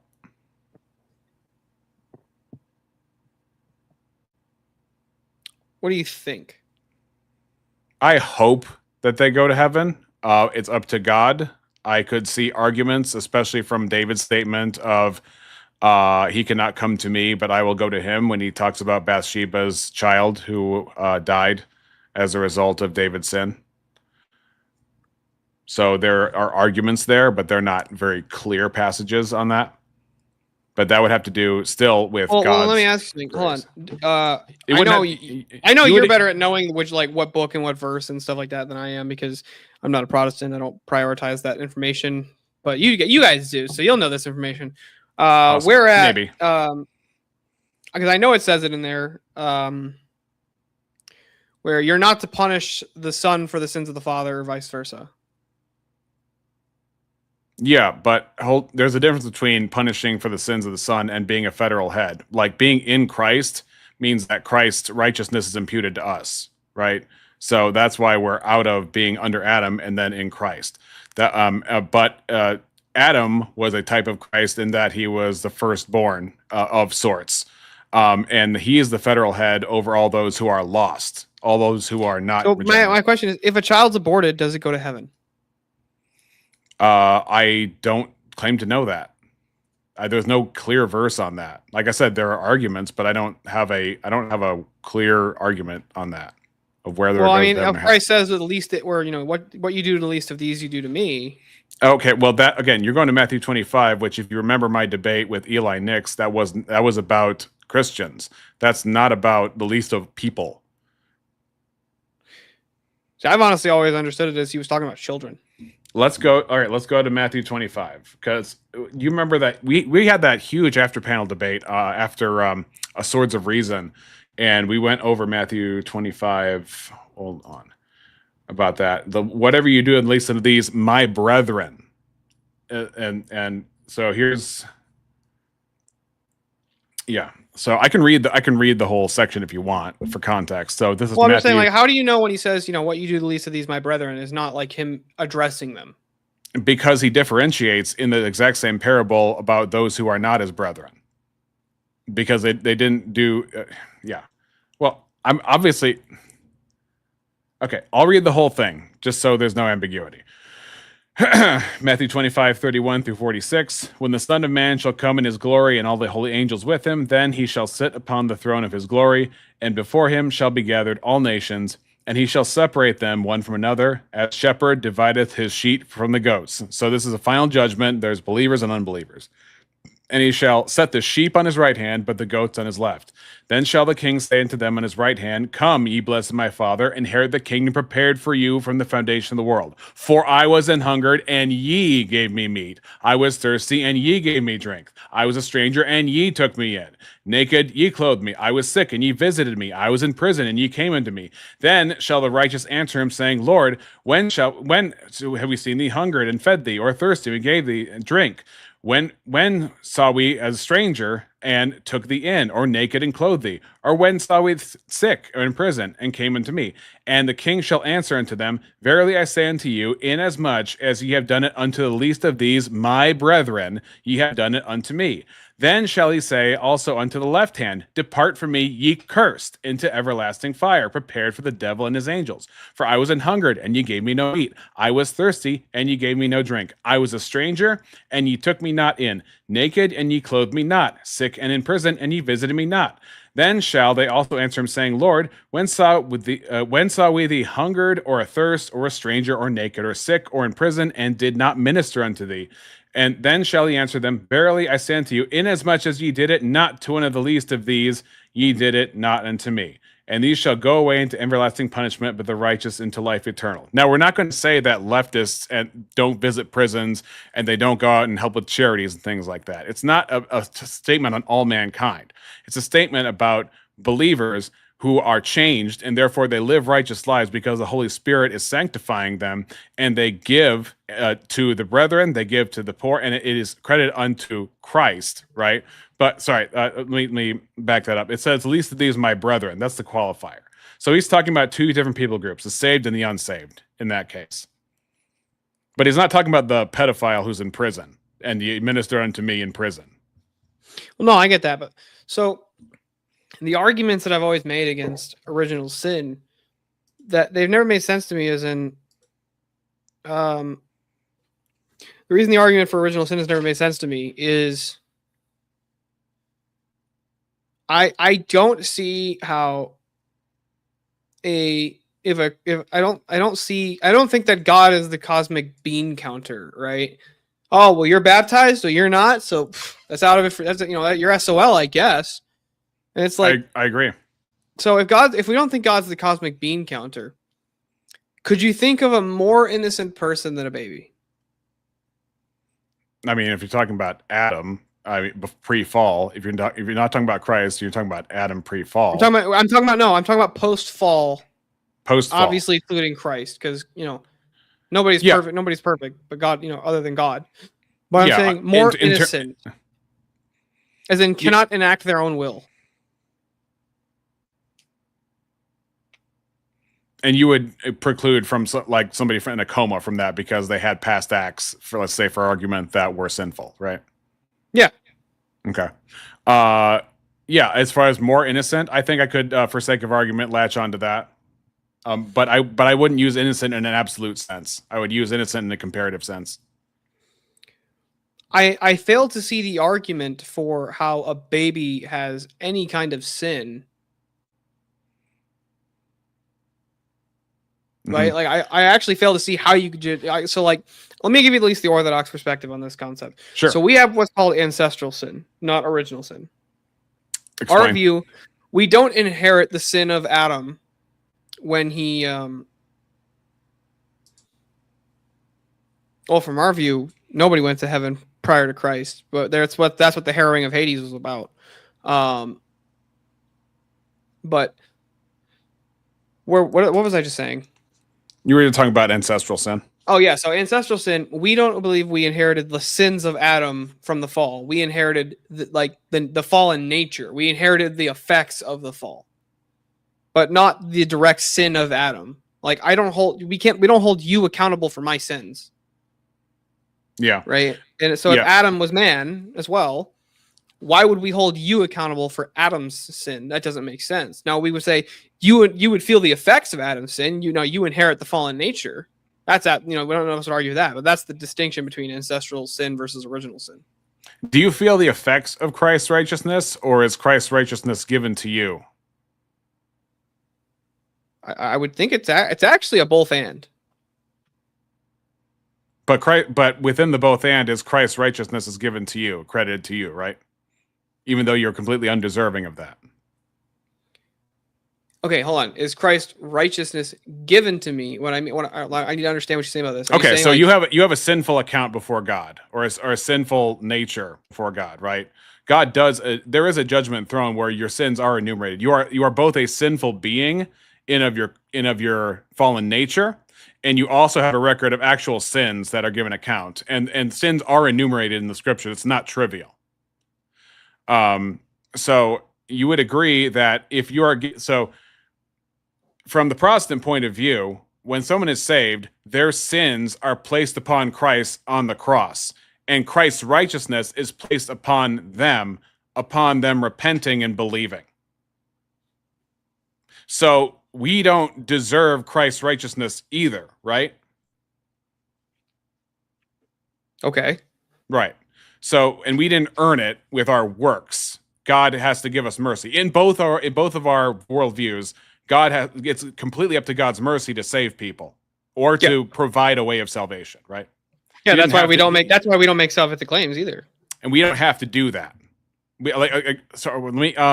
We cannot satisfy God, and God did not have to save any of us.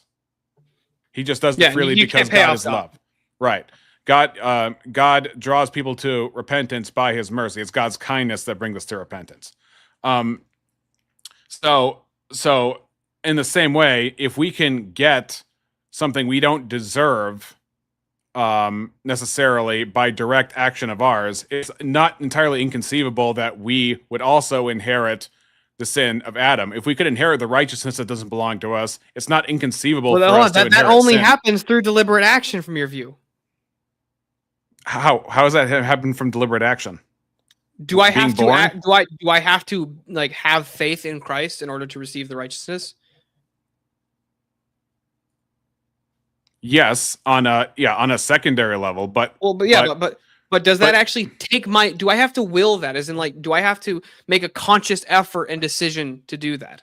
Like, it doesn't just happen if I'm like just sitting here over like, oh yeah, so I got to take this pizza over here to 113 Adams Street. Like that. I don't get Christ's righteousness for just delivering the pizzas. I have to actually do something specific, right? yeah, God gives you command. You must repent and you must believe. But here's the thing: your repentance and belief are not a production of God's righteousness, right? They may be a condition by which God gives you a command in order to receive that, but those don't produce the righteousness of Almighty God in and of themselves. In fact, they're a gift from God. Faith is a gift. Ephesians 2:8-9. Repentance is also a gift. If you look at the book of Acts, where the Jews are in wonder that God is granting even the Gentiles the gift of repentance, is what the scriptures say. So there's a multidimensional thing going on here. Like, for example, when Christ says to the man with the withered hand, "Stretch out your hand," could the man with the withered hand stretch out his hand? Or even let's make it easier. When Jesus bids Peter to come walk on water, is it possible for Peter to walk on water in and of himself? In and of himself, no. Is it possible when he says, "Lazarus, come forth"? Is Lazarus able to rise himself up from the dead? No. But he followed that command. But the only reason he could follow that command is that command was not only given by God, but the power to fulfill the command was also given by God, whereas the person themselves did not have the power to do the command that God gave them. That power also came from God. And that's what we as Reformed Protestants believe, is that because we are entirely depraved, we are totally depraved. It's not that we're depraved to the sense that we're as bad as we could possibly be, but total depravity means that we in and of ourselves don't have what it takes in our fallen nature to come to God. God himself has to provide that on an individual basis to people in order for them to even obey his commands. We are still responsible. Every bit is responsible because we have the faculties, we have the conscience, we have the knowledge given to us to do what is right. But because we are fallen, we refuse to do so until God intervenes. That's what the whole new birth thing is about in John 3. When Okay, but even if I grant all of this, though, still, yeah, right? Does God place sins upon you? What do you mean by that? Like, there's really no other way that does God place a sin upon you that you did not commit?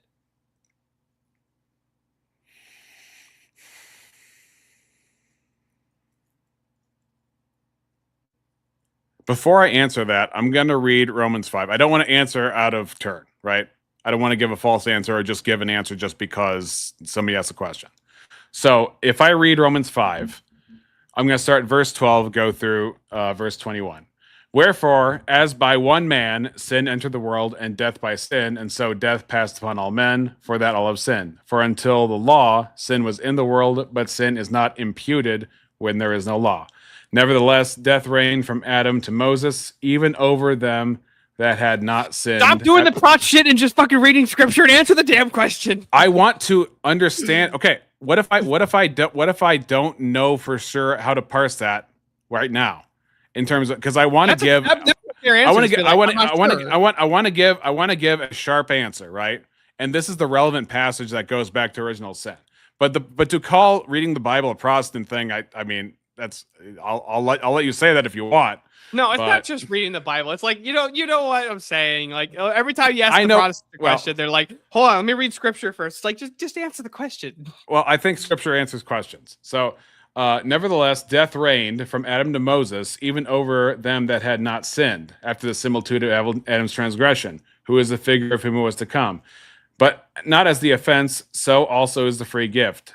For if through the offense of one man many be dead, much more the grace of God and the gift of grace, which is by one man, Jesus Christ, hath abounded to many. I think 2 Corinthians also says we are in Adam. So if we don't have original sin, the phrase in Adam doesn't seem to have a whole lot of relevance. And not as it was. does to me if you were to say we are in the fallen nature, we're in the fallen state. Yeah, but to be in Adam as opposed to like being in Christ, like if we inherit Christ's righteousness, the implication would be we also inherit Adam's sin.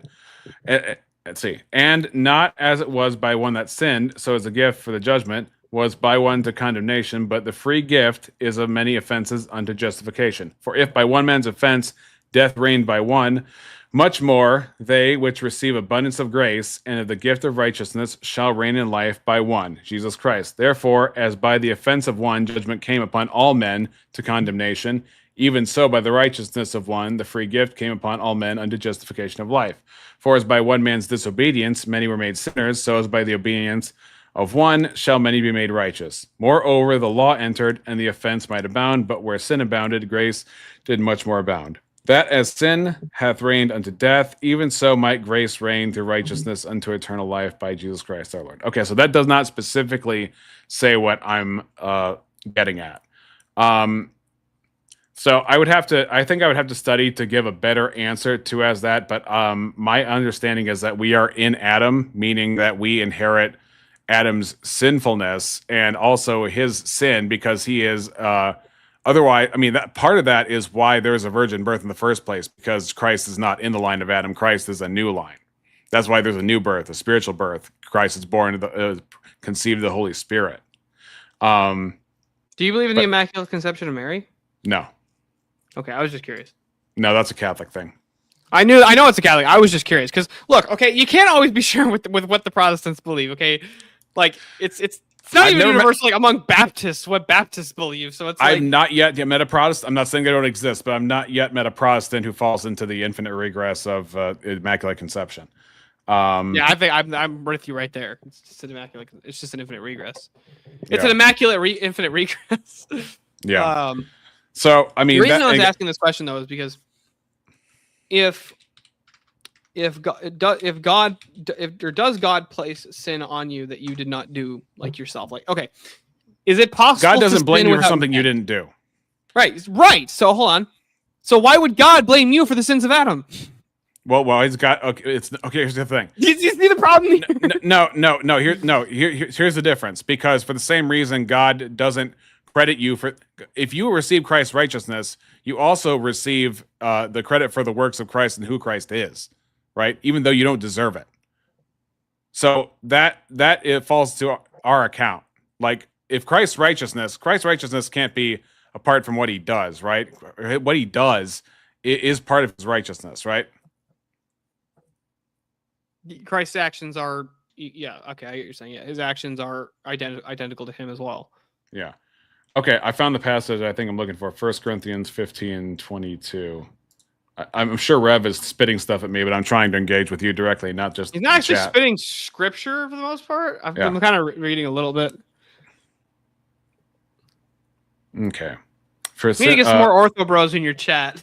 Yeah. I've tangled with Ortho Bros in comment sections here or there. For as in Adam all die, even so in Christ shall all be made alive, but every man is his own order. Christ the first fruits. Yeah. Let's see. Rev, you have a link. You can come up if you want, but what I'm not finding is the verse that says exactly what I'm saying. And I'm willing to admit that.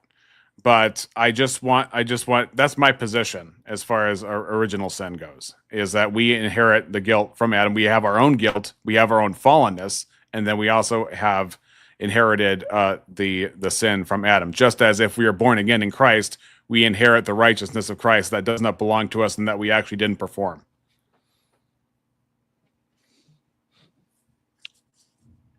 Yeah, so I tend to think, right, that sin requires intent. Does righteousness require intent?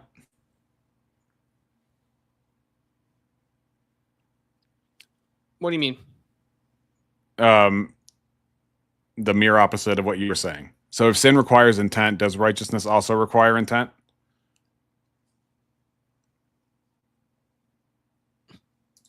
When you say righteousness, are you saying like in order for me to do something righteous, does that require my intent to do something righteous? It does. If you have intent to do something wrong, it means you have sinful intent, right? Yes. If you have intent to do something righteous, that would be righteous intent, right? Yeah. Okay.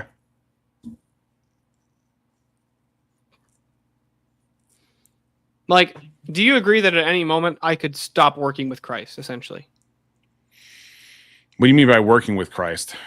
As in, like, I could just reject him at any point. Like, I could do that, and just stop trying to follow Christ and live a life.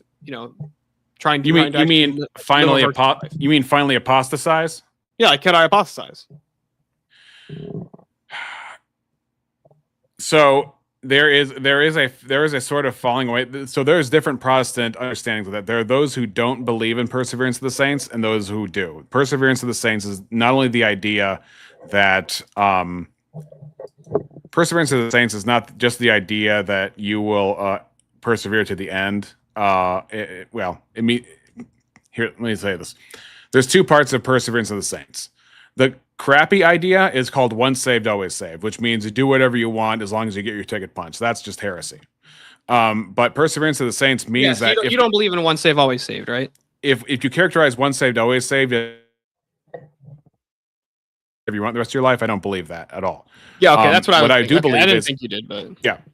Right. But I do believe is if God has saved you, if you're changed, if you're born again, as it talks about in John 3, you're a changed person. You're a new creature in Christ. And therefore, even if you fall into sin, even grievous sin, Hebrews 12 says God's our Father and will discipline us out of it. And if he doesn't discipline you out of it, then it says ye are bastards, meaning that you're not a true son. You're no longer part of the body. Well, you might have been a fake person of the body, but it's been exposed later on that you were none. I mean, most of the parables have to do with like false the person converts. the person who claims to be a Christian, but they're actually a Satanist. Correct. And 1 Corinthians, I quote these all the time. 1 Corinthians 6:9-1-11. All the lifestyles that will tell you will not inherit the kingdom of heaven unless you repent of these things before you die. That is 100% clear.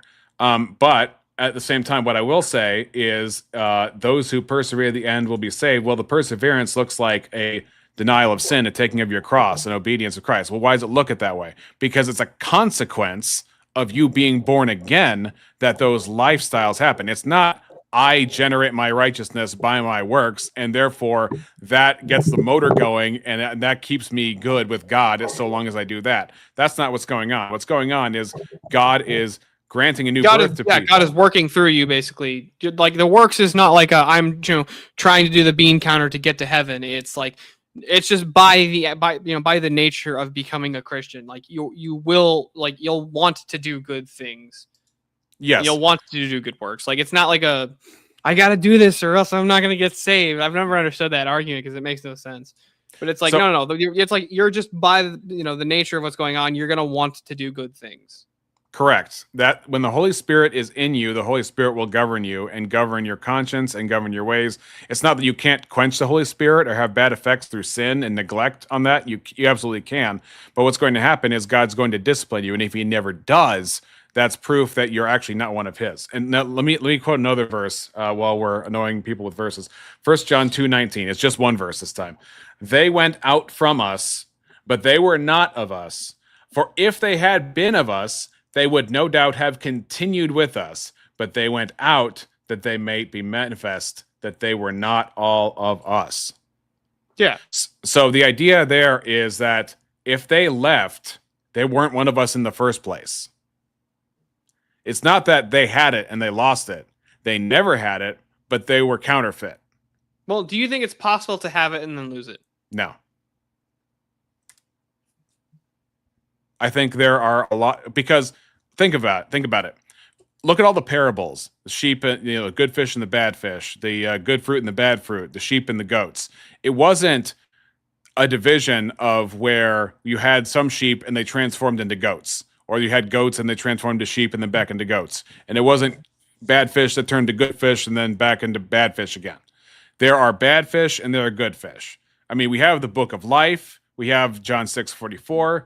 We have. So I want to make sure I get this. So hold on. So Judas never truly followed Christ? No. Here, let me. See, I think that actually takes away from why what Judas did was so wrong. Here, let me give you an example. We'll go to the Sermon on the Mount. We'll go Matthew 7:21-23. Not everyone that saith to me, Lord, Lord, shall enter into the kingdom of heaven. I mean, don't you remember the part where he said, "Isn't one of you a devil?" Hold on. Let me get to this. Matthew 7:21. Not everyone that saith to me, Lord, Lord, shall enter the kingdom of heaven, but he that doeth the will of my Father which is in heaven. Many will say to me on that day, Lord, Lord, have we not prophesied in thy name, and in thy name have cast out devils, and in thy name have done many wonderful works? And I will profess to them, I never knew you. Depart from me, ye that work iniquity. That's a definite qualifier. Never. I never knew you. Even though they, let's just grant it, as we like to say on the internet. Let's just grant it that they prophesied and they cast out devils, did mighty wonderful works. Christ never knew them. They were workers of iniquity.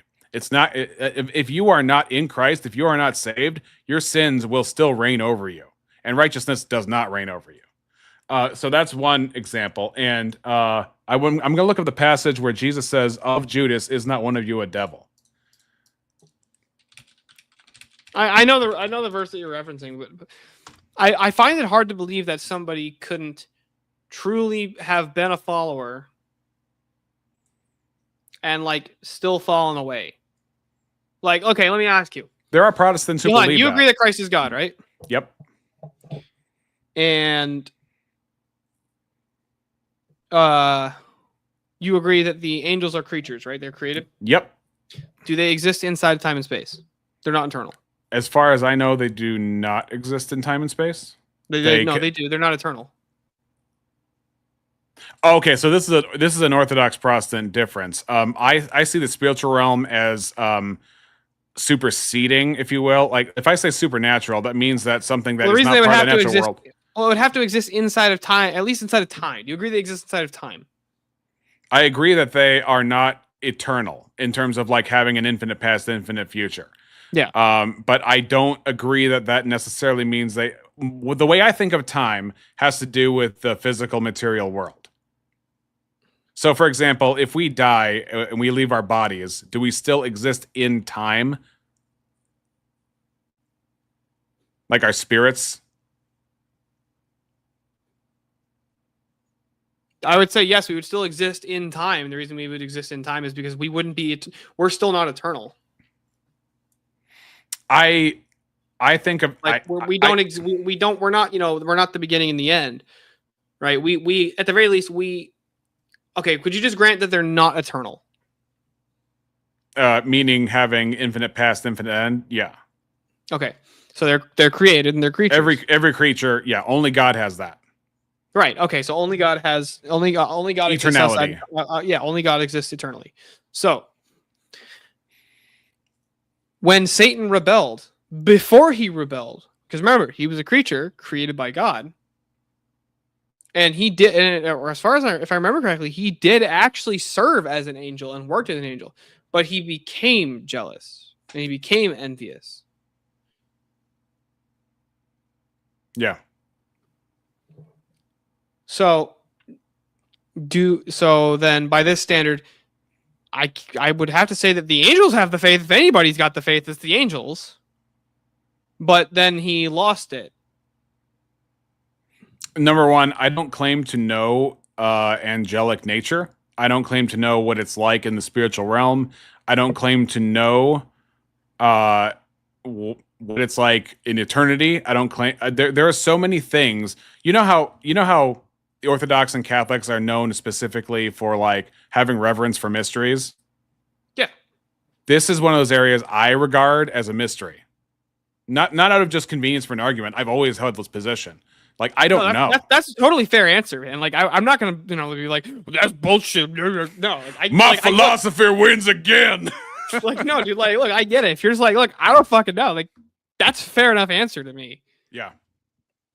So I don't think we have. I don't think I feel like it's hard for me to hold the position that somebody couldn't once, like, see, from my view, if you were to say that Judas never was,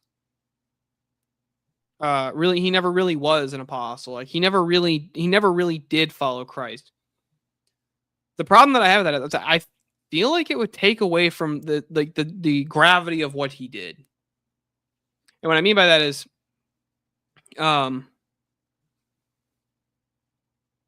if he never really was a follower of Christ, then from his view, he didn't betray God. He just betrayed some guy. No, he did betray God because I'm saying his view. The devil entered into him after. Okay, so do you remember the unpardonable? Do you believe in the unpardonable sin? The unforgivable sin. So I think you and I might disagree about what blaspheming the Holy Spirit actually is. We might, yeah. So from my view, what blaspheming the Holy Spirit actually is it's the active rejection of Christ's forgiveness. Yeah, I think I mean, if you phrase it simply like that, and if there's no more detail to give, then if you're like you have as clear knowledge as a person could have of Christ's forgiveness, and you've determined that you will never receive it, that is the unpardonable sin. Well, the reason I think that it's unforgivable is because it's actually just Christ respecting your free will of, well, if you don't want my forgiveness, then I won't forgive you. Like, I'm going to respect your free will here. That's the only way that's the way that I've always understood it. I don't necessarily have a problem with that.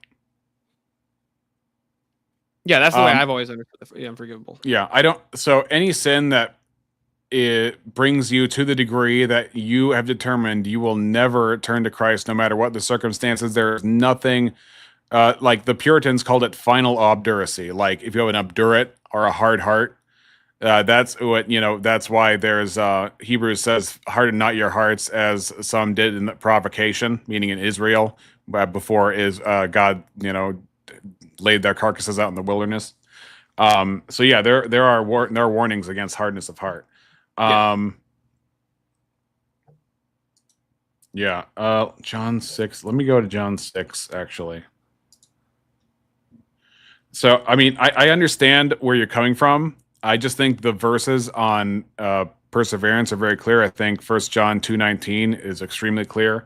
If we go to John, I mean, there's so many verses on that, but if we go to like John 6:44, is the verse has often gone to, no man can come to me. This is Jesus speaking. No man can come to me except the Father, which has sent me, draw him, and I will raise him up at the last day. So first, no man can come to me except the Father. So that's even if you're Arminian, that's prevenient grace, at least.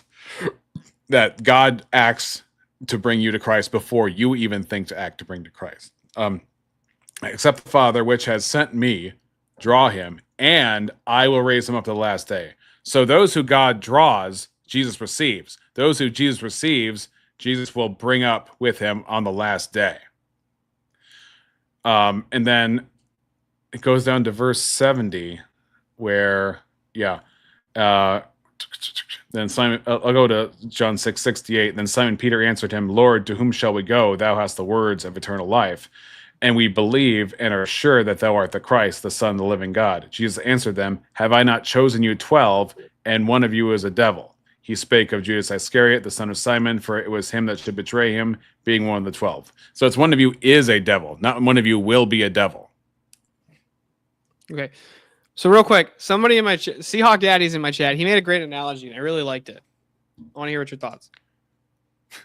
Here's a being. What do you say? What up, goobers? What up, goobers? Shut up, Eli. Fucking working man's Jay Dyer. Take that as an insult now. Well, no, you gotta understand the ontology of the law of identity. Also, cocaine and cocaine accessories. No, I'm kidding. But no, so Seahawk Daddy made a great analogy, right? Being saved and losing it is like being saved from a sinking ship and then jumping back in the water and swimming down to get back on the ship. Is it possible?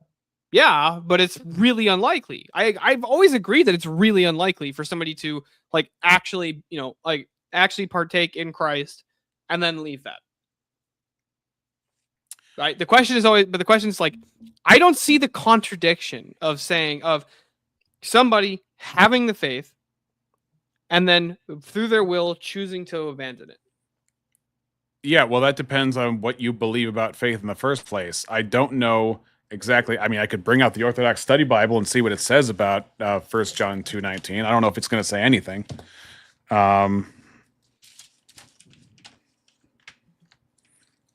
But I mean, you might not see some kind of logical contradiction if all we do is zoom out from what Scripture says and then look at what your framework of understanding is. But this is why if I'm doing any precept, I have the Bible in hand. So when people try and use, like B.S. Lewis is going to try and use the problem of evil on me, I'm going to say, Revelation 13:8, this is all part of God's plan. He's in control. He wills it. He brings it to pass. Romans 9, all this kind of stuff. So this is, what God meant for, what you meant for evil, God meant for good. It's all baked in. These are all part of God's will. I mean, even I'm trying to think of that verse where Jesus talks about how basically, hold on, starting to run out of gas because not a whole lot of my potato that I nuked is still on the table. I haven't eaten it yet. And then my salmon is still in the oven. What time is it for you where you're at? Oh, it's 10:32. So it's 11:32 for me. I thought you were out on the West Coast. No, dude, I'm a Midwestern boy. Oh, I didn't know that. I'm over Central here in time. I'm in Michigan. I ain't no Michigander, but we did meet in the middle. Apparently, I still don't remember you. Okay, were you the guy with the red hood on your car? Yes, the little fucking red Dodge Dakota. Okay. Then that was you. Okay, then we just ran into it. Were you did I park right next to you? And then we saw each other. I don't know. I think. Dang. Okay. You and I talked in the after party in the dinner, like sitting there eating the fucking. Re-exam: pizza Can a that Dave person got. perform miracles in Christ's name without being saved? Yes. Matthew 7:21-23 explicitly says that. We went right over that. Yeah. So no, you and I actually sat there and talked for a minute. You and I and Andrew actually sat there and talked when you were asking about orthodoxy. Yeah. And remember that passage, Jesus says, I never knew you. Very important. Okay, Rev, are you going to come up? Because I got to check my food. This is not me dodging. I'm coming right back. But Rev, hit that link. Get up here, Rev. I can't do your impression, but and then Eli has a link too, so of course he can dogpile if he wants. Yeah, Eli, get up here, bro. Come on, we have 2 orthos, 2 prots. It's only fair. Do you need faith to hold on? Do you need faith to perform miracles in Christ's name? If Christ does not know you, you do not have saving faith. You might have knowledge of his existence, but so does Satan. I mean, if you read 1 Corinthians 13, you can talk about. I mean, even Saul prophesied. Was Saul? I'm just a catechumen. Get an actual confirmed Orthodox up here. Come on, Eli, get the fuck up here, man. Shower, then I'm coming up. You think I'm gonna stay up all night? Fuck the shower. Get up here first, then shower. Of course it does. He says, "Okay, I'll come up." Okay, I'll come up. All right. Where the heck? All right, so we're going to talk about the ontology of the law of identity. Does sky have to equal sky? Reality is reality. That's going to be my answer. Reality is reality, bro. Yeah. Oh my gosh. All right. Yes, seriously. Mr. Resell It. That truck is still a massive POS. All right. I still have to check my food. Oh, God, you left me up here by myself with a chat full of prots. What is going on here? This ain't fair. Well, a chat full of prots and an atheist. At least one atheist in there that I know of. Eli, you don't get to finish shitting. Just fucking just from the bathroom.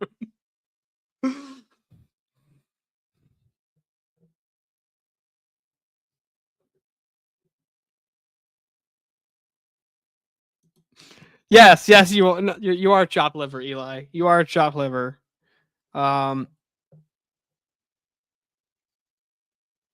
Big bad mama coming here to be an idiot, just like you were in Jumbob's chat. Make a bunch of stuff that's incoherent. I mean, that'd be really funny, Eli, if you did it if you did it from the toilet.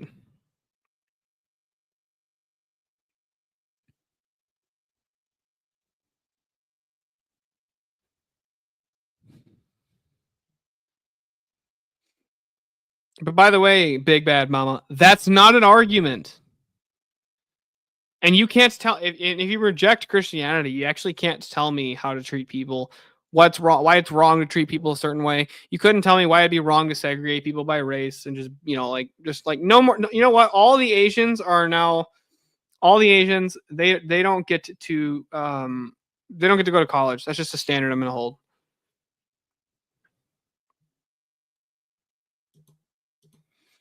But the real question is, Big Bad Mama, is George Floyd an ape?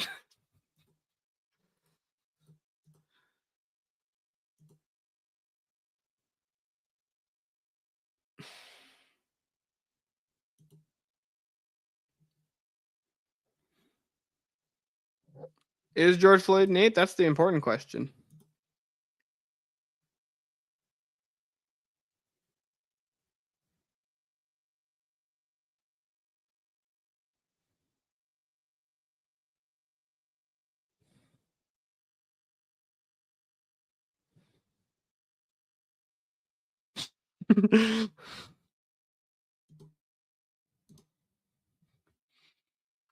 Just because I'm a nerd doesn't mean I'm an atheist, lol.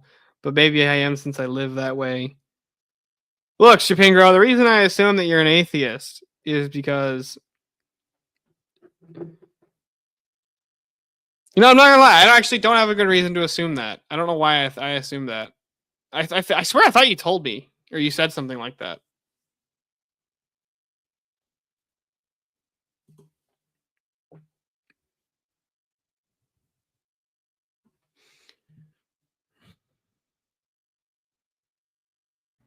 All the rest of you people who are supposed to be panelists, they're lazy bums sticking around. By the way, the salmon survived, thankfully. I mean, not the slaughtering process, but at least in the oven. The salmon did not survive the slaughtering process. Big Bad Mama Yes, just wants Seahawk. rice. Yes, Seahawk and Mr. Fuller. I was reading the other chat, and I was trying to read my chat as well. But his chat's moving faster with 10 people in there. I assume everybody that's not me is an atheist. Dude, me Look, too. I assume that Me everybody too. that's not me is an atheist, right? Because they don't understand the ontology of the law of identity. How do you have universal, invariant, immaterial laws without a universal, immaterial, invariant mind? Grandma, what's your normative authority? You're not me. That's what I'm reading. Okay. BBM just want slobbering. Oh my gosh. I'm so behind. Where is everybody?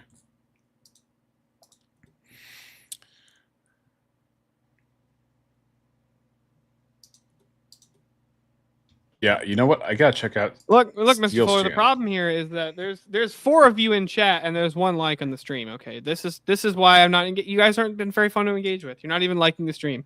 That doesn't seem like much to ask. You know, while we're waiting, Hey, you're a mod. You're a mod. You didn't even like the stream. The cross. I don't care, dude. No, I what don't year was care. Jesus slain Oh on my the god, I cross? forgot my we were gosh. doing this. Was Okay, it before all the creation of everything? This No, is it so was at bad. 37 This AD. is so bad. This is BS, where you I am want words not to embarrassed mean for you. words. BS, I am so embarrassed for you. I you know, Because you want to have your cake and eat it too. Oh, I never know mind. it. I was wanted to wrong. die I just both didn't before the refresh my foundation of the world stream. and at 30 AD. when you're talking about There's people being 5 chosen before the sites. foundation. What's up, Steele? I didn't refresh my stream and there's 5 likes on here and I have 4 people watching. So All right. 120% The world, I know like that. rate. Let's go. Nice. That means it was in the mind of God before it was manifest in the physical world. You're Yeah, what you he do the said. same thing where you just what's up? So yeah, it was manifest in the mind of God. There you go. Take one Good, strand. good, It's like we focus only on one strand of reality. We don't put anything together. We just rip things out of context and try and pass it off. Seal, promote your channel. Missing Mod is asking about your channel. I will post it in the chat. But it's Steelborn on YouTube. It's got the blue hammer and the anvil. Okay, like it's Should be pretty Fine. easy. No, Respect I'm using the tool of logic that you like. No, so no, you're not, because you're not even using the source Yeah. material to be So- doing an internal critique How did if Jesus was slain before the end of the world, it means God had before evil the in his foundation of the mind. world, not before Yeah, the end, also before the end of the world. whatever, Yes, sir. whatever. But it means God had evil in his mind before the foundation of the world. What do you mean? What do you think of that, Steelborn? Repeat it. Sorry, I was trying to share the link. Redo. Pass it off on. No, I'm Inspect using the tool of logic that you like. No, so no, you're not, because you're not even using the source Yeah. material to be So- doing an internal critique How did if Jesus was slain before the end of the world, it means God had before evil the in his foundation of the mind. world, not before Yeah, the end, also before the end of the world. whatever, Yes, sir. whatever. But it means God had evil in his mind before the foundation of the world What do you mean Because he had had- evil? What do you mean had evil in his mind? because he had to purpose that slaying of Jesus for a purpose, right? There you go. So he predestined the fall. Thank So you. how does an all good God have any evil in his mind? What do you mean have any evil in his mind? Characterize that for me. He knew that the creating would end up in evil. He knew that creating would have a fall and there would be a redemption. Yes, and that many would go. What to is hell. your Yes. definition of evil, though? Let's get that down. Anything that's contrary to God's will or nature. So That's his personal definition, by the way. He goes Yeah, around yeah, town, you know. Well, what? because it's true, if he's omnibenevolent, he's the standard of goodness. So any contrary to that is evil, right? And also Genesis 50:20, what you meant for evil, God meant for good. And here we are. The ortho dog pile begins. Now Rev's got to get in here in order to balance it out. That's just that's just the way that. that's the way it Testing works. 1, 2, 3. You're on the wrong mic. The back of your room sounds great. Fuck. Cocksucker. Let's see. This microphone. Can you I think guys still hear me? We hear you, but it sounds like you're using your cam microphone and not your mic Yeah. microphone. No, that's weird. I have this turned down 1 second. I got it. Pedro says orthopile. How is it that the later it gets at night, the more views? How about now? Can you hear me now? Well, we you got to can hear remember you. something. We can hear you, but you're on the wrong mic. Yeah, I know. I'm trying to make it where. Hold on. Oh, this is lame. This is so lame. Go to your settings in StreamYard. Okay. Go to Yeah. go to the microphone setting, and then select your mic as the audio input. Okay.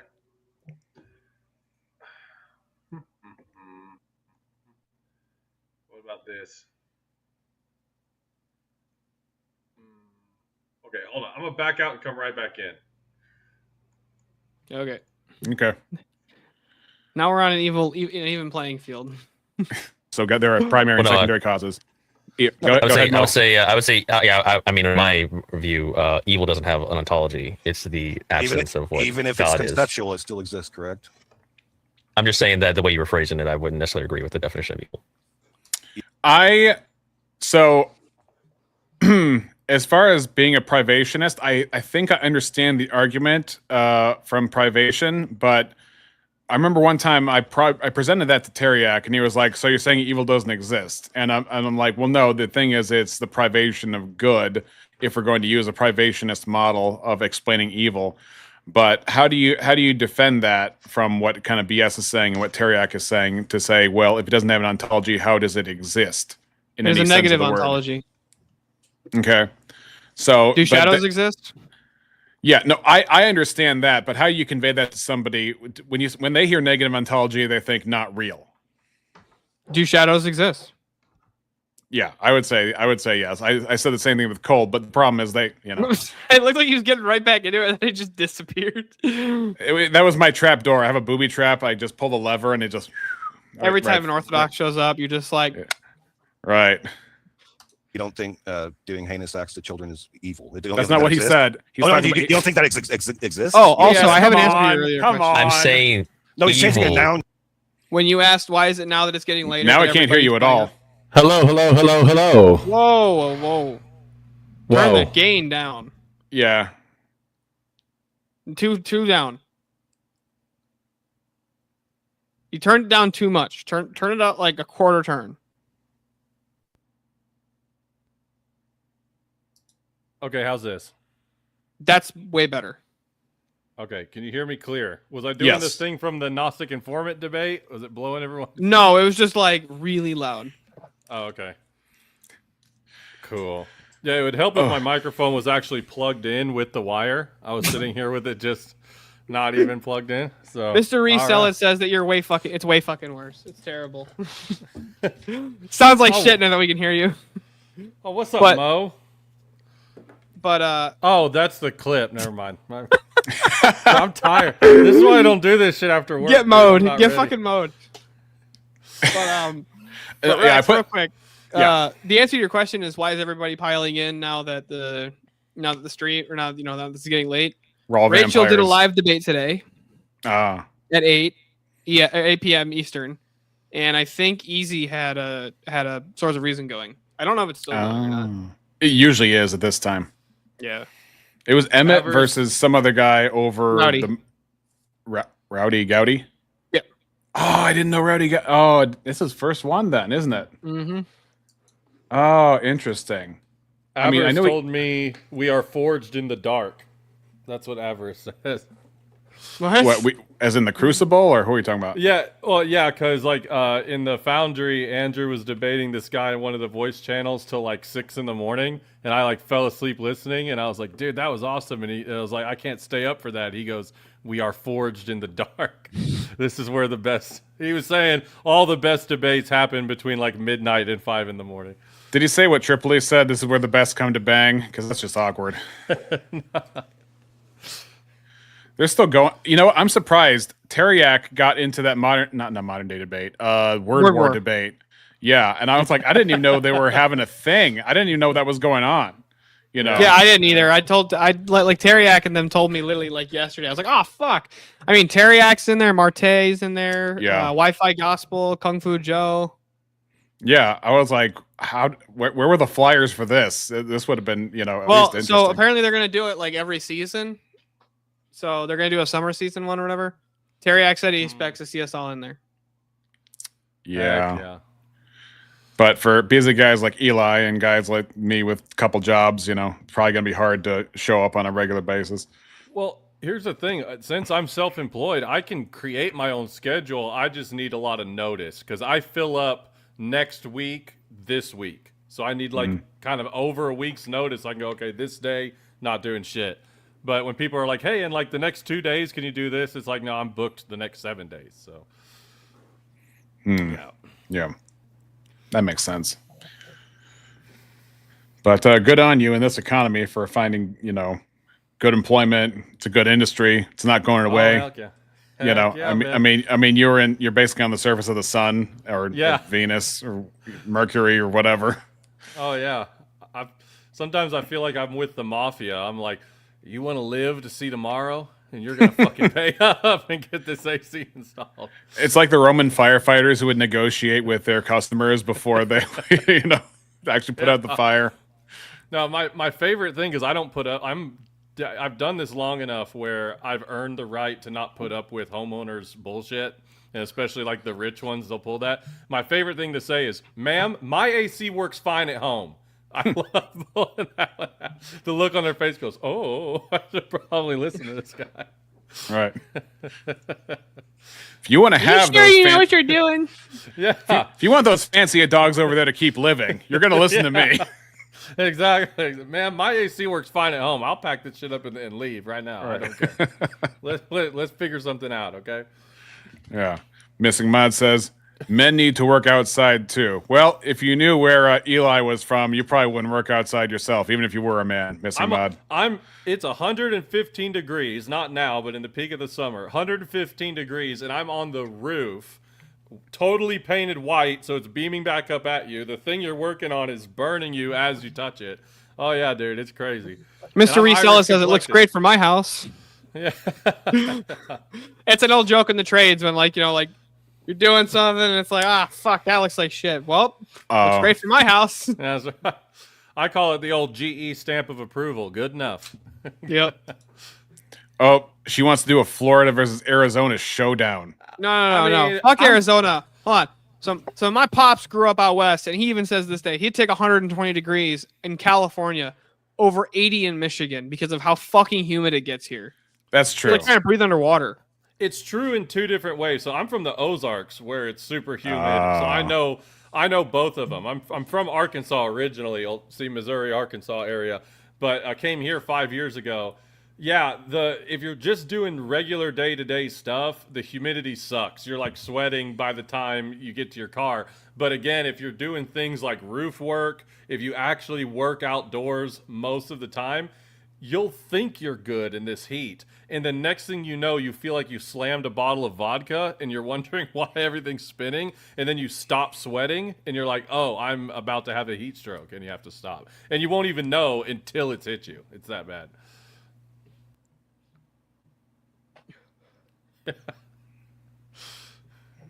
Remind me never to live there. I mean, I that's why at some point I would, Tennessee is probably the sweet spot because you got the economy, you got the neighborhoods, you don't have the hurricanes, you don't have the earthquakes, you don't have the wildfires, you don't have the polar vortex. It's pretty much sweet spot. No. The problem with Tennessee is there's no ocean. The great thing about Tennessee is there's no ocean. Where's my hurricane? Yeah. Well, no, the trade-off is it's only like this for half the year. Then the other half of the year, it's literally perfect weather. I've just got a motorcycle for it, and it's like mid-70s for 6 months or more. Yeah, 2021, I was in Arizona during February, and I'm like, I timed it for February because max cold in Chicagoland, and then max decent in Phoenix area. Now, I did drive up to the Grand Canyon though. I saw an elk. They just stand there like whatever, There's elks in the Grand Canyon area? Oh hell yeah. Yeah, I did not know that. They were at the edge. They were eating off of trees, and then they just looked at me like I was nothing and nobody. And they're so used to people there, is my guess. All right, dude. Michigan has one venomous snake, right? Like we have like literally like one predator. Okay, we have black bears. It's not even really a predator. There's very very few mountain lion sightings, and then we have one venomous snake, the Massasauga rattlesnake. Most people in Michigan have never seen one their entire life. They're that rare, and they hide from people like a motherfucker. I was told the number one natural predator of Michigan was Kid Rock. No. The natural number one predator of Michigan is Detroit. Oh, okay. Dude, it's crazy. If you live on the eastern half of the state, your auto insurance is the highest in the country. Oh, Jesus. We have the highest insurance rates because of Detroit alone. Mm-hmm. That's like a joke in Michigan. Like if your car's falling apart, people are like, just go leave it in Detroit with the keys in it. Yeah. Report is stolen. Yeah. Motor City. At least it used to be. Just leave it running at a Sunoco. Somebody will get it. Won't take them long either. Damn, Rev, I didn't know you was all about that life. Look at this man. He looks like he sits in the corner of a saloon. Oh, hell yeah. Yeah, but between him and Abe, I need to adopt some kind of vampire hunter persona, but nobody would ever believe it. So I'm not going to even try. That's freaking awesome. Yeah. Hold on, we gotta fix this, okay? We can't be diagonal. We gotta have like the two orthos and two prots on one side. No, it's going to be like a chessboard where all the legs are diagonal of each other. We're playing Foursquare, gentlemen. Exactly. We got the two white frames and the two beige frames, juxtaposed there. Do I need to put on a background now? Hold up. Just do what I did. Put together some hackneyed, bookshelf. And then I have right there. I have got that, but I put it up too high. Oh, wow. Let me stand in awe. I've got Witness the whiteness. Hey, hold on. That's iconography, sir. Witness the whiteness. Hold on. I'm looking at your wall, dude. I know. I'm talking about this. That's though. This that's white. That's whiter than the White Album. This has got sands from Jerusalem, sands from the Sea of Galilee. Wow. That's really cool. Sands from the garden in Jerusalem. And I was gonna say you don't. Dirt Rev, what are you doing? You got your own soil there. Mm-hmm. Why are you still profiled? Holy dirt. Holy dirt. You're a Catholic now? Nope. It was a gift. I don't mind sitting down the shelf. No, I think the coolest part about Rev is he's dressed like a Southern Baptist, but he's a Presbyterian. That's pretty wild. He's dressed like he's gonna go fucking wrangle some horses. I know. Hold on. Do you know? I just found out what Rev does today. Do you know what Rev fucking does? What? Tell him, Rev. I'm a full stack developer. He's a fucking computer programmer. I'm fluent in 14 programming, markup, and scripting languages, Heck yeah. including MySQL. And I'm a Linux nerd. I literally heard all this shit. I'm like, hold on. This dude fucking talks he talks and dresses like a cowboy. He's a Protestant debater. No, high church. Looks- High church Protestant. That's the Yeah, Christian. high church Protestant. Talks like he's gonna go fucking, wrangle some cattle. No, And he I ain't fucking here for programs cattle. computer- I'm here for sheep. That's a total I'm- Baptist joke. And by the way, and I'm a Hold on, Linux hold on, nerd hold on, too, hold on. but I'm talking about the AC air conditioning Linux, not the computer program. Yeah. I prefer Riemann Rude. I weld metal together. So what we were originally looking at was my exchange and Mo's exchange with B.S. Lewis, and we were getting to a point where he was trying to say that there was quote unquote evil in God's mind because me and Rev would differ with yourself and Steelborn on how God employs and interacts with providence in terms of that. We would believe in predestination and that God decrees all these things, and then you would say that God merely foreknows all these things. But take it as you will. His structure is that good and evil are a binary, and not that. And he tried to use the evil God kind of dilemma on me. And this is let me see if we're up at that point. It doesn't have an ontology. No. Oh yeah, we're doing the privation thing.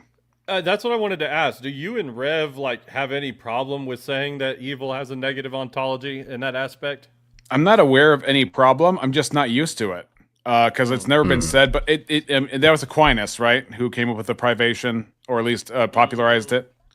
Yeah, I'm not sure. I just know that that's generally the view that we take. So Yeah, I'm not sure. Yeah, I don't know who is.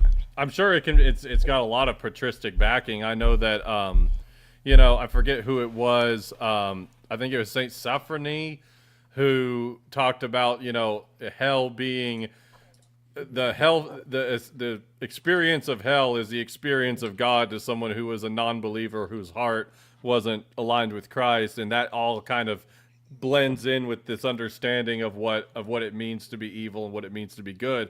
All of it is just degrees of closeness to God, essentially. Okay. I think there's something to that where there is an overlap. I mean, it might be communicated a little bit differently from my understanding, but it checks out because there are degrees of hell, there are degrees of sin, and there are also degrees of rewards in heaven from God for your life. And certainly evil's not created. So if it's Correct. not a creation and it's not a part of God, God being the only uncreated, then you're only left with it being a privation. Well, that's what I was thinking, because when God creates things, he calls it good. He called all of it good. The only thing that he had said that was not good is not good for man to be alone. That's it. But that was not an evil that man was alone. Right. Everything those were the days of creation, and therefore it happening on the second, evil occurring and originating on the secondary cause level is the only thing that makes sense. Mm-hmm. Correct. No, the verb form of it. I'm using the verb form. he's talking about the study of a thing versus like, well, what about an example of this action? Is that evil? That's such a Yeah. skip and a dodge, dude. Verbs don't have ontology at all. Okay, you're just jumping around now. You're just jumping around now. You have to know how to use language if you're going to have these debates, though, right? Because if you're going to sit well, there and say, I thought I was don't pretty. believe- So, Yeah, well, no, Does sky have to you went equal to a sky? hypothetical, and I was just talking about the nature of evil, basically. Like it doesn't have it doesn't have an ontology, right? It doesn't. A descriptor of evil, like what is evil? I would say it's the absence of it's the negative, if you want, of the good, which God is good. Yeah, so it's purely abstract, is what you're saying. Like, where does it fit into the existing? How does it exist? Well, okay, I'll even play with your hypothetical. Like, someone causing harm to someone else, that would be opposite of what God would consider moral and just. So yes, that would be evil. And it that fits in the descriptor that I gave. Yeah, and did that thing that happened exist? Did that? The act exist. And You never answered my it question, Big Bad Mama. Is George Floyd Okay, an so alien? evil exists. And also, I want to chime into what's being said here. I believe Steelborn, this might have been when we were in doing those PNR sessions, But there's a big difference between saying something has negative ontology and no ontology. No ontology would mean it doesn't exist, period. Negative ontology is it exists as a privation. Yep. I guess you could say abstract, but the analogy is a shadow. Like, you wouldn't say a shadow doesn't exist, but what is the composition of a shadow? It doesn't actually have composition. It is what its composition is the deprivation of light. Right.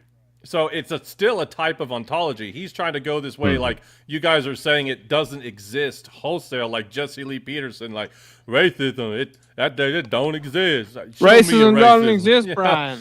Yeah, you think racism exists? Amazing. Like, it's That's not like amazing. we're saying that. We're saying that it has a type of existence, but its composition is actually the negation of something else. Right. And I've heard Jim Bob say like cold is the privation of heat and things like that. Exactly. That's another great analogy.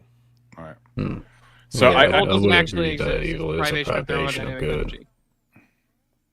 I'm actually Evil. not aware of any other ontology given to evil. This was just the first kind of explanation and of one explanation of the problem of evil or the so-called problem of evil that I've heard. Well, and Go ahead. it's an action. Like an action doesn't have composition.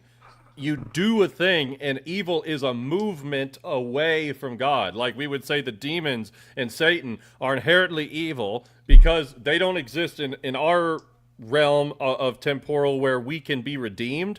They made a decision that was permanent. So every action henceforth is a movement away from God, permanently evil. But its existence, you could say, is an action, a deprivation, and a movement. Those would be the three words I would use to describe. I would describe evil more so as like a parasitic ontology, right? It doesn't exist on its own, and it only exists in good things as its corruption. So it wasn't something that was created or exists by itself, independent of created nature, right? Yeah, and that fits with, it's dependent on the movement, privation, and action of those with the capability to move toward or away from God. So, yeah, I have a it's question, though, It's real a quick for you privation guys. of good. yeah. What would your thoughts be on if somebody were to make the claim, death is a negative ontology, it's the privation of life?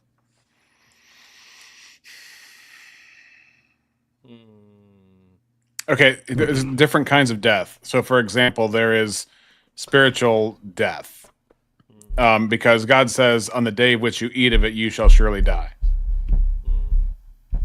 So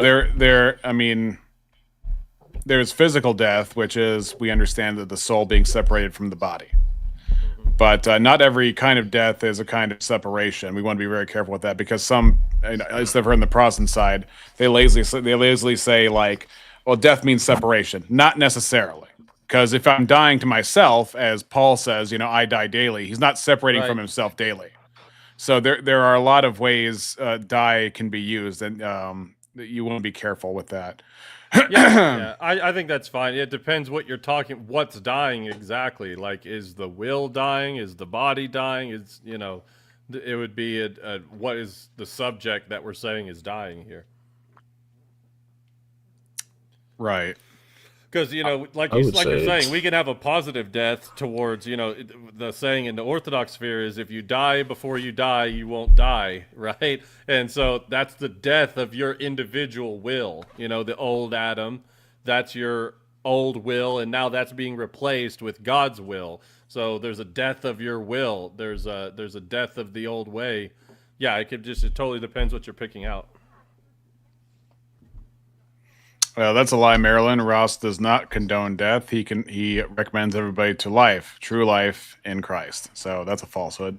Essentially, you're I agreeing come with to me because I preach say it's Christ and Him crucified, and He gives life and that more abundantly.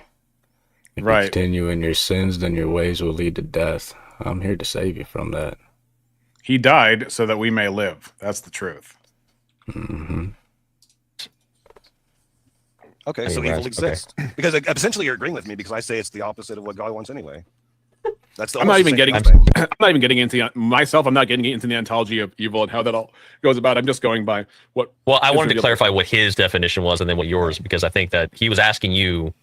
He was making a claim that God was doing evil acts, and it's like, well, what do you consider evil? That's why I was Exactly. But going down this- probably evil is my jam. That's why if you want to talk about that, I'll talk about it. But my main point was actually, you're talking about evil existing in the mind of God before the foundation of the world, because Jesus had to be slain before the foundation of the world.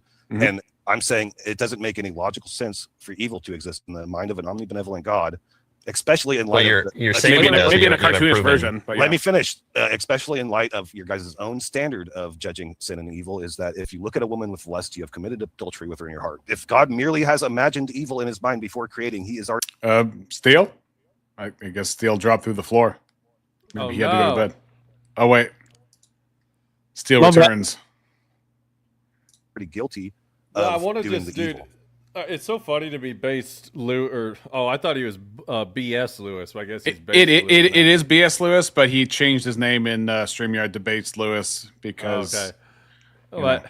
he says the problem of evil is his jam, and it's just like honestly one of the most low tier objections that exists. It's just so easy. Yeah. He says this thing about, oh, okay, when Christ says, if we look at a woman lustfully, we've committed this in our mind. And then he's equating that there's a one-to-one similarity between how we as temporal, finite, fallen man operate and how the literal ontological source of good operates. Like, no, it's not the same, because we are not like good incarnate, you know, like the soul.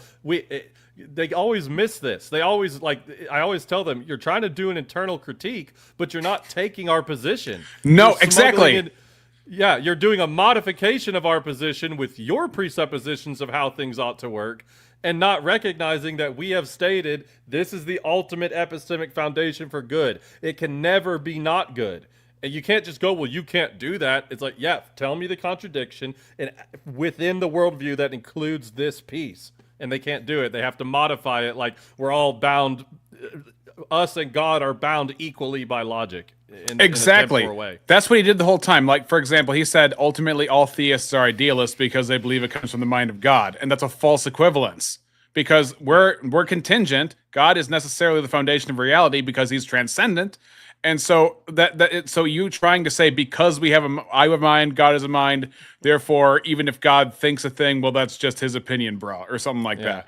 It's like that again. You're not, like you said, they're not actually engaging with our position because they're thinking if it's a mind, it is therefore not transcendent, or if it has a mind, it's therefore stands dependent, and that's not true.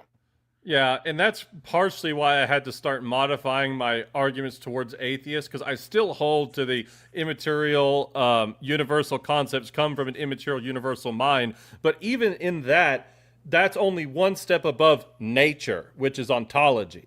So when I'm making this argument, I'm referring to the Logos Logi doctrine, that the Logi is the divine ideas that God had when he began to create the universe. Okay, but everything in his mind is informed by his nature. So the nature, the ontology, the what is first, and then the mind is informed by that. But that's the fount, that's the source part. So no, it's not just a mind with nothing slightly more fundamental. What's slightly more fundamental is God's nature, which is ultimate good, ultimate logic. True. No, he's not. That doesn't make any Yeah, sense. He's the because- foundation of truth, so he would know what he would have such a. That's an assertion. You're just So asserting. how- yours is an hold on. assertion, dude. No, I'm of showing you course. how Hold the on. assertion's Wait. false. No. If God is the good, and the I guess the distortion of good, the opposite, the negative would be evil, under what the definition I just gave. What if you accept that as true, then how does God have evil in him? Because how did evil begin to exist? Free will. And how did free will begin to exist? God created free will, but the actions of the free agent took is not what God chose I'm for gonna them to do. I'm gonna be using the same argument that Aquinas makes when it comes to a first mover. I'm just gonna be applying it to morality instead of cosmology. And so if you want to say, secondary causation or anything like that, I'm just gonna say first dominant. knocks If you out want to second say the dominant. thing that refutes me, yeah, Oh, I'm going man, to say secondary conjugation. Right. Like what? If you have a moral agent, that moral agent is not going to act the same as a transcendent being who is the standard person in person. Right. Well, again, like here's what they don't understand is that the fall didn't necessarily have to happen. That's Sorry, I had to give a big dramatic ring ding for missing Moss comment. Oh, is he here? No. Okay. Yeah. Well, that'd be fun. But no, I mean they have this like idea that this had to happen. To some degree, obviously there's providence, but ultimately it was a choice by Adam and Eve that they absolutely could have made a different choice and did not. That's something that's unique to them. It's not something that God forced them to do. It's not something that God pre-programmed them to do. And this just makes their mind short circuit for some reason. Yeah. Coming from a Reformed perspective, I agree with everything you said, except that I would say that what does happen comes ultimately from God's decree. That's my and Rev Russ's understanding of things, and part of that has to do with what I was talking about earlier with Revelation 13:8, which talks about the Lamb crucified before the foundation of the world.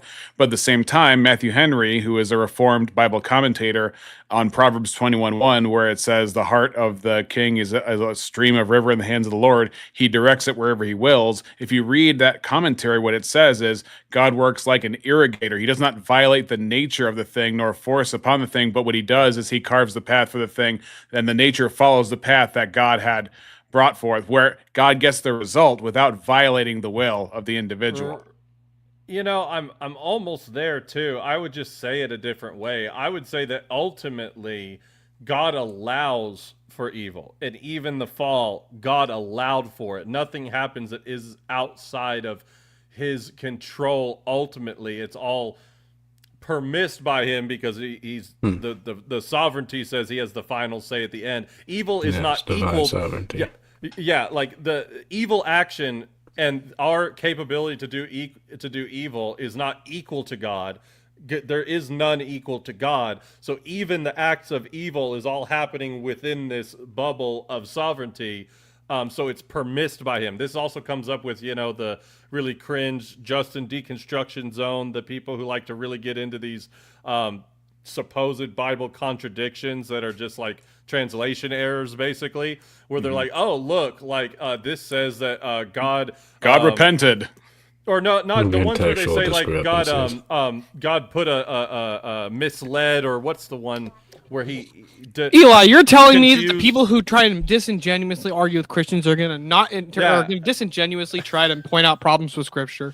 Exactly. This is inconceivable. But it's that God is permitting Satan to do a thing. That doesn't mean God's doing the thing. He's letting Satan off of his leash, which God ultimately has the control over, and he does for a reason, usually for the edification of his people. But like that, I would ask you guys though, do you ultimately think that Adam and Eve could have possibly made the right choice, like in the garden? I believe they had the faculties to make the right choice, but I believe it was decreed that they would make the wrong choice. Yeah, I guess so. Yeah. Again, I was talking to Steelborn about how, it's usually the Catholics and the Orthodox that are more known for having reverence for mysteries. But this is one example. There are a few examples of it, but this is one example for me where I don't pretend to have the knowledge to tell you how that works. But I do know that if Christ is the Lamb slain before the foundation of the world, then everything that entails from it is God's plan, including the fall, including sin, including redemption, the crucifixion, the resurrection, and the crucifixion, of course, being, the greatest crime ever committed because it was the murder of our God. Mm-hmm. Yeah, and I would also give respect to the mystery of, I just don't know if I'm comfortable saying God planned the fall, but I think God had a plan for any potential secondary cause. I do think it was a test, though, that was failed by Adam and Eve, which would indicate that they absolutely could have chosen the other way. They didn't, and there is this also the doctrine of like the grand plan, even before the creation. That all of this would eventually happen. And you're right, it is a highly technical mystery on, like, does God's foreknowledge also equate to the plan per se, or does he just have foreknowledge of the secondary cause? But the reason I'm so particular about it is for people just like B.S. Lewis, because if we say that God planned the fall, Speak of the devil. There he is. We called him up. So one thing that points me to Reformed theology the most is that it's centered around God. Everything is centered around the doctrine and theology of God. Everything we have is built from that. God is sovereign, ultimate, supreme. There's nothing that is above him, nothing beyond him, nothing outside of his control. For example, you've heard the example, right? Can God build a boulder that he himself cannot move? Can God create a burrito so big he couldn't finish eating it? Exactly. Oh, God can eat every burrito? Oh, defeated. So, when we pose that question, now we have to apply that to human free will, as you would. Is human free will greater than the sovereignty of God? Did God actually create something that he himself could not move? Something that his own ontology has to bend to? Keep in mind, who is God? Right? Yeah. So God is Father, Son, Holy Spirit. We know that the Christology, right?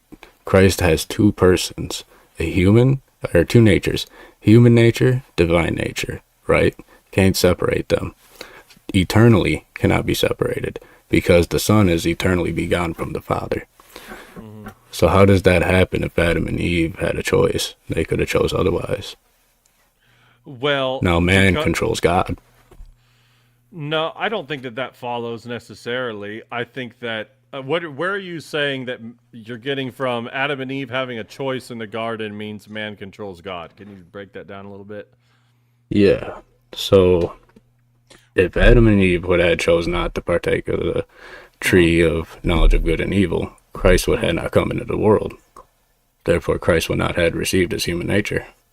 Well, he wouldn't have. So Christ came with a specific mission to undo the effects of the fall. He is a person of God, right? He is one third of the Godhead.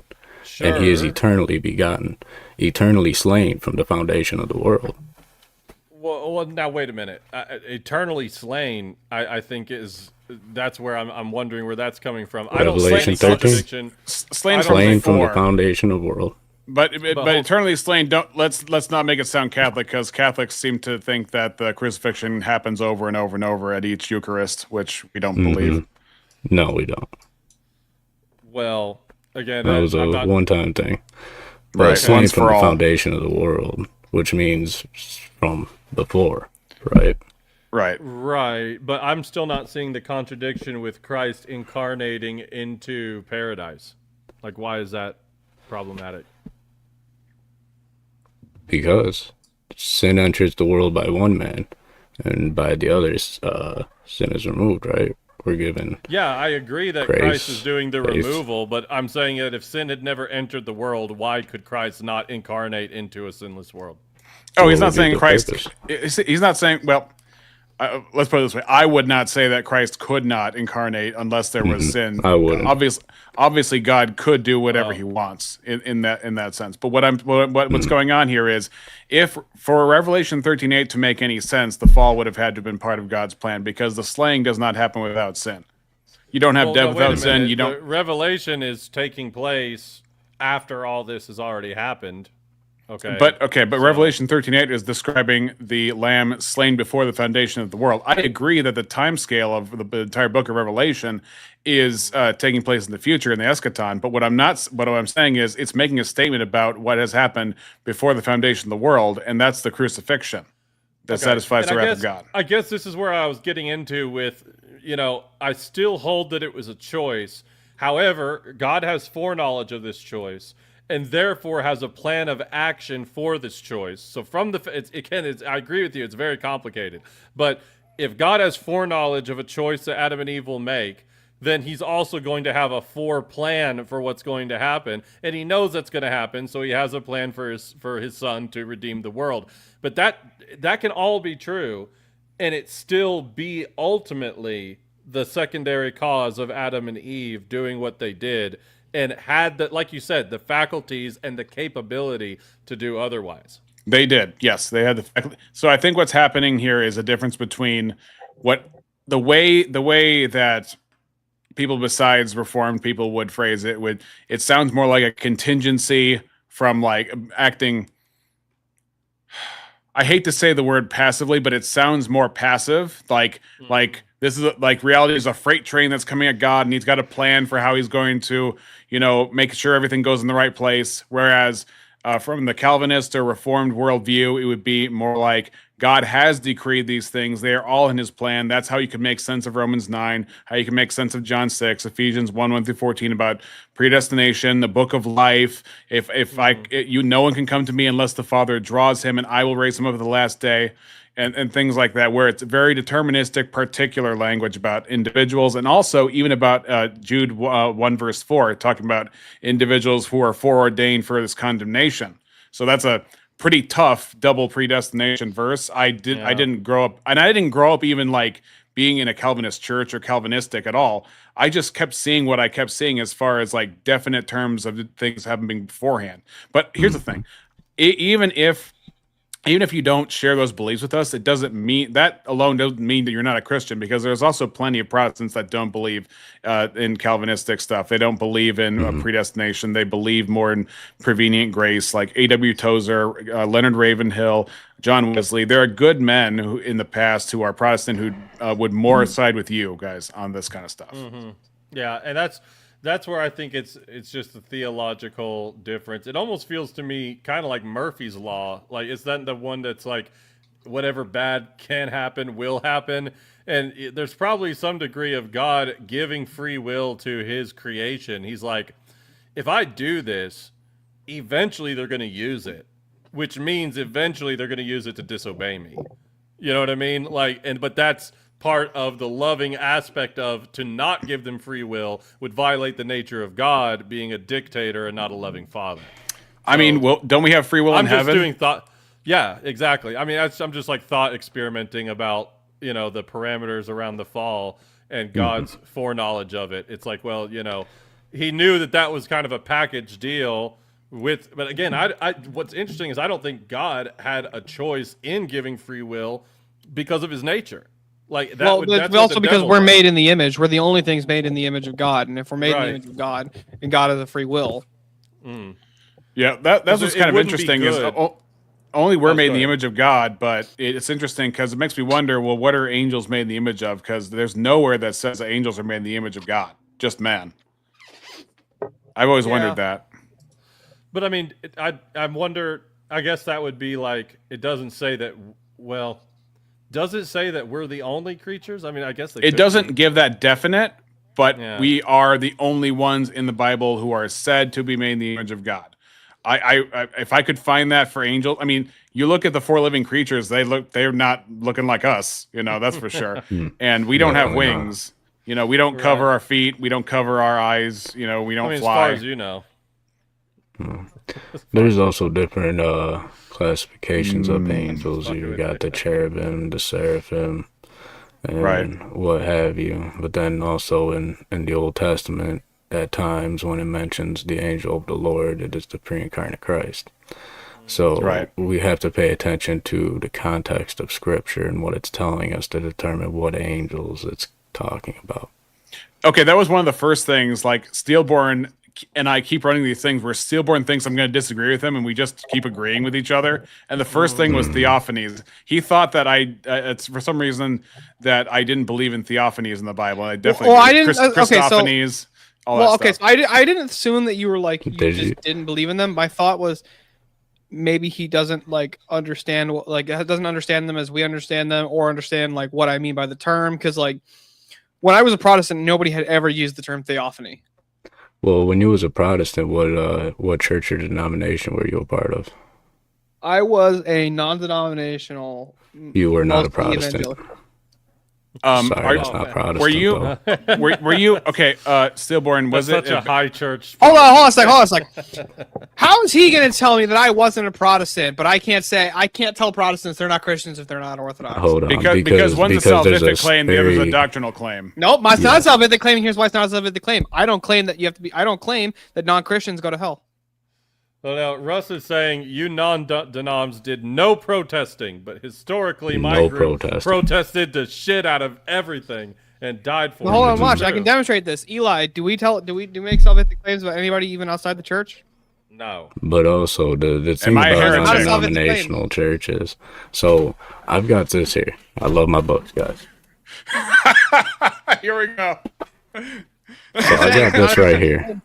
See this one right here. This is the Westminster The Book of Confession of Faith and Mormon. No, I'm just Catechism. Oh no, you won't find that on my shelf. I'm just kidding. But this right here is DSM-5. our No kidding. doctrinal guardrails. So your non-denominational Fifty churches, Shades of they Grey. really What the hell, don't Rev? have Hold on, how done is with our Rev's shit mic now. in front of him? He's facing the wrong direction, and it's still just as loud as when he's like literally next to it. because I got a speaking. really, really good condenser mic, gentlemen. Like I had I'm speaking into your you should mind. have seen my old mic. It was this little cheap thing off of Amazon, like literally this big. I had to hold it up like this when I was on Verbal Combat. That's why I was so low. So I ended up investing in one of these fancy retro looking microphones. And it's heavy too. And if it's heavy, it's expensive. It's heavy on the ears too. But yeah, non-denominational Hold on, I want Rex churches. to address that position because he just found out that wasn't my position. Yes. So non-denominational Lutheran. churches, No, not Rev. Rex. they typically don't have doctrinal guardrails like Reformed Baptists or Presbyterians or Lutherans or even Methodists. And Methodists, they're a little more on the spiritual side, right? So like how you ended up with like the evangelicals and the Pentecostals was you had some laymen from the Methodist church kind of try to offshoot. They weren't even ordained clergy, right? So you got these guys not ordained clerigy. They go off and start their own Pentecostal movements. So Yeah, that's well, where you the get the Pentecostal, Pentecostals came from non-denominational, Azusa Street. evangelical. Right. The Azusa Street revivals. Demons. Let's see. Where I was did find out recently. But I want to hear mother- Rex's response to what I just said. Oh. Well, Really my quick. question is, aren't I a heretic according to you guys? Yeah. No, I'd say you're hetero. Well, I would more so say hetero. See, Eli says I'm a heretic. You just got debunked. No, Oh, yeah. I mean, Eli, aren't you the real solas are Orthodox a here?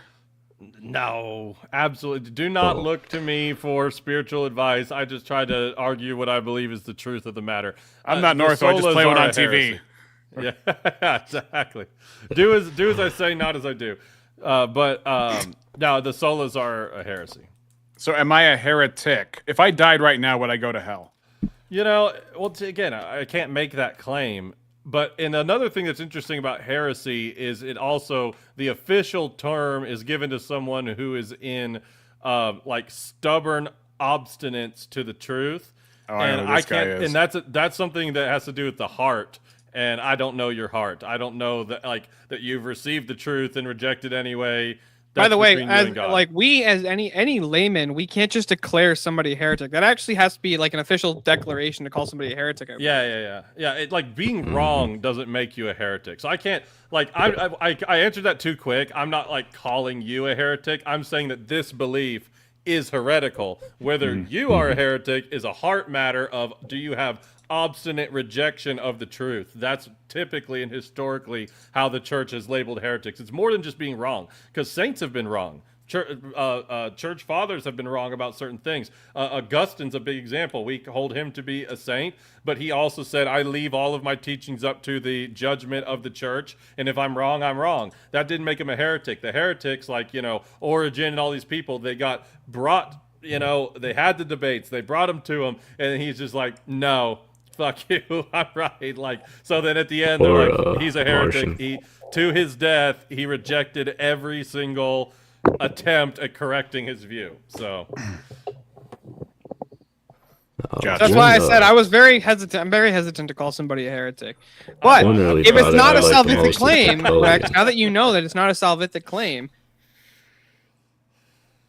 it's yeah, I'd rather say a belief is heretical than saying this person is a heretic. Well, no, but I was talking about how hold on, Rev got to tell me that I wasn't a Protestant because I was non-denominational, and I can grant, I can understand his position. I can say that's fair, but then why couldn't me and Eli just make the? And by the way, I can't even consider myself a Christian by this standard, because I'm only a catechumen. But if it's the case that he can tell me who is or is not a Protestant, why couldn't I tell you who is or is not a Christian and define that as being outside the Orthodox Church? Well, And it's from not our a salvific perspective- claim. Well, from our perspective, right? So I can look at a Lutheran and say, you believe in Christ? Lutheran says, yes. You're saved indeed. Same with the Baptist, same with the Methodist, same with the with the non-denominational. Not the Mormons, no. Oh, not the Mormons. No, they don't believe Jesus is God. They They don't hold the Trinity. Oh, okay. Well, They that got wasn't really- the- they but that have- wasn't the initial question, though. You just said believe in Christ. Now it's But- believe Well, we have to specific characterize who doctrine about Christ is.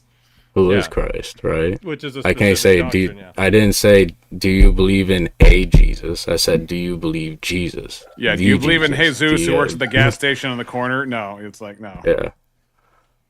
Well, the question is do you guys believe in the Filioque? Yeah, positionally, yeah. Mm-hmm.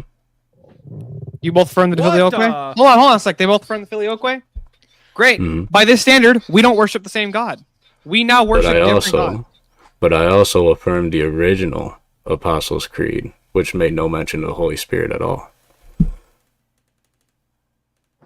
Do you hold to the original Nicene Creed? What? or You just guys alter didn't know that? Wait, So is that the pre-Nic- the is that Nicene Creed. pre-Nicea? Hold on, the Nicene Creed was altered twice. One time it added the Holy Spirit. The second time it added the Filioque. The Orthodox Church adheres to the first edit, and the Catholic Church adheres to the second. What if I And say I you adhere to the first? To what? Hmm? And Well, you that's a adhere to what? conundrum, right? Well, of Well, course, no, the Western no. position. Oh, the West. Wait, but the Western position's the one with that altered it the second The time. So what Filioque. makes the Mhm. Right. So what makes the second alteration more valid than the first? What makes the first alteration even valid to begin with? It's Christ's church. Christ Church did it twice. No, they didn't. So Christ's church can schism and still Well, be. the Filioque was kind of taught in the Orthodox Church for 300 No, years. the Filioque prior to was the never schism. taught in the Orthodox Church. The Filioque Yeah, it changed, was. it massively alters the model of the Trinity. Yeah, it was a papal invention. Now you could so hold on, I can understand. So if you argue that pre-schism the Western Church was teaching the Filioque about 300 years before the schism, that's true. But that's what caused the schism. That was Exactly. the tension. That was part of the So it tension took- that caused the these schism. things So don't happen for overnight. 300 years, it was still being taught within the Orthodox Church before the Orthodox Church corrected it. Well, No, there wasn't. No, because there was we always had the distinction of the Eastern It and took Western 300 churches. They were years. still one. They were still unified, though. They were But we still always one had unified church. That's true, but hold on, you're Exactly. making Orthodox it. Church without error. wait, hold on. Just because there is No, we can have heretical defectors people- within the church, and if we have Yeah. defectors in the church, the difference between our system and the papal system, right? If the papal system, if the papacy defects, right? If the Pope defects, Hmm. Catholicism is now false. If even half or most of the patriarchs defect, right, and they start contradicting the teachings of the church fathers, that does not disprove orthodoxy. Right. The infallibility comes from the Right. councils. Yeah, so in fact, we don't believe in the infallibility of a single, or even necessarily even of a individual, collective. It would have to be all of them. Yeah, during the Arian heresies, they were like the overwhelming majority, but that's not saying that the church fell, because ultimately the heresies got rooted out. And no, that doesn't happen overnight. It does take, especially during a time when people were sending letters on horses and shit.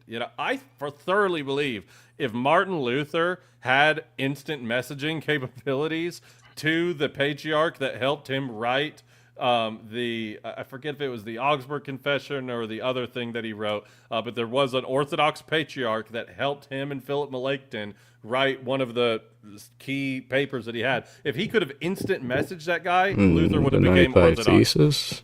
Not that one. No. It's the debate. I think it was the Augsburg Confession. Well, but, because I do know that it was either Luther or some of his followers had reached out to the Eastern Orthodox Yes. bishops at one Luther point. actually held the Orthodox And- Church in high regard.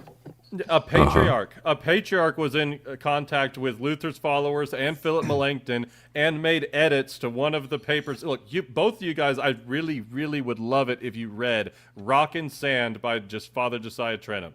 And if we could do a stream on it, it was one of the most I think that even Protestants or Orthodox alike, because he took a really scholarly account into the history of every single denomination, the whole tree from the beginning to the Great Schism to the Protestant to this. And he talks about this a lot. But if part of the reason why that patriarch didn't get more involved is because they were dealing with a bunch of issues with, I think, Muslims and such during that time, and it took 6 months for one correspondence to reach. I mean, we all hit each other up on Discord. We don't think about this in history, but it's like, imagine if you hit me up to be on your streams, like, all right, I'll get back to you in 6 to 8 months and ask you what time it's at, and then you write me back 6 to 8 months. Be 3 years before we get on stream together. So yeah, it takes. And there's time also and history. Okay, so hold on real quick. I want to address something that Rev And there's said. also So it is true. major language barriers as well, right? So between Well, real Greek, quick, Latin, this is really English. It is big true that differences. the creed was altered twice. That is true. Mm-hmm. The original creed, the First Council of Nicaea in 325, the council produced the initial form of the creed to combat Arianism. It was shorter and did not include the full section on the Holy Spirit. The expansion at the First Council of Constantinople in 381. This is a major and universally accepted revision of all the church fathers and expanded the creed, especially the section on the Holy Spirit. It clarified Trinitarian theology more fully. The later Western edition of the Filioque is where things became more controversial because the Western Church, especially under the influence of Augustine of Hippo, the phrase "and the Son" was added. This was not done through a council. This was done by one person. That's why the controversy started. Mm-hmm.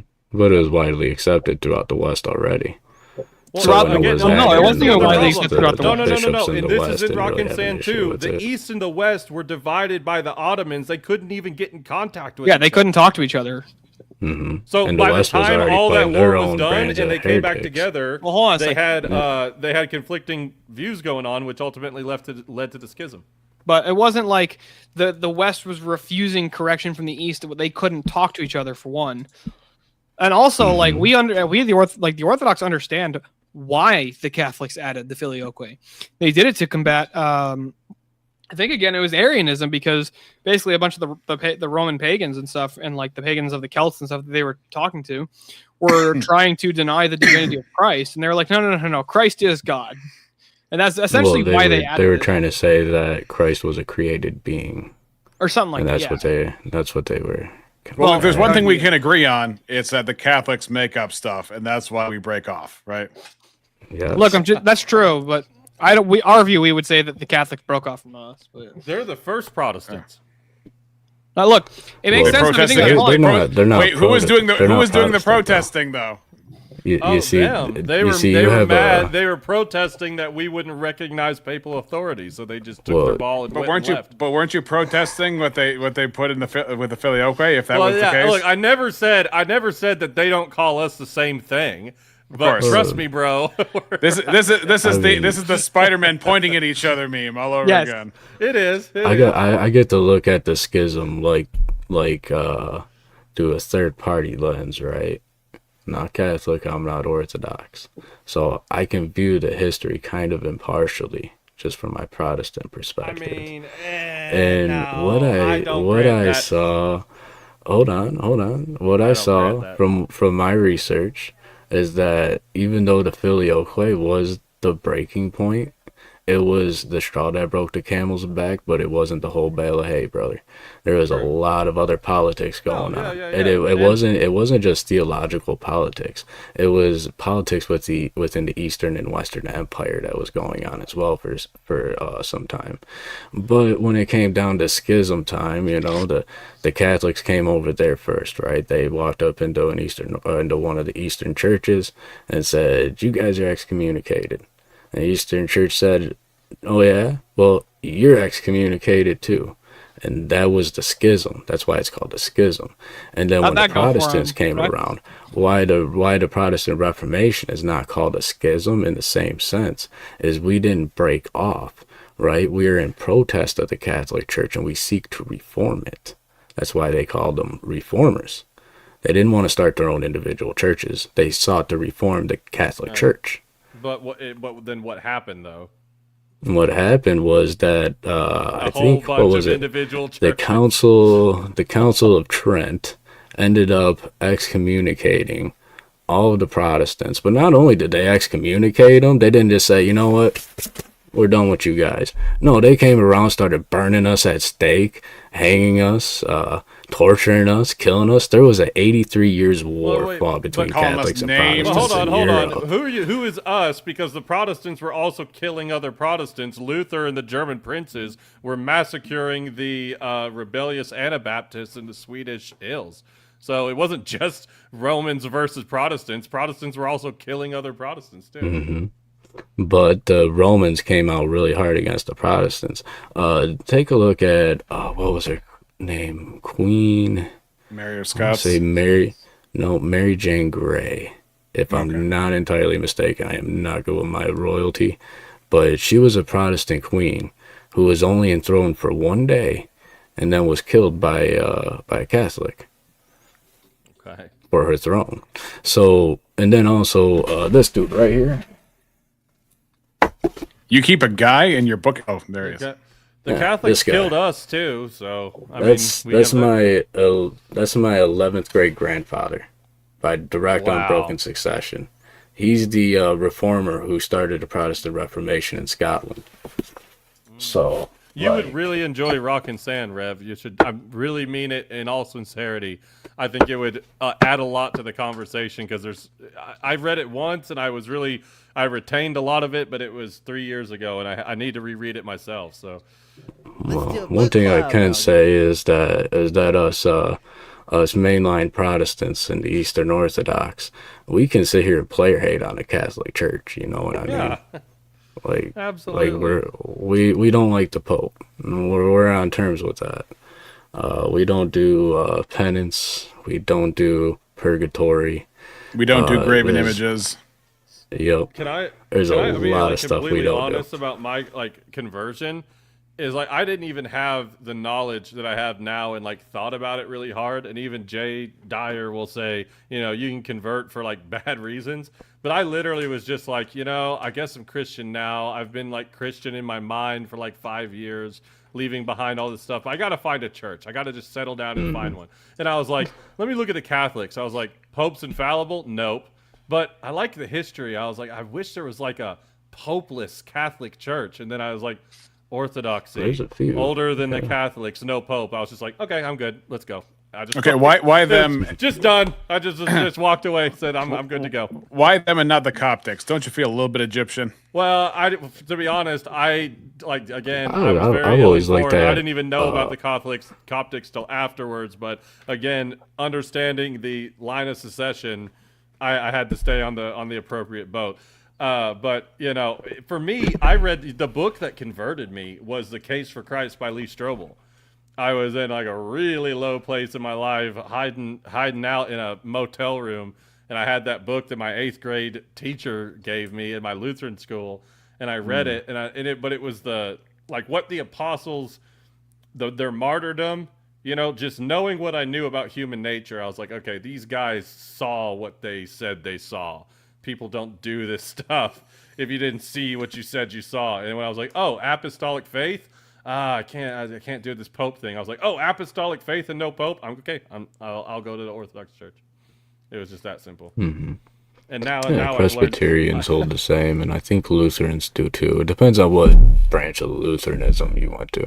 So Lutherans can be LCMS. like high church, like really, really high church, and then sometimes they're just kind of loosey-goosey. It really depends on how the local That's true. congregation is. I was Well- LCMS in the state of Missouri, so Yeah. it's pretty Well, conservative. there you go. Pretty conservative. Maybe I think the only one more conservative is supposed to be Wisconsin Synod. It's supposed to be a touch more conservative. Like I'm just saying, at this point, we're just debating instead of reviewing the debate. Oh man. Yeah, which is not Put the a same bunch thing of as debate- secondary primary causation because again, Okay, you're denying so wait a Yeah, minute, it's hold the on, same hold on, thing as wait. secondary Okay, so causation. then hypothetical. If you save someone's life and then they go and kill someone, are you responsible for them killing the person? You're morally responsible for that? Oh, Good can I question. clarify something before I answer that? Well, I'd like you to answer and then clarify. I'd say no. Now clarify. Okay, so then how? So how it's is? not. It's not a go ahead fair. and clarify. It's not a fair analogy because I'm not omnipresent, omniscient, Well, no, we're testing or logic. omnibenevolent. Yeah, Well, no, we're but you testing have to logic test the logic of the subject that you're testing me. But I am nothing like God. Do you disagree? So it's a false True, analogy. Like you're but trying to- So that would also apply to the mind being not stance dependent if it's a universal mind. I think that's worth noting. No, it's not a false analogy because logically it would hold the same weight. Like if God is a person, Why? If I knew and- that he was going to kill that person, then I would be held responsible for it. Sure. But if I didn't know it, then yeah, I wouldn't be held responsible Who's God held responsible talk- to? to his creation.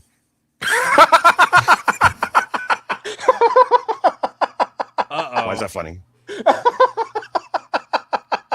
Because power equals thumping chest kind of thing or whatever. Ownership, property rights, my dude. I never thought I would hear an atheist say that.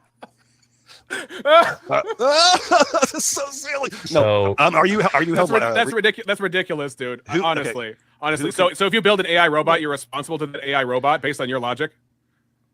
Yeah, you actually are. What do you think of that, Eli? Well, I think that is so.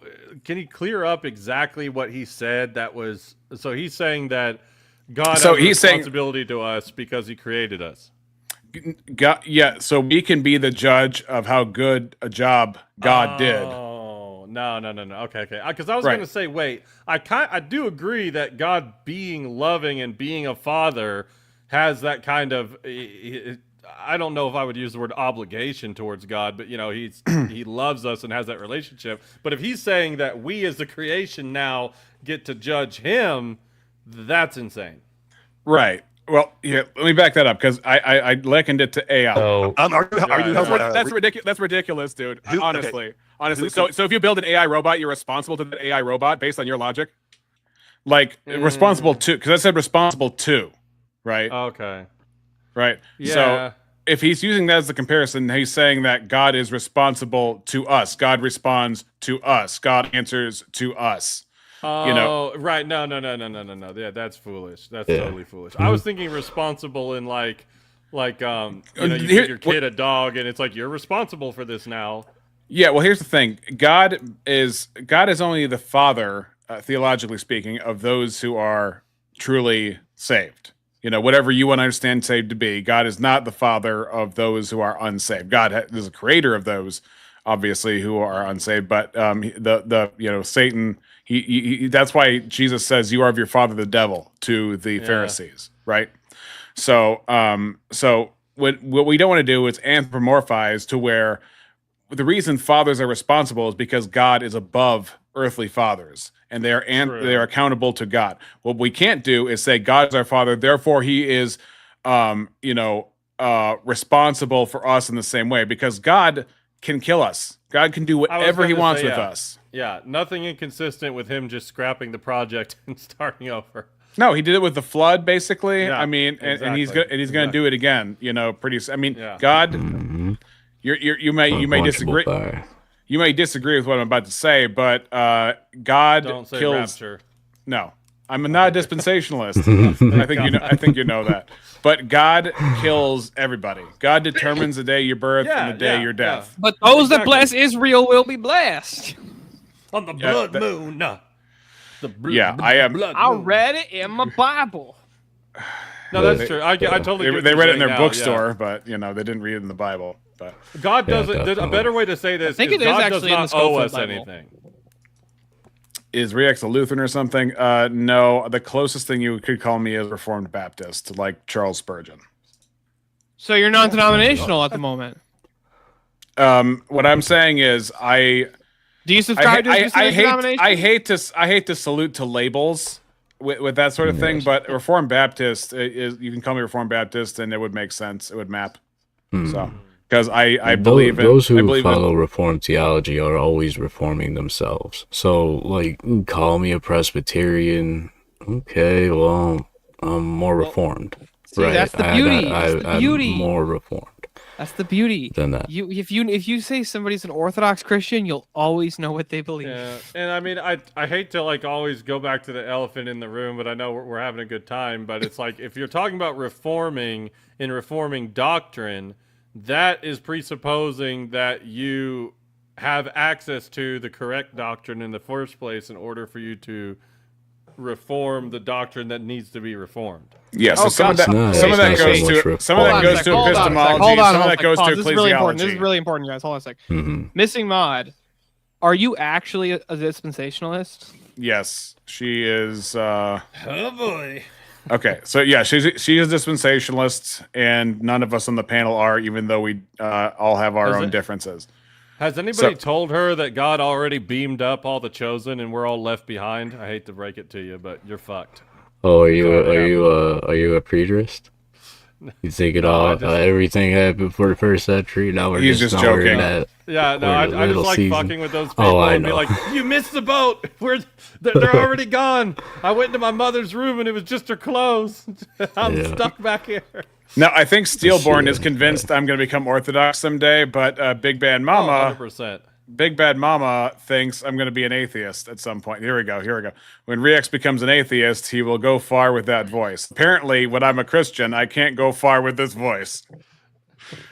I don't get it. But look, I'm just saying, if Rev started doing commercials for boots, it would make total sense. Shoot, Chevy needs to call me up if they want to make their brand more masculine again. Yeah. Bow tie never dies. It feels like to drive a Ford You should just, F-350. I was about to say, you need to get yourself a Ford F-250. That's rainbow color, because we're like a rock. Yeah. Oh, shit. Bro sounded like Master Chief. Oddball. Play ball. Oh, damn. I'm an all 5-point Calvinist. Although the 5 points of Calvinism wasn't even like the fundamentals of his doctrine, they're kind of off layers, but it tended to be the few things that people identified him with, especially like predestination, right? It doesn't mean what you think it means, like especially from the Calvinist position. Like you could wake up in the morning, you could choose bacon or eggs, you could choose pancakes or sausage, right? Choices. It always goes back to breakfast. It does, because breakfast is the best meal of the day. Don't get me started on the biscuits and gravy, brother. Hold on a sec. This is proof, by the way, that Christianity is true. We're allowed to eat bacon. I'm just gonna point that out. Yeah. Eat Don't bacon. get between me and my bacon. Hey, where's he going? Where's his legs? What I did to? He just got raptured. Oh my gosh, you guys! It happened. Eli was the only real one. Look, the clouds. Okay, now I can hear some of the echo. I'm picking up an echo, but I don't think it's me. It's me. Yeah, I was gonna guess. Oh, Eli's back. Do you remember? They raptured his ass, and then they were like, "Never mind, send him back." He's gonna talk about the ontology of the law of identity and how you can't get. Oh, sorry, this is the working man's Jay Dyer, not actual Jay Dyer. So we're gonna send him back. You could also say Wrong Timu guy. Jay Dyer. That's funny too. The Timu Dyer.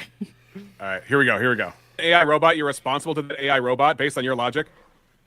Russ got Hall fans. That's insane. So the AI, oh, so come on. Why do you think that's wild? insane? Do you know that there's all kinds of people doing philosophy of science for like proper moral Oh things? no! You got to stop interrupting, guy. I'm sorry, but this is okay. I don't mean to be rude, but this is so absurd. That's fine. This is the so point of talking absurd. about it. Why am I talking if you won't let me get 2 words out before? All right, like, John. It's my turn to be raptured. I need to go get some holy coffee. All right, Rev. Well, we'll see you when you get back. Yeah, Oh I'll be shit, Rev's right getting back. raptured. Apparently, you got on the bus to get raptured in wherever he's from. You said was so absurd. I couldn't believe you said it. But go ahead. I will mute myself. Okay. I will mute myself and take My myself off chair the has stage. been You don't get on a Yeah. bus Go ahead. to get raptured. You don't get on a bus. You get in the bat. You get in the bed of an old like 1978 Chevy pickup. Yeah. So B.S. Lewis says this is how he knows he won, because you're responsible to the things that you create. That, I mean, I don't understand how he thinks he's winning right now. 'Cause I need your answer to these questions. So here's Mo. I set up a Mo one-on-one because apparently I'm interrupting too much, which I admitted later at the end. I apologize for interrupting too much. So I was like, I'll just take myself out of the equation. So here's Mo and B.S. Lewis. Fine. Mo, who for Yo, what's up? are you a father? I am. Who is responsible for judging if you're a good father? That would be God. If God doesn't exist. Well, I can't answer the question because in my paradigm, God exists. So how am I supposed to answer a question that goes outside of what I believe? Wouldn't your children be ultimately the ones who decide if you're a good father or not? No.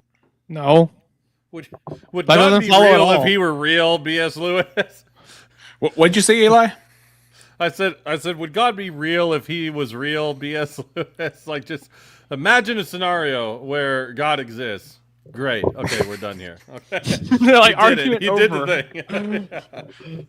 Well, that's the thing. It's like I could not believe what I was hearing. Wouldn't your children be ultimately the ones who decide if you're a good father or not? Ultimately No. is a pretty Hold on a big sec. word. Hold on a sec, real quick. Does your wife's opinion not matter here? No, just kids. Just the kids that decide if you're a good dad. And what if your right. kids This is grew up such to be a- communist? Hold on. What if your kids, like, hold on, B.S. Lewis, you're an atheist, right? What if your kids grew up to be Christian, right? Do they get to now tell you that you're a bad father? Yeah. No. I mean, Does that make you? But does that make you objectively a bad father because your kids grew up to reject all of your ideas? BS says not as much as the kids. The No, kids why- are why do the kids superior know anything? intellect. Okay, so if your What kids do grew they up know to about become parenting? Christians, They don't know shit about parenting. hold on a sec. If your kids grow up to be Christian and they reject everything you believe in, does that make you a failure as a father? Does that make Christianity true? I mean, I just don't. This is such a weird non sequitur, dude. And I don't know if you missed it, BS, but I think it's funny that your whole niche wheelhouse, the problem of evil, it's like the worst objection to Christianity ever. Reddit tier. No. It's true. Why? The argument, or what is it? Because- What is it called? The problem of evil is such a really fucking dumb argument. If God real, why bad things? Yeah, it's literally always an argument from incredulity. By the way, here's what I like to do when they try and do like the argument or the problem of evil. I'm like, you know what's evil? Why don't I have gills? Why can't I swim under? Why can't I breathe underwater? Why can't I fly? You know what? God's Which is evil because also, I by can't the do the way- things I want. Because I'm not That's Big Bird. No, Yeah, because that's I'm not Big Bird. unironically T-Jump's argument too, by the way. He's like, in this perfect world, I'd be like super T-Jump and doing everything I want, and it's not, so gravity's evil. Well, T-Jump. That's I mean, literally T-Jump's That is argument. literally his argument. he thinks the best possible world is when you're isolated and nobody's around, which is like a very antisocial sort of theology, if you will, because it's basically like a material Mormonism. You become God of your own universe. Yeah, he wants to be like on creative mode in a Marvel video game where he's all the heroes at once. No, he and wants to do nobody's creative around in to tell him what Minecraft, to bro. do. That's all it is. He just wants to be able to play creative. Oh, I don't. Okay. The problem of evil is an argument that states that how could a universe created by an all-good God, who's all-loving and all-powerful, also how could evil exist in a world that was created by that? The problem is, if you deny God, you have no standard for evil. Yeah, well, Like, the argument doesn't work. Here's what Mo gets into, and I think you'll like. So I bowed out when I pointed out the fact that you cannot have somebody be the judge who is the recipient, and is dependent upon you. Okay, hold on a sec, real quick. Okay, BS. Lay out the problem of evil in a syllogism in the chat, and we'll respond to it. And I will refute your syllogism in real time. Because you're leaving the psychological stamp that's going to put them through the rest of their life. So you're the male role model. Well, no. If Okay, it's a hold daughter, on, hold on. you're the male role model. I'll engage in this. I'll engage in this. Oh, hold on. I'll engage in this. So then all the children who go and do heinous acts, it's ultimately like the father's fault, right? No, No I matter how said you raise them. the children are responsible for judging if the father is a good father, is what I'm saying. Right, and they're judging that the father did shit. So when the killer kids say, "Father, you're a bad dad," and they go off and kill people, that that's justified and that's definitive. Yeah, therefore the dad's This a is bad so fucking dad. Makes sense stupid. to me. I know so many people that like talk shit on their parents, and I look at them. I'm like, dude, your parents are actually not that bad at all. You're just a whiny little bitch. Like, Right, you're the problem. What is this argument, All right, Lewis? hold on, This is hold so on. retarded. I'm gonna pull up. He's laying it out in premises. I'm gonna write them down so that I Here we have all go. one. Here we go. Premise 1: God is omnipotent, omniscient, and omnibenevolent. All right, now hold on. I want to hear the cowboy read it. Buy a Kia today.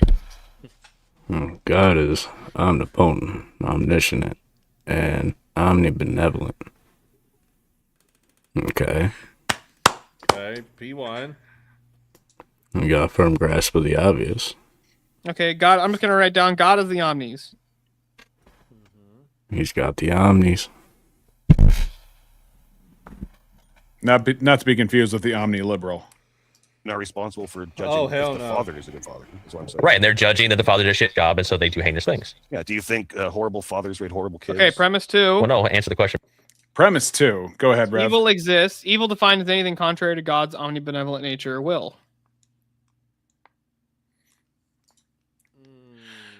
I am wondering.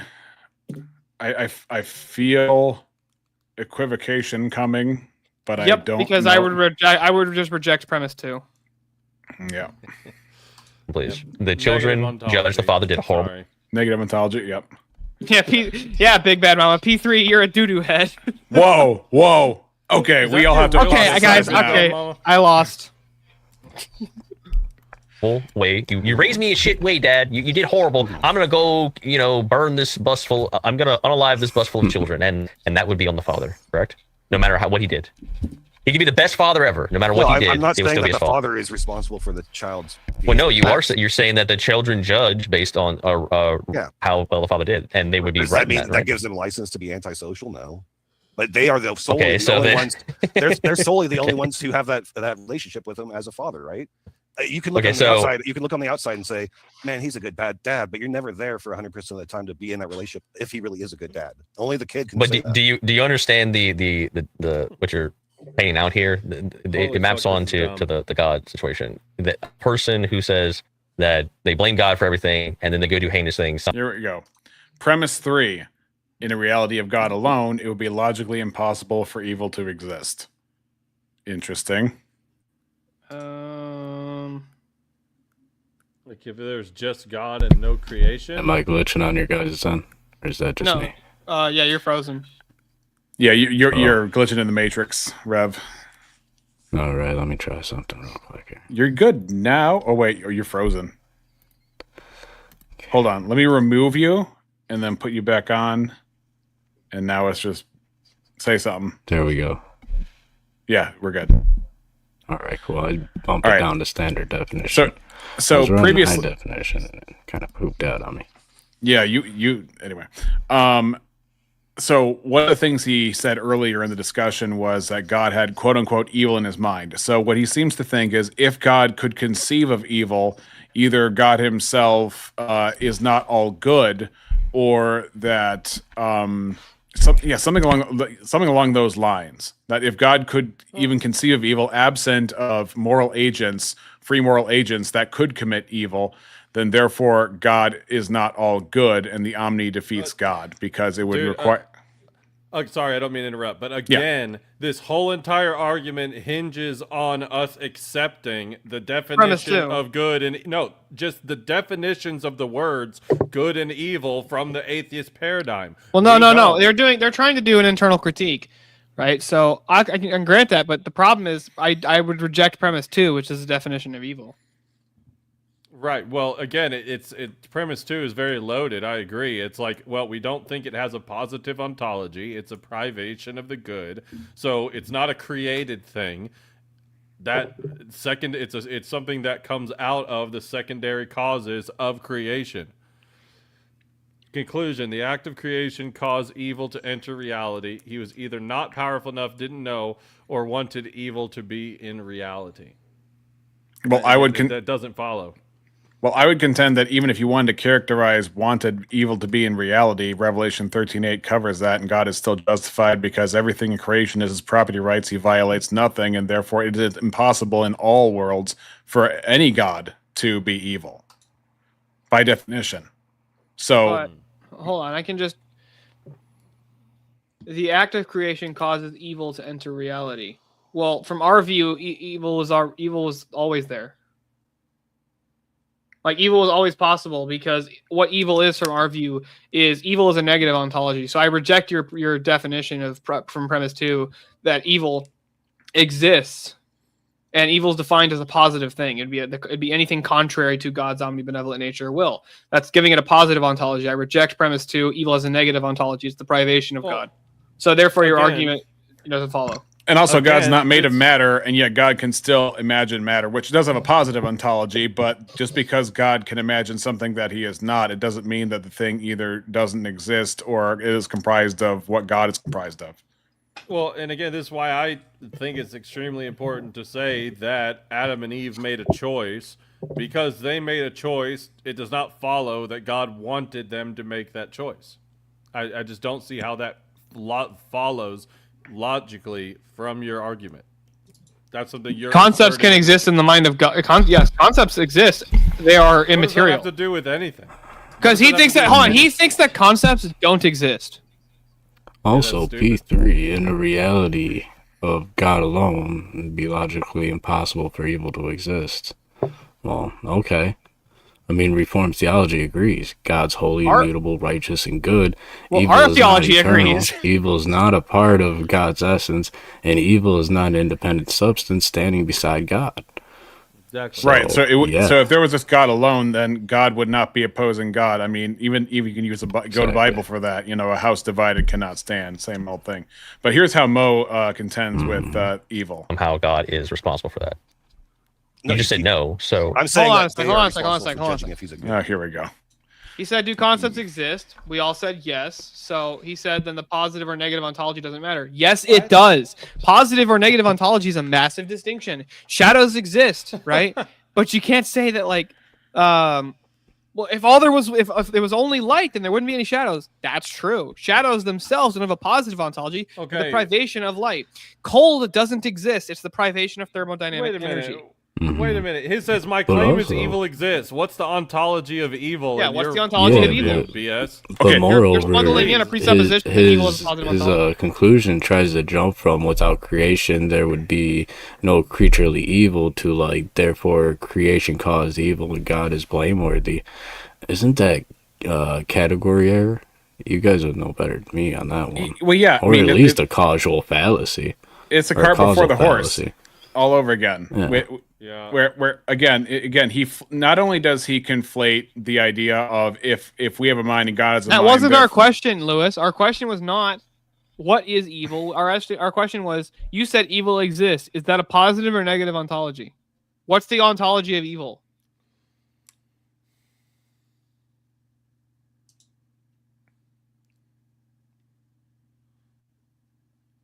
Dude, in one sense, yes. Yeah, but what I don't understand why because it's also missing the point that to create us without free will would be contrary to God's nature. It's an act of love to make creation with free will. And if that free will has the free will to do something that is contrary to what God wants, that doesn't contradict God's nature. It just doesn't follow at all. God. Right, and so I say I'm judging God. Let's say I'm an atheist and I judge God didn't do a great job. I know you guys are going to keep fighting with the one man in the chat, so I'll just put it up here. In any sense it exists, then if it exists in one sense. What? Okay. BS, do lies exist? And I'm going to use that to justify all kind of heinous things. An atheist wouldn't believe in God, but... Well, no, an atheist would. Let's say an atheist is like, yeah, he's saying like if there is a God, let's say. I see Rev chatting in your. If there's a God, he did a shit job, and I can go do heinous things. He would be justified. Hold on, by the way, yes, God. Lies exist, Rex. Lies exist. Okay, so that does that mean lies are true? Yeah, You're He's done. judging what God did. Yeah, because in my view, like not that he has permission to go to do antisocial things. I'm saying he has. So why permission does to say- humans? I'm saying he has permission to say whether to judge whether the God was a good God or not. On what basis? Well, Missing Mod, number one, I wanted to do a review because we're getting some good stuff later on, but also BS says he won this, so virtual BS can do just as good. Under by his own personal relationship with the God. So Even though he couldn't give But an what is he account basing that of on? logic His or relationship truth with or the God. anything like that. no. How is he making the moral value judgment that it was wrong? Subject to morality. Okay, yeah. So, But how would you? my preference? Got it. How? Okay, no. How would you judge that God is good? How do you know that you're not worshiping the devil? Okay, so we're doing just the evil God. Yeah, evil God. Okay, so evil God. How do Okay. you know you're not worshiping the devil? Okay, so if we understand good is what ought be and bad is what I'm gonna ought go not refill my be. drink. I'll be right back. Sure. If we understand good is what ought be and bad is what ought not be, then the foundation of reality would be ought not, and therefore the foundation of reality is what ought not be. Therefore, by being virtue of an evil God, it's a self-defeating proposition. Is therefore impossible. No, it's not. Do you think death is an ought not? Death is a result of the fall. When you say death is an ought not, death is an inevitability. But what do you mean death is an ought not? How is that? Jesus came to conquer sin and death. Those are ought nots, right? Yep. Wait. Hold on. Do they exist? Death is an ought not. Define death as an ought not for me. Death is the last enemy because death came through sin. That's very clear. Because There death are- is what he needs to reverse the curse of death. And so, There are effects of the fall. For example, like leprosy. Leprosy is part of disease. It's an effect of the fall. God came in. Jesus came down and healed lepers from time to time. so right? you Hold do on, see but that that- there but are that's ought not- nots. Then. You- Can you pull up Doom-based comment at the bottom? We can, in fact, conceptualize concepts, you fucking dingus. The difference is, we also understand the differences in ontology. This is some more of that Phil bro shit that you clearly don't understand. Yes, we can actually understand the distinction between things. If something has a negative ontology, it doesn't exist in the same sense as something that has a positive ontology, right? Lies have a negative ontology, for example. Lies are the absence of truth. Light or shadows are the absence of light. Cold is the absence of warmth. They don't exist in their own unique way. They are the absence of something. So evil is the privation of good, which means it's the privation of God. So the problem with the argument from evil is, there's a massive equivocation, because premise 2 is based on a false definition that I rejected from the beginning. But even if I grant it, the argument still doesn't even logically follow. Because the conclusion that the act of creation alone caused the act of creation caused evil to enter reality. And now that I can agree with that part of the conclusion. Well, actually, I'm not even sure I can call the act of creation caused evil to enter, but we could just say evil is a result of creation. Well, no, right? again, this is why I say it's all based off of the way the atheist is defining good, because he's saying, look, here's this God that's all good, and look, he gave his creation choices, and that creation can make secondary causal choices to do something contrary to the will of their creator, and that's bad. So the good God created something that's bad, therefore the good God is bad. But it's like you're just using your own proprietary definition. It's like that's bad according to who? According to you? Because Okay. what's your BS, standard for we good reject your definition. What? So you're equivocating Yeah. in this argument with us. Well, Like, how do you so- not fucking get this? You're equivocating If I'm within the not, argument. if I'm not mistaken, gentlemen, the way that B.S. Lewis here defined evil earlier was anything contrary to, what was it, God's omnibenevolent nature or will. Yeah. Yes, that was the exact definition. I think that needs some work, right? Yeah, it needs to be it needs to be more defined, because Well, no, I mean, I can just grant it. I can say that's a fine definition. That's still a privation because it's something contrary. It's a movement away from that omnibenevolent will. And that statement that he said in his premises is refuting what he just said, that the absence of good is an amorality. It's like, well, wait a minute. If it's either something is contrary to his will or it isn't. That's a true I accepted that dichotomy. he's yes. There's I no accepted middle the ground. omnis. Yes, I accepted the omnis are part of the nature of God. Absolutely. P2 is what I reject. Premise 2 is a definition, and it's a very poorly worded definition. Yes, but that's what you And think it's an logically assertion. follows, but that's not what logically follows according to Christianity and also our scriptures. See, evil is contrary to God's moral, revealed, or perceptive will. Basically, what God commands and loves, right? But evil isn't contrary to God's decretive will, with God sovereignly ordaining it to occur. Look, BS. Hold on. We can hold on. Even we could all just grant to you that your argument is it logically follows. It's totally valid. Too bad it's unsound, so it doesn't fucking matter. So I can reject your argument. Right. Here's the thing. When you say good or evil, you have nothing within your argument to characterize what God's character is or what good or evil is. The scriptures provide that. And so absent of that, your argument means nothing. But not only that, hold on. We can just grant it. His argument can be totally valid. It can all logically follow, but it's unsound, so I can reject the argument because it's built on a false premise. So he said, and this is what I want to get to, because when it gets to this debate, he treats good and evil as if it's an all things equal binary, and it's not. He says if God's nature, just because you have two words on either end of an equal sign, it does not make it a binary in the sense of like a yes or a no, as if evil could stand alone without the evil. Evil is not equal to the good. Right. So he says if God's nature is standard for good, evil is the opposite of that. Here's the problem with that. It's like when people say that the devil is just bad God. That's not what it is, right? Yeah. So God is always more powerful than the devil, right? Infinitely so. They're not duking it out. We're not dualists. It's not exactly. I want to admit that you could live in a not world. You just have a justification. So he's if you hear, he's purporting that possibly you could live in an ought not world. Isn't that amazing? Doesn't make any sense. It doesn't follow at all. Just because there are fallout.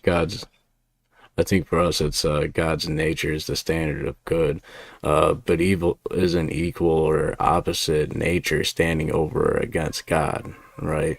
That's why in Revelation 11, when we see the war in heaven, it's Michael the archangel that's fighting against the dragon. It's not the lamb fighting against the dragon. That's because God has no equal or opposite. He is above all. He will defeat him with the breath of his mouth, says the scriptures. Yeah, so just I mean that's why At Doom Base. it's We can ask T-Jumps ChatGPT. And it's important to ask the atheist. It's like, okay, so you're saying that this argument, it follows that God can't be good. That's presupposing that you know what the fuck good is, and that's what we're asking within your argument.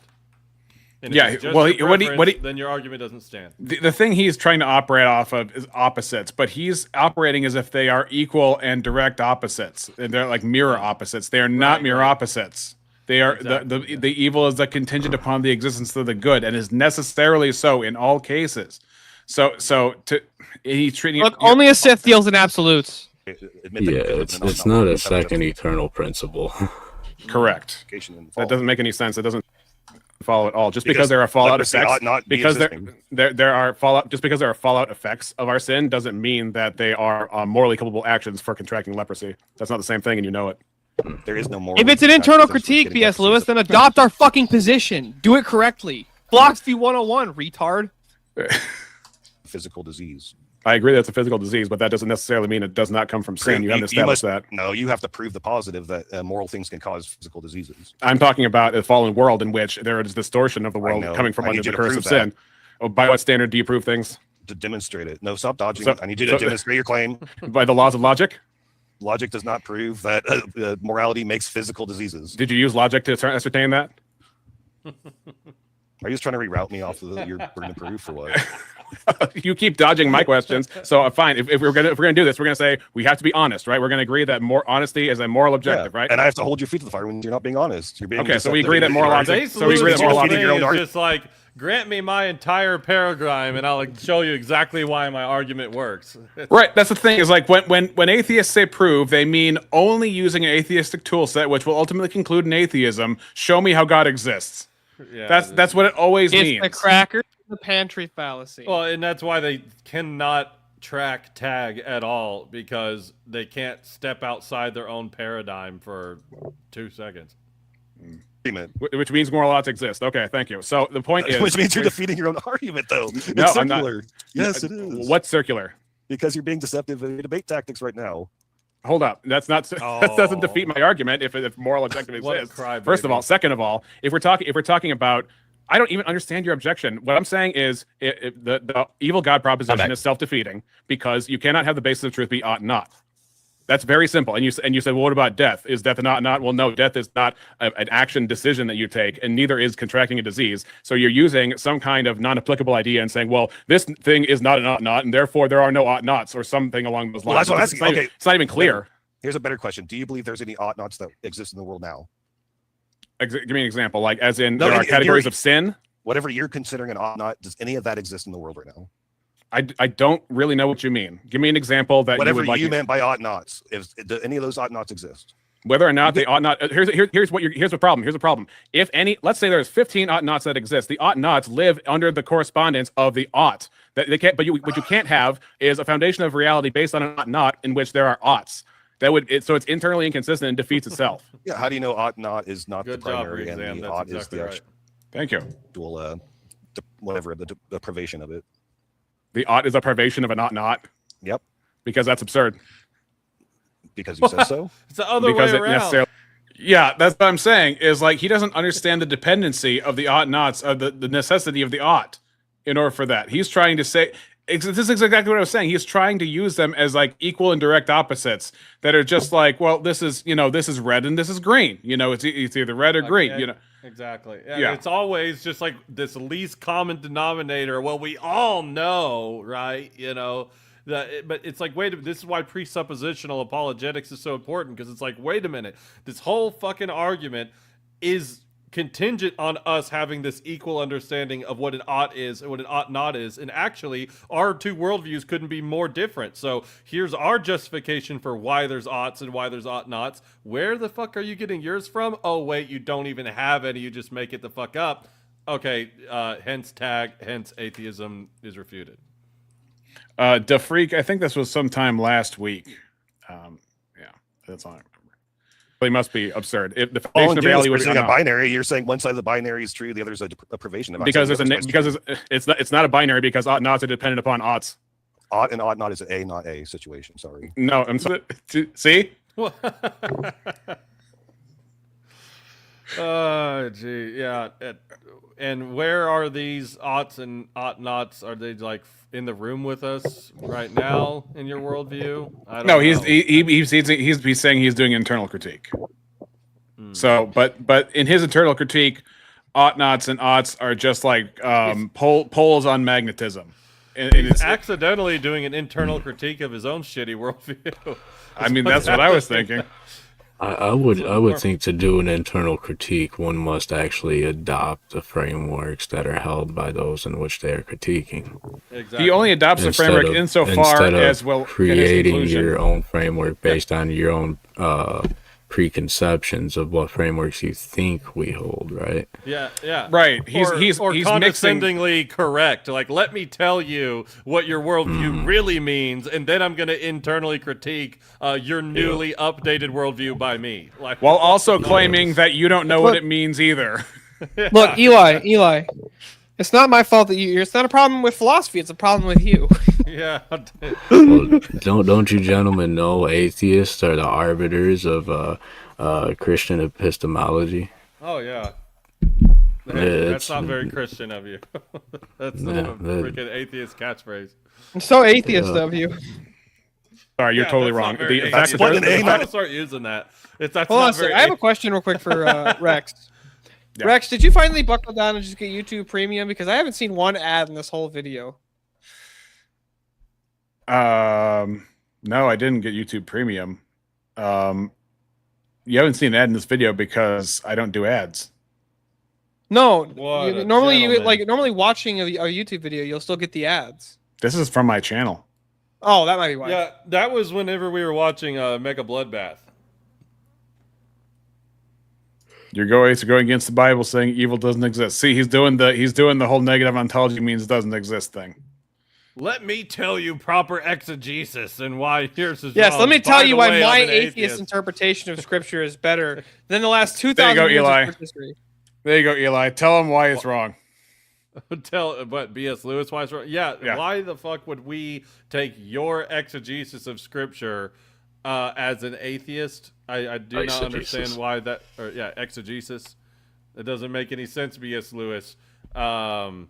Oh shit! I got really nervous when my own face blew up. All right, that's fine. We So don't have here's, to do here's that. the thing. Hold on. Here's the thing. I need Hold an on, real quick. opponent I to want to get address locked this in. claim that he keeps making. Hold on. And still refusing to give us a verse to back up the privation of good. Well, luckily, BS, Eli and I, we're not Protestants, so our appeal isn't just to the Bible. We can also appeal to the church fathers.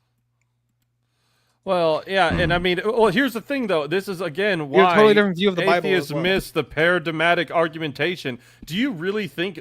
Are you telling me, B.S. Lewis, that if I just presented the right verse, you would just accept like that? You would accept any verse that we give you? I You remain reject the Bible unconvinced. Yeah, no, you reject the Bible wholesale. You would that wouldn't even matter to you at all. So what's a verse going to do for you? We're talking about logical consistencies here. Right, and we already talked earlier, even if I do employ sola scriptura, I can still look, as we said, look at the days of creation. And the days of creation were completed. When God was done, on the seventh day he rested. So all that was created in those 6 days. So anything subsequent to that was not an act of creation. No, I'm a Seventh-day Adventist or whatever the fuck Protestant group disagrees with you.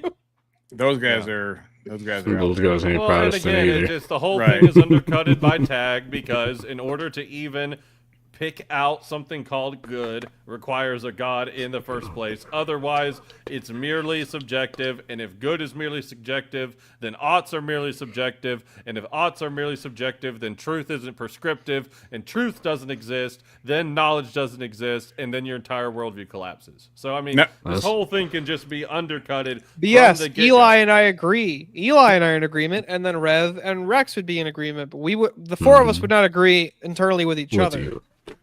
But there's and but we there's a lot of collectively wouldn't overlap. agree with you. Yeah, there's So, lots of Yeah. overlap. Well, for again, sure. that's why the paradigmatic. It's what like, look, you're we seeing have a up here is a grounding. few cousins disagreeing with each other, but then when you come in, you ain't a cousin, man. We're all gonna get you. That's Right. But also remember, within this debate, he also said he does it for fun. It's not because people ought to believe true things or ought to be compelled by logic to come to different determinations. It's because he has it for fun in the same debate. But Eli, you weren't there for that because we've been admits to being a sophist. pretty much. Ought and ought not is a not a situation. Sorry. No, I'm sorry, you're totally wrong. The fact That's that what there's an A, not A the situation fact that is. the fact that there is an ought not G not P, is whatever coming letter. from the fact that there are oughts. You cannot have That's a binary. no, it's not. You are so clumsy with your logic. It's so embarrassing. It's like usually I don't go out of my way He's to be still like asking this for harsh, first. but this was just so blatantly dishonest. Like it's so do it easily more. seen. You know, if there can be a universe where there is only truth, there's only real things, right? There can be a universe of only real things, That's right? ought nots. Engage. Is there a universe where there's only real things? Okay. Yes. I don't know. Is it a binary? This is yes. Is there a yes. universe where there's only real things? There's a universe with real things. Okay. Okay. Is there a universe where there's only non-real things? Only non-real things are there. Does that make any sense to you? But an odd is not a real thing. Okay. Does that make any sense to you? Conflation of terms here. Does that make any sense to you of a universe of only non-real things? It wouldn't, but it's not a good There you analogy. go. There you There go. You made a bad analogy. Wow. No, you're just not sharp enough. No, I'm sorry. because That's not. you're just not sharp enough to keep up with me, man. No, you're just saying well, if you You list ought two not things, that's a debate me. binary. You don't know what a contingency is. You think that every Oh list my of two God, things is a dude. binary. Sorry. It's so bad. It's so bad. If you You put can't not in characterize. front You of can't anything, it's characterize. binary. You cannot characterize an That's ought not without the well, insistence that's of an not ought before that. You can't say that there is a violation of a law where no law exists. I was Correct. using your terminology, and it's still a You're binary. misusing my terminology. If Ought and not ought are a, not a. if I can I commit a crime in absence of law? No. There you go. Thank you. Okay. What's your point? Okay. How unclear was that? Like, just show of hands. Like, how is this unclear? It was very clear. I guess not. I'm confused a little bit. I'm a little slow. Well, that's because your mom took Tylenol, Teriak. So then, without a law, there's no such thing as an ought not. Therefore, it's dependent upon the ought happening. Excuse before the me, ought did not. you just call me Tariak? What the fuck was that? The logos? The logos. The ought Okay. is necessary. The ought not is not necessary. Yeah, and I'm saying therefore, you're mislabeling the the evil, oughts. and therefore the evil God analogy, the evil God so-called challenge falls apart. No, because you're mislabeling God, your God, the good God, as the ought. And I'm saying no. The whole evil God point is of the character- ought, and the whole not God is the good God. The whole point of characterizing God as evil is to call him an ought not, and that's why you think it's confusing. It's not confusing at all. To characterize him as evil is to say he is the God that ought not be followed or ought not be. No, good is Is that just the privation of polytheism? evil. What are you talking about? Polytheism? Well, no, he's Did I trying to just- say did I that just hear good. some He's polytheism basically starting there? he's trying to boil down to, well, good and evil are just these labels that we assign to actions and attitudes and things like that. And how do you know that you're not following an evil God? And yeah. So he thinks he's not losing here. He thinks later, he talks about later, he accused me of conflating morals with laws. So weren't we not talking about the problem of evil? Isn't that a moral claim? Weren't you talking about an evil God? Isn't that a moral claim? Isn't a law a good analogy to bring to mind certain particular attitudes and actions that break moral oughts, that go against moral oughts? This is not hard. I don't know why you're trying to make it so hard. Well, and if evil is a violation of good good, has you can no have- ontological Just basis. remember, It's only he evil that can't exists. actually. Yeah, okay, you're just- The reason he doesn't do a proper internal critique is because you can't, because it's a consistent worldview. True. So you're just swapping things around But that's what arbitrarily. the whole point of the argument is. It's a binary argument. It just flips your guys' argument on the head. And makes No, it- you it- no, you it don't doesn't you prove don't understand anything. conditions. You don't understand conditionals. I missed the start of this, obviously. So the evil God. So the idea is, okay, how do we not know we're not worshiping an evil God? Is that the question? Yeah. So Right. so my contention Right, is so- my contention is if good is ought and then bad is ought not, the foundation of truth cannot be ought not, because ought Oh. not only exists in relationship to an ought, but you can have oughts without an ought not, and therefore because you can have a universe that's only good, but you can't have a universe that's only evil, because evil violates a pre-existing law, which would be foundational, which means that good must be foundational and evil must not ever be foundational and cannot be. And my argument watch- is the okay. exact opposite of that. Right, which is Okay, well, ridiculous. Evil is the odd. Okay, and so good is the odd not. so watch this. So that would make Lewis, evil good. Thank you for making my point. That would make evil good. You just switched the No, words, it but the make- reality remains. That's insane. All right, hold on, You're hold on. making good evil. All right, hold on. He says creating aren't contingent on moral position. Okay, I don't know what he's talking about. He's talking to Da Freak. Hold on, check this out, Lewis. So the objection is, how do you know you're not worshiping an evil God? Under what standard are you assuming God is evil? I'm just Or hypothetical. what is the objective standard that God is evil or good? By the existence of ought nots in the world. But what are you basing those What on? the What is the fuck? what is the standard you're basing those on? By the existence of ought nots in the world, he judges that God is evil. Well, again, this all comes down to, okay, like, let's grant what you're saying, according to who, and it just comes down to me, I guess. Like, Yeah, it's he's not- an atheist. it's not- It's his subjective opinion. yeah. So again, all critique. His whole This idea is and why axiom of good and possibility of the evil is contrary is subjective. so important. If you're positing that good is the case, it can't be any other way other than from a god. If you're positing that evil is the case, it can't be any other way than a privation from that god. And it's like they want to say, oh, you can't prove that. Well, okay, wait a minute. You're making the assertion that it's possible for it to be any other way. On what grounds are you giving that possibility? Because I can, in fact, give a demonstration of why this is the impossibility of the contrary. But if you're going to make the alternate positive claim that actually this is totally possible to exist in a different paradigm, then that needs to be demonstrated. Divine revelation. You have divine So he says he has divine revelation. revelation. For this hypothetical, I do. That's hypothetical. Are you serious? Yep. Is it historic and You guys public? get to use it Well, all the just a time. moment. Oh, I bring up something along those lines actually. So we're on the right That's track the next together. question. That's the next question. Can I? Just a moment ago, you said your objective is more standards based on your preference. Oh, but this is hypothetical. This is not my actual argument. Well, in this hypothetical, if there's divine revelation, then I wouldn't be you arguing just for know any God's- god in my real world, but I'm Well, arguing no, for a if- theistic god here. So okay, but even under your hypothetical, you get divine revelation. You would know if God's evil or good. So wouldn't it be self-refuting? Yeah, he tells me that he's evil, and evil is the thing I should do. Okay, so in your hypothetical, God tells you that. So then why even pose the question? So in his world, you're morally obligated to do what you ought not do, and he doesn't think that's absurd. You already know. Because you guys have a Word different God game. that says good is the thing. That Well, we no. like. Well, are we going back to what we believe or what? Dude, I'm saying, how do we I tell get it. that? I mean, the whole thing is just like, well, what if I redefined good to mean evil? Well, Right. then it's just good to you, and it's all subjective, which is what you believe because you're a dumb fucking atheist. Or if Like, all you're- you do, Him I was just even gonna say, attempting to do this hypothetical just illustrates the bankruptcy of atheism. That's what I'm saying. In his attempt to do an internal critique of us, he ought to be wise enough to see he's actually internally critiquing his own shitty worldview.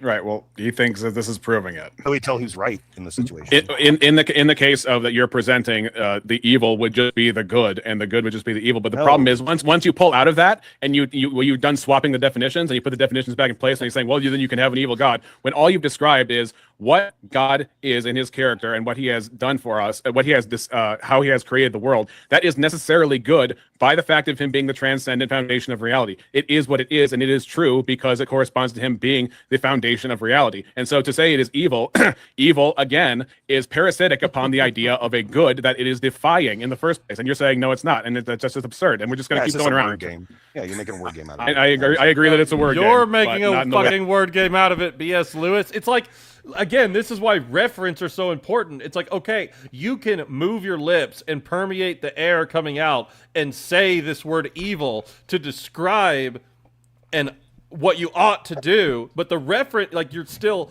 just turning it into the ought, so it's the same exact problem with different labels. That's all Right. you're doing.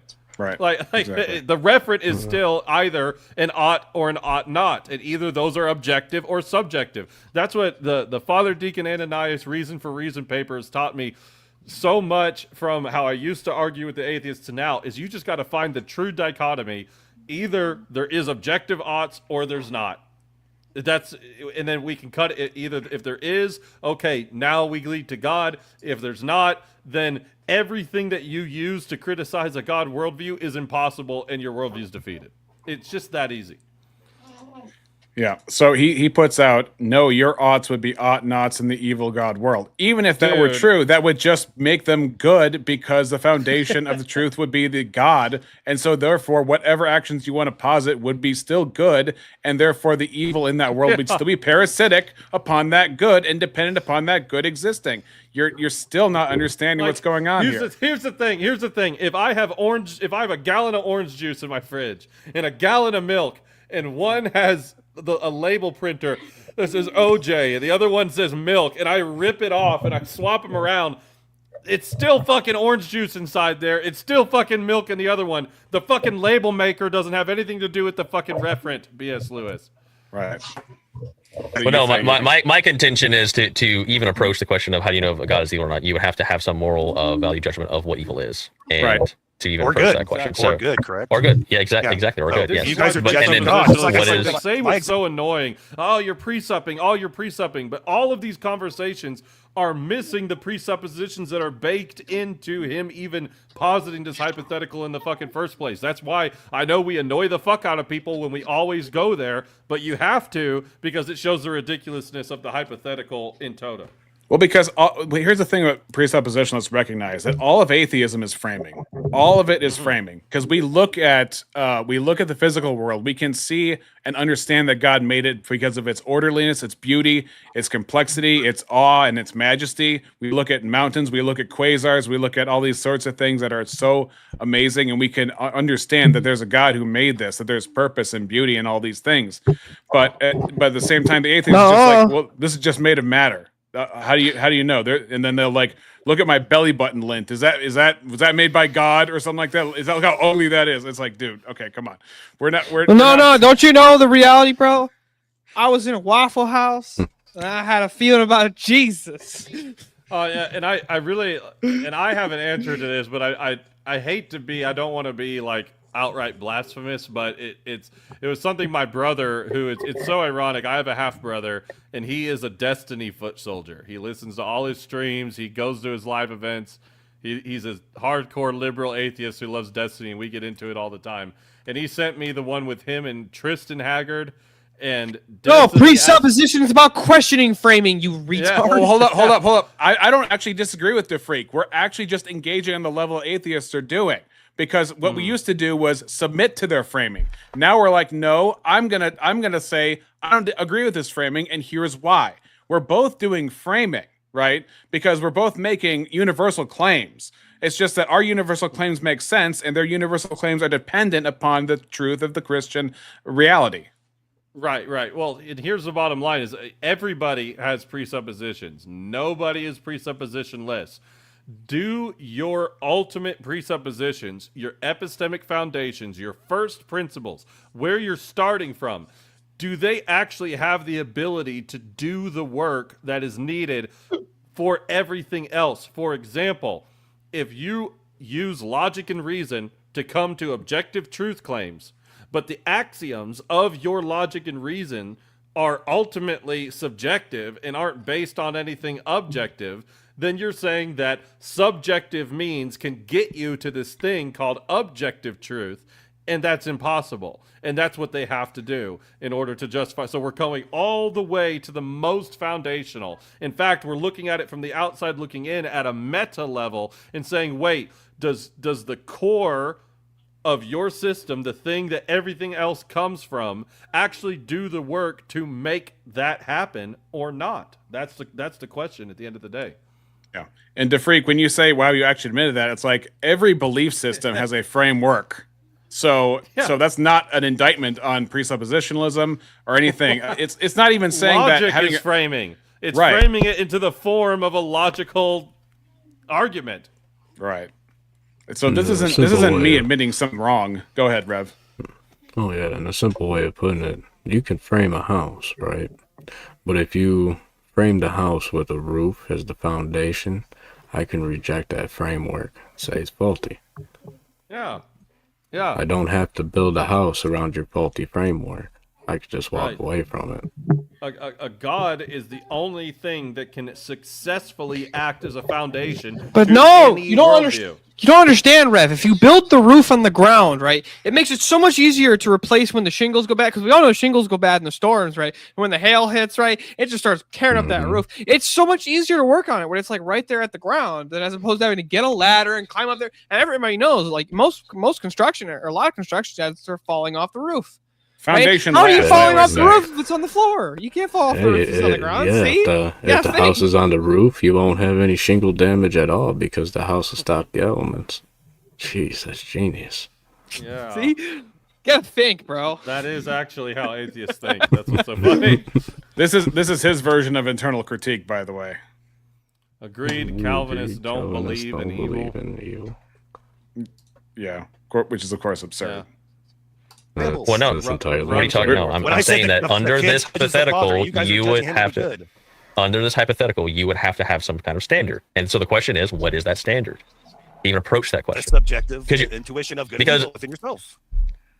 Well, the objection assumes a real standard of good and evil. So what are you using to make that standard? Exactly. Yeah, I'm saying that my evil God is the standard of evil. What law is the evil God breaking?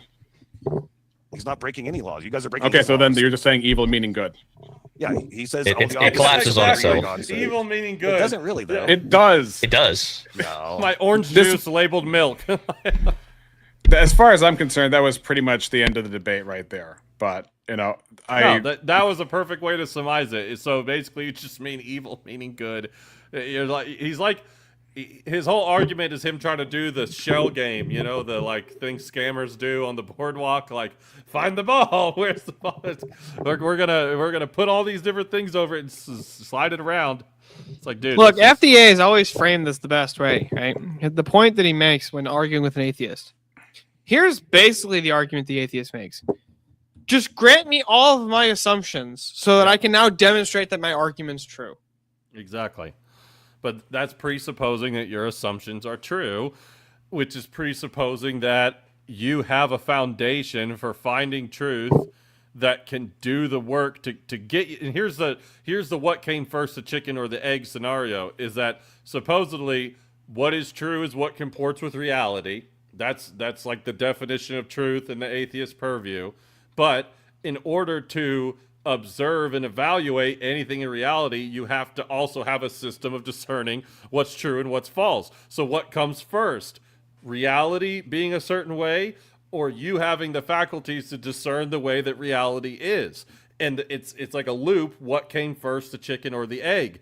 And that looping, that constant looping at the core of their system is a symptom of autonomous epistemology trying to find a starting point for something that they never can because the starting point is outside of themselves in a God. And that it's almost like that's what I was getting into with Danny. But it's like if I have this phone, right?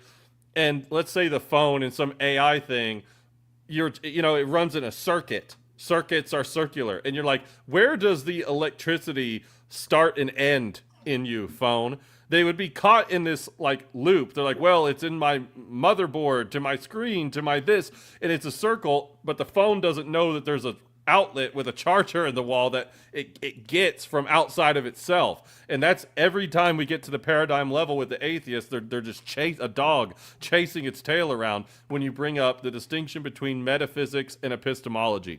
Your metaphysics has to inform your epistemology if it is true that what is true comports with reality. But in order to accurately evaluate reality, you have to have some system of epistemology. Round and around and around they go. The only way to break this vicious circularity is if knowledge comes from outside of us. Right. Thus, divine revelation. On this note, boys, it's 1:45 in the morning. I have to get up at like 4:30 for work. Steelborn, thank you so much for being along for the ride. Always appreciated. This All was right. lots of fun. Now, tell everybody where they can find you. Yeah, you can find me at Steelborn on YouTube, X. In fact, if the mod's over at Rex's channel, wouldn't mind plugging mine in. Actually, I think I can do it. Do you have a link? Do you have a link tree in your channel, by the way? No.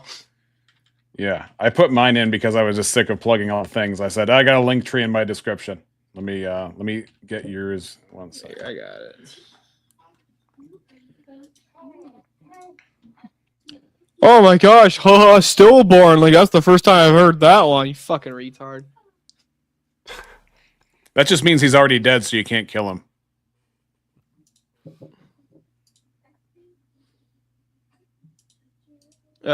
By the way, for everybody who's over in Rex's chat, I no hard feelings towards any of you guys. I take this, I take this position very aggressively, very seriously. I defend it very aggressively because for the last 20 years, Christians have basically just been hamstrung and mocked constantly by atheists who think that they're so much superior than us. So, And I didn't even come on YouTube myself for atheism. In fact, if anything, I was hoping to avoid it and just focus on issues within the Christian realm to clean house, because there's a lot of issues. Yeah, I came to do this. I started my channel to do a politics channel. I had no intention of doing apologetics at all. I just I enjoyed kind of yelling came at from people those late at night. liberal preachers. Yeah, seriously, same here. And also those on the far right who are just, like we reviewed the other night. Stillborn, you were in the comment, you were in the chat for that one. Yeah, with you and Rev. Yeah, the Zeb Boykin and Michael Spangler, See, it's weird. I've actually talked to Zeb Boykin before. Yeah, I had an exchange with him in chat in one of Sarah Tomato's things, and yeah, we had a back and forth there. I've talked to him on an open panel. Like I don't know. I watched his review today of the that guy. He's the guy with the goatee. Yeah, the thick mustache. Heavy set dude. Yeah. I watched his debate review with the Andrew versus Owen debate. Right. I saw that was live today. Yeah. Well, the problem was basically everything they just said was Andrew dumb, Owen right, and I'm like, you're not actually making an argument. It's like, look, I think Owen made some great points in that debate. I think Andrew made some great points as well. I don't avoid you guys. I face you head on all the That's time. true. Well, he's talking about me. He's talking about me because I was like, I'd rather not, because it's just the same things over and over again. And Eli and I go hunting for atheists. Yeah, we really do. I think atheists go hunting for me, Yeah. But then again, yeah, this whole thing started when I was in Defnot's chat. I said I could explain the biblical understanding of that slavery, and that slavery does not comport with the will of God. He doesn't give a moral approval to slavery. And then Phantom hooked me up with Aiden, and then had the debate on Swords of Reason with Aiden about slavery, and then all of Aiden's friends came over, which were atheists, and I go in Missing Mods chats, and there you go. And then now we're all intertwined together in this big web, and it will continue to intertwine and spread. Ah, memories. Ring the bell for memories. Re-exam, did you see Jim Bob's that Jim Bob versus 8 atheists on Taco's channel? I watched like a tiny bit of it. I meant to watch the whole thing, but I have so many tabs. BS did Problem of Evil on there, and that was really good. By the way, for any of you interested over there in Rex Chatland, it will be on Thursday evening, 8 p.m. Mountain Standard Time. It'll be the first Scud debate. It'll be me versus Planet Peterson on Christian nationalism versus secular humanism. If anybody wants to come watch, you guys should come check it out. It's going to be a great time. Hell yeah. Blame Aiden. Oh, hold on. So this is Aiden's fault? It's not Aiden's fault. It's Phantom's fault. It's Aiden's fault. I don't know who either of these people are, but... Yeah, so Phantom X11 is supposed to be the atheist version of me. Like, Missing Mod keeps telling me that I say things like we say things like each other. There was one time in the chat where we entered the exact same word, or at least the exact same concept, one after the other. But apparently I'm like, when I speak, I'm too technical for her, and my humor is like his, and just, I don't know. But the only difference is I don't do any gaming on my channel. Yeah. I tried once, and that stream instantly got copyright struck. I think B.S. Lewis subbed to you, Steelborn. Appreciate it. But yeah, I did that one time. I tried playing games. I just tried playing GTA 5, right? While I was just sitting there reviewing some shit, and I got in the fucking car in the game, and the radio was playing, and the fucking stream instantly got copyright struck. Wow, AI is getting pretty sharp. Yeah. You freaks following BS, and you freaks follow me following BS and Doom. Well, on that note, all right, I gotta hit the hay, guys. Have a good night. Good night, Steelborn. God bless. God bless Christ is Steelborn. risen. Have a great night. Truly, he is risen. And then there were 3. So not you, Rex. I meant the chat. Okay. So the other debate I was looking at, I mean, this is just like we can just wind down if you want, but the other debate I had proposed to Steelborn, but I was not nearly as excited about because I wanted people's evaluation of my back and forth with BS because I wanted to see where my missteps were. And this was, do you recognize this guy? This is Brandon. I was who did I join with? I hopped on a Speakeasy's panel when he was on somebody else's panel, and I was on a panel with him not too long ago. Yeah, I've been on a panel with him a couple times. First time was with Pisco, and I didn't recognize him. And then another time was with Confluence when Speakeasy was talking about race and racism. That's that one the one night. I was on. I was with you there. That's the one where I know him from. Yeah. Yeah. So he is a secularist who disagrees with Kyla, aka Not So Erudite. I saw this video the other day. Yeah, I was listening to this at work. Yeah. Yeah, He talks to her about Agrippa's trilemma, right? Isn't that interesting? Because I would have thought most atheists would have latched onto the Agrippa's trilemma and used it as some kind of like three-legged stool like you would on a lion. Just confuse the lion. But what? Okay, seeing as you've seen it already, do you have any thoughts, or what do you think? Well, I didn't watch the whole thing because again, maybe people say, "Oh, echo chamber," but it's like when I'm at work, I like listening to, I recognized who he was. I was like, "Oh, this is that guy on the panel." I was like, I don't really agree with this guy's takes enough to listen to this entire video, so I'll just move to something else. But I listened to like the first half of it. He was asking the right questions. The problem is I just don't think that he provides an accurate prescription. I don't know how he could. You know what I mean? Yeah. Doom-based, I think he is atheist, or at least agnostic. Something along those lines. About what was he talking about? contextual epistemology or something that night. He was like, I'm a contextualist or something. Sounds similar Yeah, to he's- standpoint epistemology from wokeism. Yeah, and he's an atheist, and that's why I was just what's so funny is like this is technically an atheist versus Kyla the theist. That always drives me nuts. That like she's technically claims to be a Christian, but it's like, Yeah. As far as I'm very concerned, most of the criticisms, I think when Catholics and Orthodox criticize Protestants for trying to use the Bible as their puppet, that is true for a lot of different denominations and people who identify as Protestant or at least non-Catholic, non-Orthodox, right? Right. Not counting the Coptics. But yeah, although I will say when I went to a Coptic church and I asked them about their divorce and remarriage doctrine, it was pretty much the same as an evangelicals, which is kind of surprising and kind of sad, because they ostensibly they would be more in line or at least be more aware and more emphatic on the early church than otherwise. B.S. Lewis, you say it was a good talk, Rex. I don't know if you were talking about your talk with Jim Bob or myself or somebody else. Here we go. Yeah. These guys don't agree with their fellow Christians. Erudite. Are they critiquing from again? When she said she's a postmodernist Christian, what the heck? Progressive Christian or something like that? What the heck does that even mean? Like, she's in her fifis. This was All right. I actually commented on really quick. This is really fast, but she had a tweet where people were getting into it with her about Agrippa's trilemma, and I said, "Erudite thinks Agrippa's trilemma means we can just shrug off justification. However, to say Agrippa's trilemma is true is presupposing you have some non-fallacious way of discerning truth. But if Right. that way is ultimately fallacious, according to Agrippa's trilemma, then you can't even know Agrippa's trilemma is true." That's my critique of what she does, and we'll see how close he gets. Yeah, really quick though. I want to show Kyla in her own words. That goes into making a here's the ad. podcast.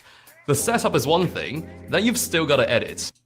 Hi everyone, Not So Erudite. For those of you unaware, I am what you call a radical Orthodox Protestant, which means that I subscribe to a postmodern form of theology.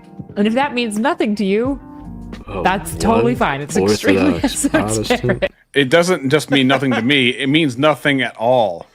Ultimately, Yeah, what was that? Check it out. Something Orthodox Protestant, which means that I subscribe. For those of you unaware, I am what you call a radical Orthodox Protestant, which means that I subscribe to a postmodern form of theology. And if that means nothing to you, that's totally fine. It's extremely Holy fuck. esoteric. Has all the caveats. Esoteric. That's one word for it. That's Have one. you That's seen one. the entire debate between her and Jay Dyer? It is a certified hood classic. It's so fucking funny. I don't really. love I that mean, shit. yeah, I don't really enjoy either of them in that debate. I think I find them both annoying for different reasons. He was. I'll admit it. I'm not gonna sit here and pretend that he wasn't. But just to see her like freak the hell out was hilarious. Thank you, BS. By the way. Missing Mod says, at least she's cute though. She is married, so the cuteness, and even if she wasn't married, there is no way I'm going for somebody with that theology. It's like swipe left. And she's kind of a cake face. I've seen her like with and without makeup, and I like didn't even recognize her. I was like, what the fuck? That's Erudite? I mean, what the hell? Makes as Gentlemen, much sense as a concept of evil being a privation of a concept of good. Oh yeah, everything's subjective, including truth from your view. So our view is just as true as your view, and debate's impossible. Good job, B.S. Lewis. Yes, Rev, you were going to say something. Yep, I was gonna say beauty's only skin deep, and it doesn't last forever. She could be a perfect 11 out of 10, but with theology like that, man, that just shoots her right down to a 0. Well, 10 is the privation of 0. Anyway. Well, and on her latest whatever debate with Andrew, I guess towards the end, she got into Destiny's Adderall stash. But I know when someone's tweaking. I used to be a tweaker, and she was geeked hard. Wait, were you there in person with her or something? No. Okay. No, I've just seen her around online. I've seen pictures of her Oh, with yeah. makeup and without makeup, and also at her whatever debate at the end, I was like, she's gacked on something. Whether it's Oh, yeah. prescription or not, it's something. She seemed like she was speedballing, didn't she? That's what I thought. Yeah, I was like, holy, right, dude, it was bad. She It was really bad. on it. She at was least talking Destiny really can fast, very somewhat hide it. repetitive, and she was like at the edge of her seat the whole time, just like Dude, it was right there. bad. It is, yeah. I mean, she had. I don't. One of the many reasons I don't like debate, you have to take too many drugs.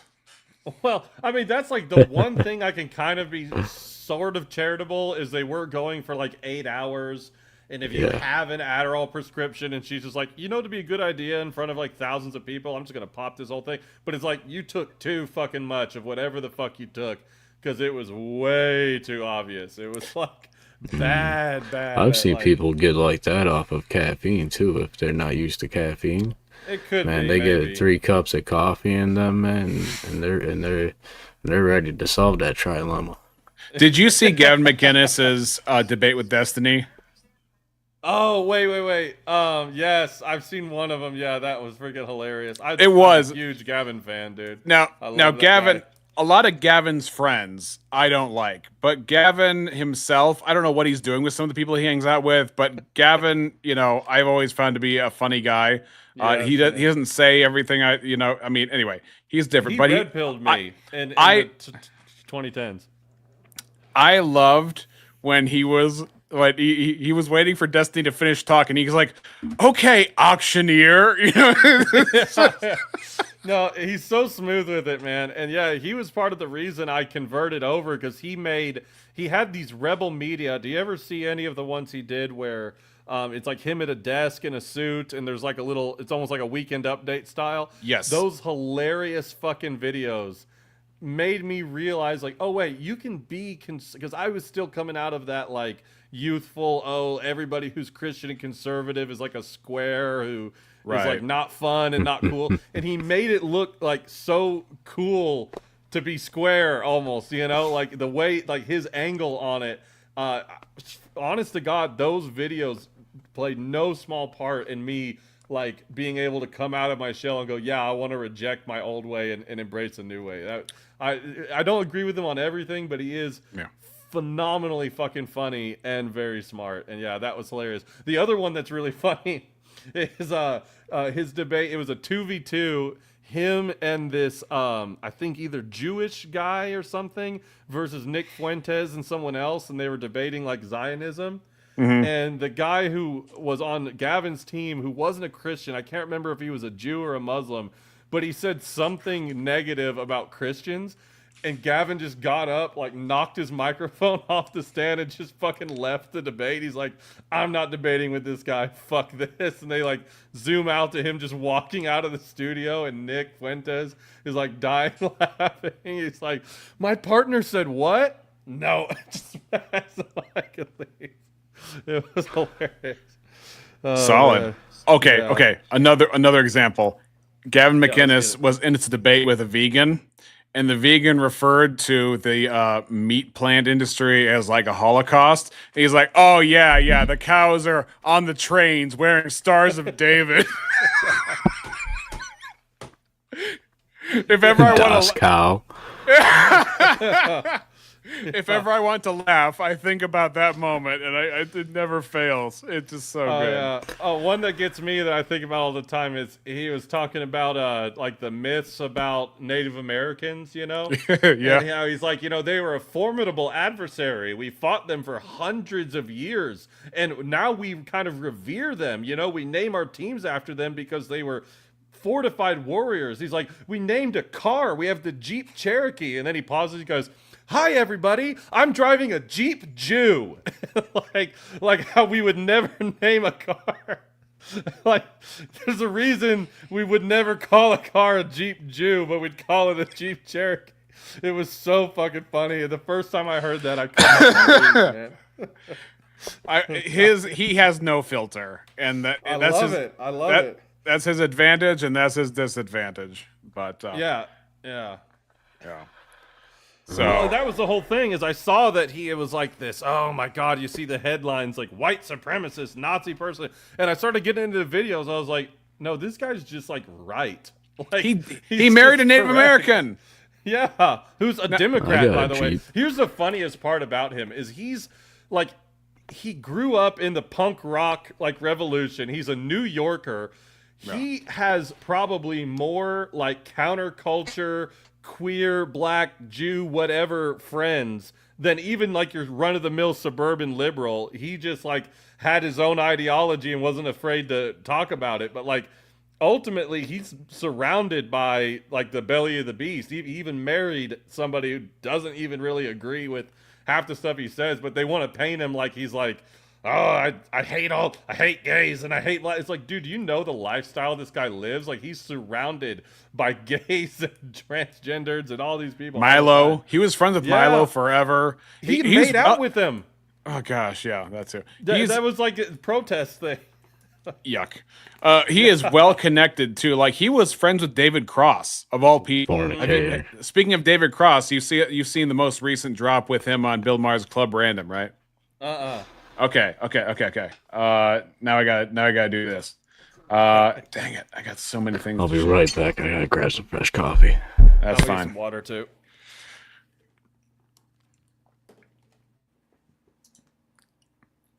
I've been abandoned.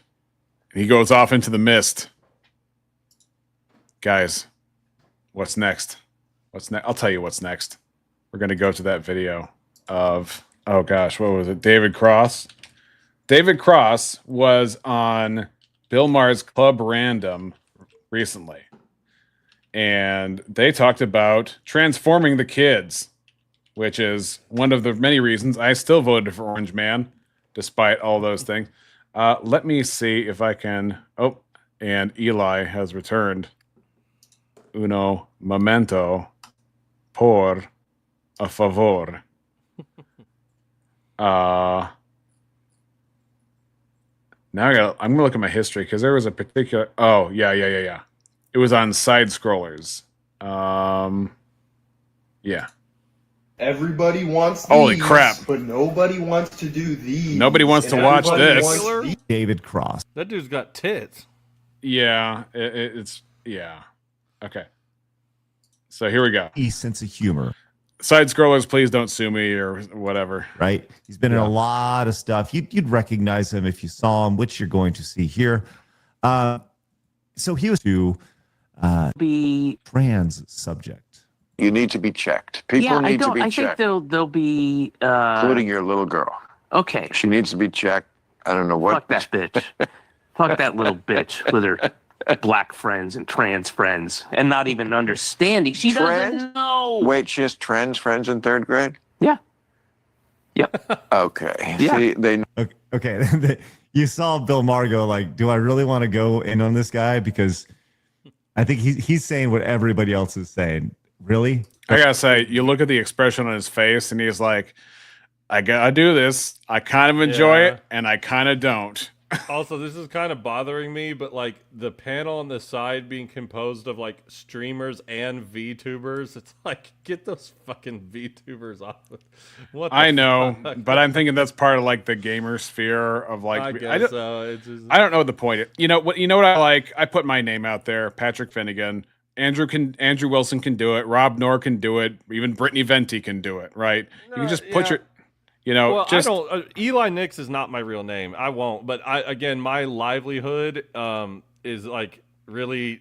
I just fear. I really do fear somebody retaliating against my business, which would be very catastrophic. So I'm not even about that. I just think it's funny that we have like guy like very seriously into the conversation, and then you have like Asian cat girl with a fucking teddy bear. Like, it's just a weird juxtaposition of like, let's introduce our informed panelist. We have David whoever here, and then we have Kitsune Discord. Fucking like, I don't know, it's just weird. I will say it is to our advantage that the gaming community, quote unquote, if you want to use the community terminology, got roped into this because they're all about strategizing, and they're all about like going against large. I mean, most video games have the plot of you are the one person against the evil empire of some sort. So you get a bunch of those people together, and you say you can't have games that, you know, whatever. Actually, from what I heard, Razor Fist and Melanie Mack were trying to use censorship on games from a Christian perspective, which I would say on a moral level I approve of, but on a strategic level, bad move. This is neither time nor place for something like that. They were trying to remove the Christian influence from certain games. No, they were trying to say we should use Christian principles to censor games, allegedly. Allegedly. So anyway, back to the trends. Do you play any games? Not anymore. I have a game called Urban Terror on my computer. I barely ever play it. It just uses the Quake 3 engine, but you could build maps, first-person shooter, actual gun models, realistic physics for the guns, things like that. Oh, hell yeah. I was just going to say there's this one called Kingdom Come Deliverance where you're this like medieval knight and you like do a bunch of Christian stuff. You got to go like pray and in front of a cross to say the Lord's Prayer and it like buffs you. It's actually a very mainstream game. It's kind of based. Not aware of it. Third grade? Okay. Yeah. See, they know their trends in third grade. I knew. It's not funny, but it's funny. I mean, it's absurd, but it's a crime. It's a Yeah. One of her friends I knew when he was a girl. How old? I think just turned 9, and is just the coolest kid. I don't. New rule: nobody with that beard can have that hat. I think boy to girl, girl to boy, girl to boy, girl to boy. Okay. And she has another very close friend who's not in this school, but who's boy to girl at 3. But girl to boy, I mean. What is this, hip hop Santa Claus? That sounds. What I miss. Hip hop. Okay, so Bill Maher has David Cross on his show, and he's trying to talk He's about to go shred some half pipe. $20 says he's wearing Vans. Kickflip Santa Claus. Okay. Also, Bill Maher's mannerisms kind of gross me out. They always have. He just has this kind of like indulgent, like very aloof boomer. Like it's very like not self-aware and gross. It always gives me the creeps. Well, I will say At least he's having a conversation with me. Yeah. At least he's right 25% of the time, which is refreshing. Oh, my favorite Norm Macdonald joke is he goes, "Look, everybody, you won't believe it. Bill Maher has the answer to all of our problems for free." It's really funny. I don't think I've seen that. Was he on Real Time? No, it was his Norm Macdonald Live where he has the guests read the card. And he actually, they're like, "We're doing jokes." And it's like, have you seen those segments from his show? Yeah, and then the guests get the cards. Yeah, and they read the joke. So it was Roseanne Barr reading it, and she like looks at the card and laughs. She goes, "You won't believe it, everybody. Bill Maher's giving away the answer to all of our problems for free." It's just a very classy nod to his presumptuous nature, Very funny. Yeah. You need to be checked. People need to be checked. I think they'll be including your little girl. Okay. She needs to be checked. I don't know what. Fuck that bitch. Fuck that little bitch with her black friends and trans friends and not even understanding. She doesn't know. Wait, she has trans friends in third grade? Somebody skipped leg day. Yep. Okay. Yeah. See, they. Okay. You saw Bill Maher go like, "Do I really want really third grade?" Okay. Okay. Yeah. See, they know their trends in third grade. I knew one of her friends. I knew when he was a girl. How old? I think just turned 9, and Hip Hop Santa Claus just has a way of saying it. It's just fun to say, Hip hop Santa Claus, hip hop Santa Claus, hip hop Santa Claus. And is just the coolest kid. I think boy to girl, girl to boy, girl to boy, girl to boy. Okay. And she has another very close friend who's not in this school, but who's boy to girl At 3. A At 3 girl years to old. boy, you know, I mean, What the fuck? At 3. Mm-hmm. At 3. Like, what are we doing? Yeah. So and Hey, husbands, if you found the love of your life, get her this. That's It not comes in a happening. heart-stopping These are rose base surprise box. Kitsune But VTubers. That's interesting. Yeah. Yeah. So I don't know if I'd call any of these people actual right wingers or actual conservatives, but they definitely skew anti woke. They're just not insane. That's good. Right. Once I'm trying to let's see. Here we go. watch just how insane Another this Gavin conversation. McInnes quote: "All trans are mentally ill gays." I remember that quote. I remember when he dropped that. But there's more I can say about that, but I won't right now. At 3. a At 3 girl years to old. boy, you know, I mean, I knew somebody who said to me, actually more than one person who said to me, a woman said, you know, I was what they called a tomboy. If I was alive now and acted the way I did then, that's what they would have done to me. Okay. Now pay 100% attention. She, Well, I don't know. I mean, literally, nobody is doing this to how her. old? She is, or he is. Oh.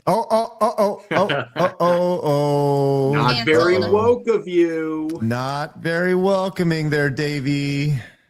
Either 8 or I think 9. Okay, then somebody is doing something because 8 or 9-year-olds can't No, you know what they're doing? Can't They're- do anything on their No, own. they're buying them boys' clothes. Well, and- then they're doing something. They're doing. Sure, yes, you're right. They're buying. That was easy. In a matter of 20 seconds, he went from nobody's doing anything. Oh, sure they are. Yeah, absolutely. They're and telling them you're a boy now. No, they're not telling them. They're just agreeing with. They're like going. Well, they're okay, agreeing honey. with an 8-year-old because Yeah. Okay, Eli, you and I grew up around the same time. There was none of this. No boys No. or girls were running around saying, you know, I actually think I'm the opposite sex. I've had some kind of out of body into another body experience, and that felt warmer and fuzzier. That just did not happen. This was all adult fantasy influence stuff. Now, I'm sure there have been confused people who have had issues since they were kids, right? But the framework that we've given them is a false ideology that accommodates that, but it doesn't accommodate their actual physical reality that they're living in, the body they have. I don't understand how people can't see that the solution is teaching people to accept their bodies instead of teaching people that it's right to mutilate their bodies. That's the difference. So my thing is children, because I've raised quite a few. Children tend to use their imagination, right? They're kind of outside the box thinkers. You know, you have children that will think that they're a superhero. They're Spider-Man, they're Batman, they're Superman. If parents were to embrace that imagination, that concoction, bad things would inevitably happen. If I were to tell my child, yeah, you're Superman, you can fly, you can get hit by a car, it won't hurt you.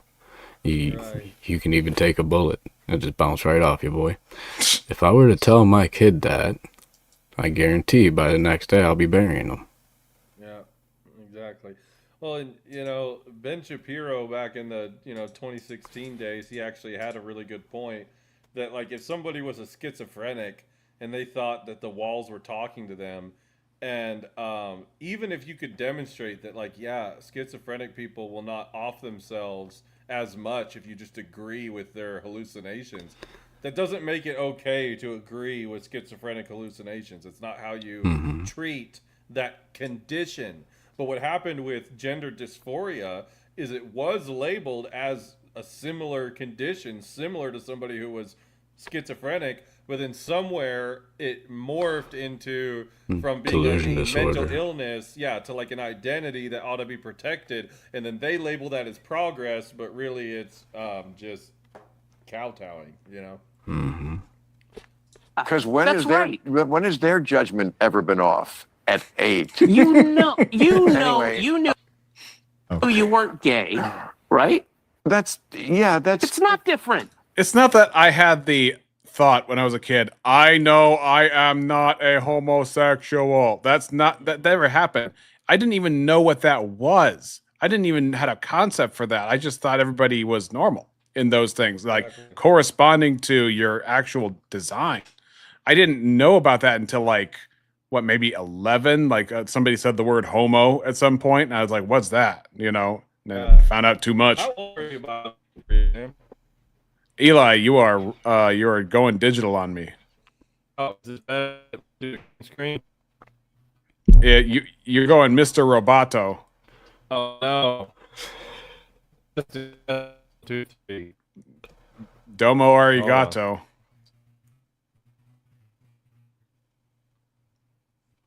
I think your internet antenna was held together with some chewing gum and tinfoil. Have you tried turning it off and turning it back on again? That's why we have the full stack developer on staff 24/7. Power button doctor. And here we go. We got two of you now. I know. What the F? Who's that guy? I'm going to have to ban that guy.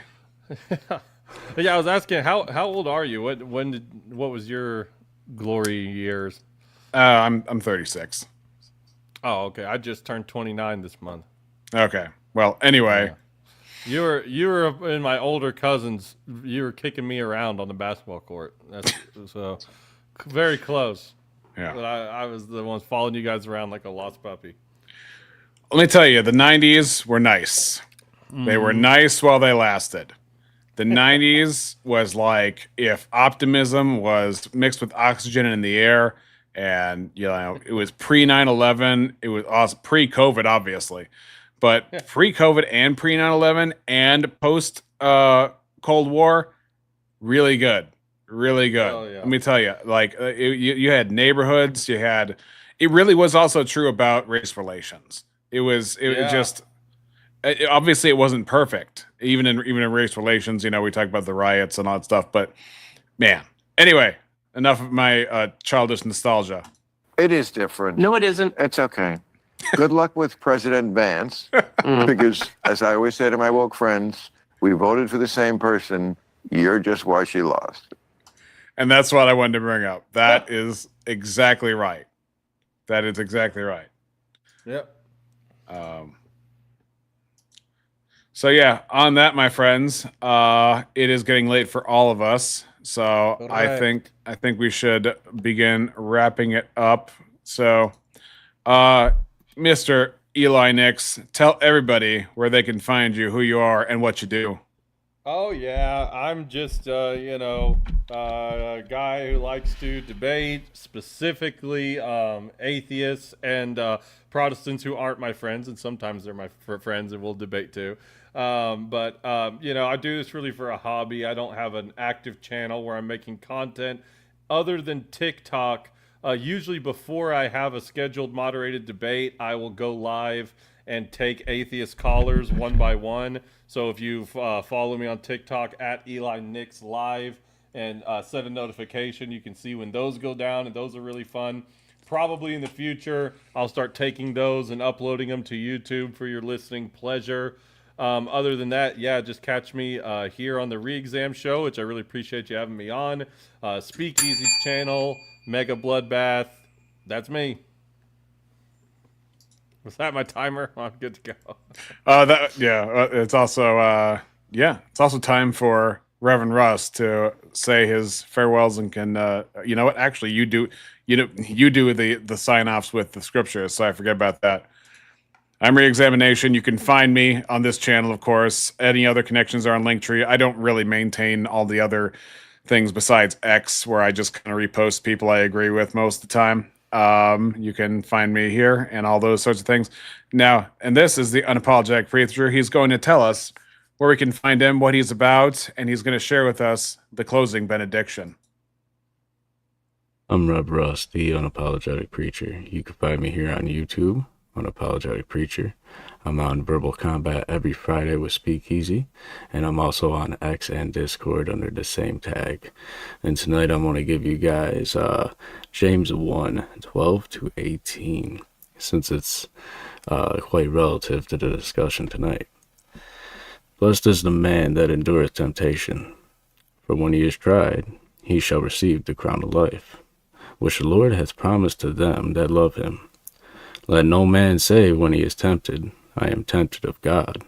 For God cannot be tempted with evil, neither tempted he any man. But every man is tempted when he is drawn away of his own lusts and enticed. Then when lust have conceived, it bringeth forth sin, and sin, when it is finished, bringeth forth death. Do not err, my beloved brethren. Every good gift and every perfect gift is from above, and cometh down from the Father of lights, with whom is no variableness, neither shadow of turning. Of his own will begat he us with his word of truth, that we should be a kind of first fruits of his creatures. God bless everybody, and have a great night.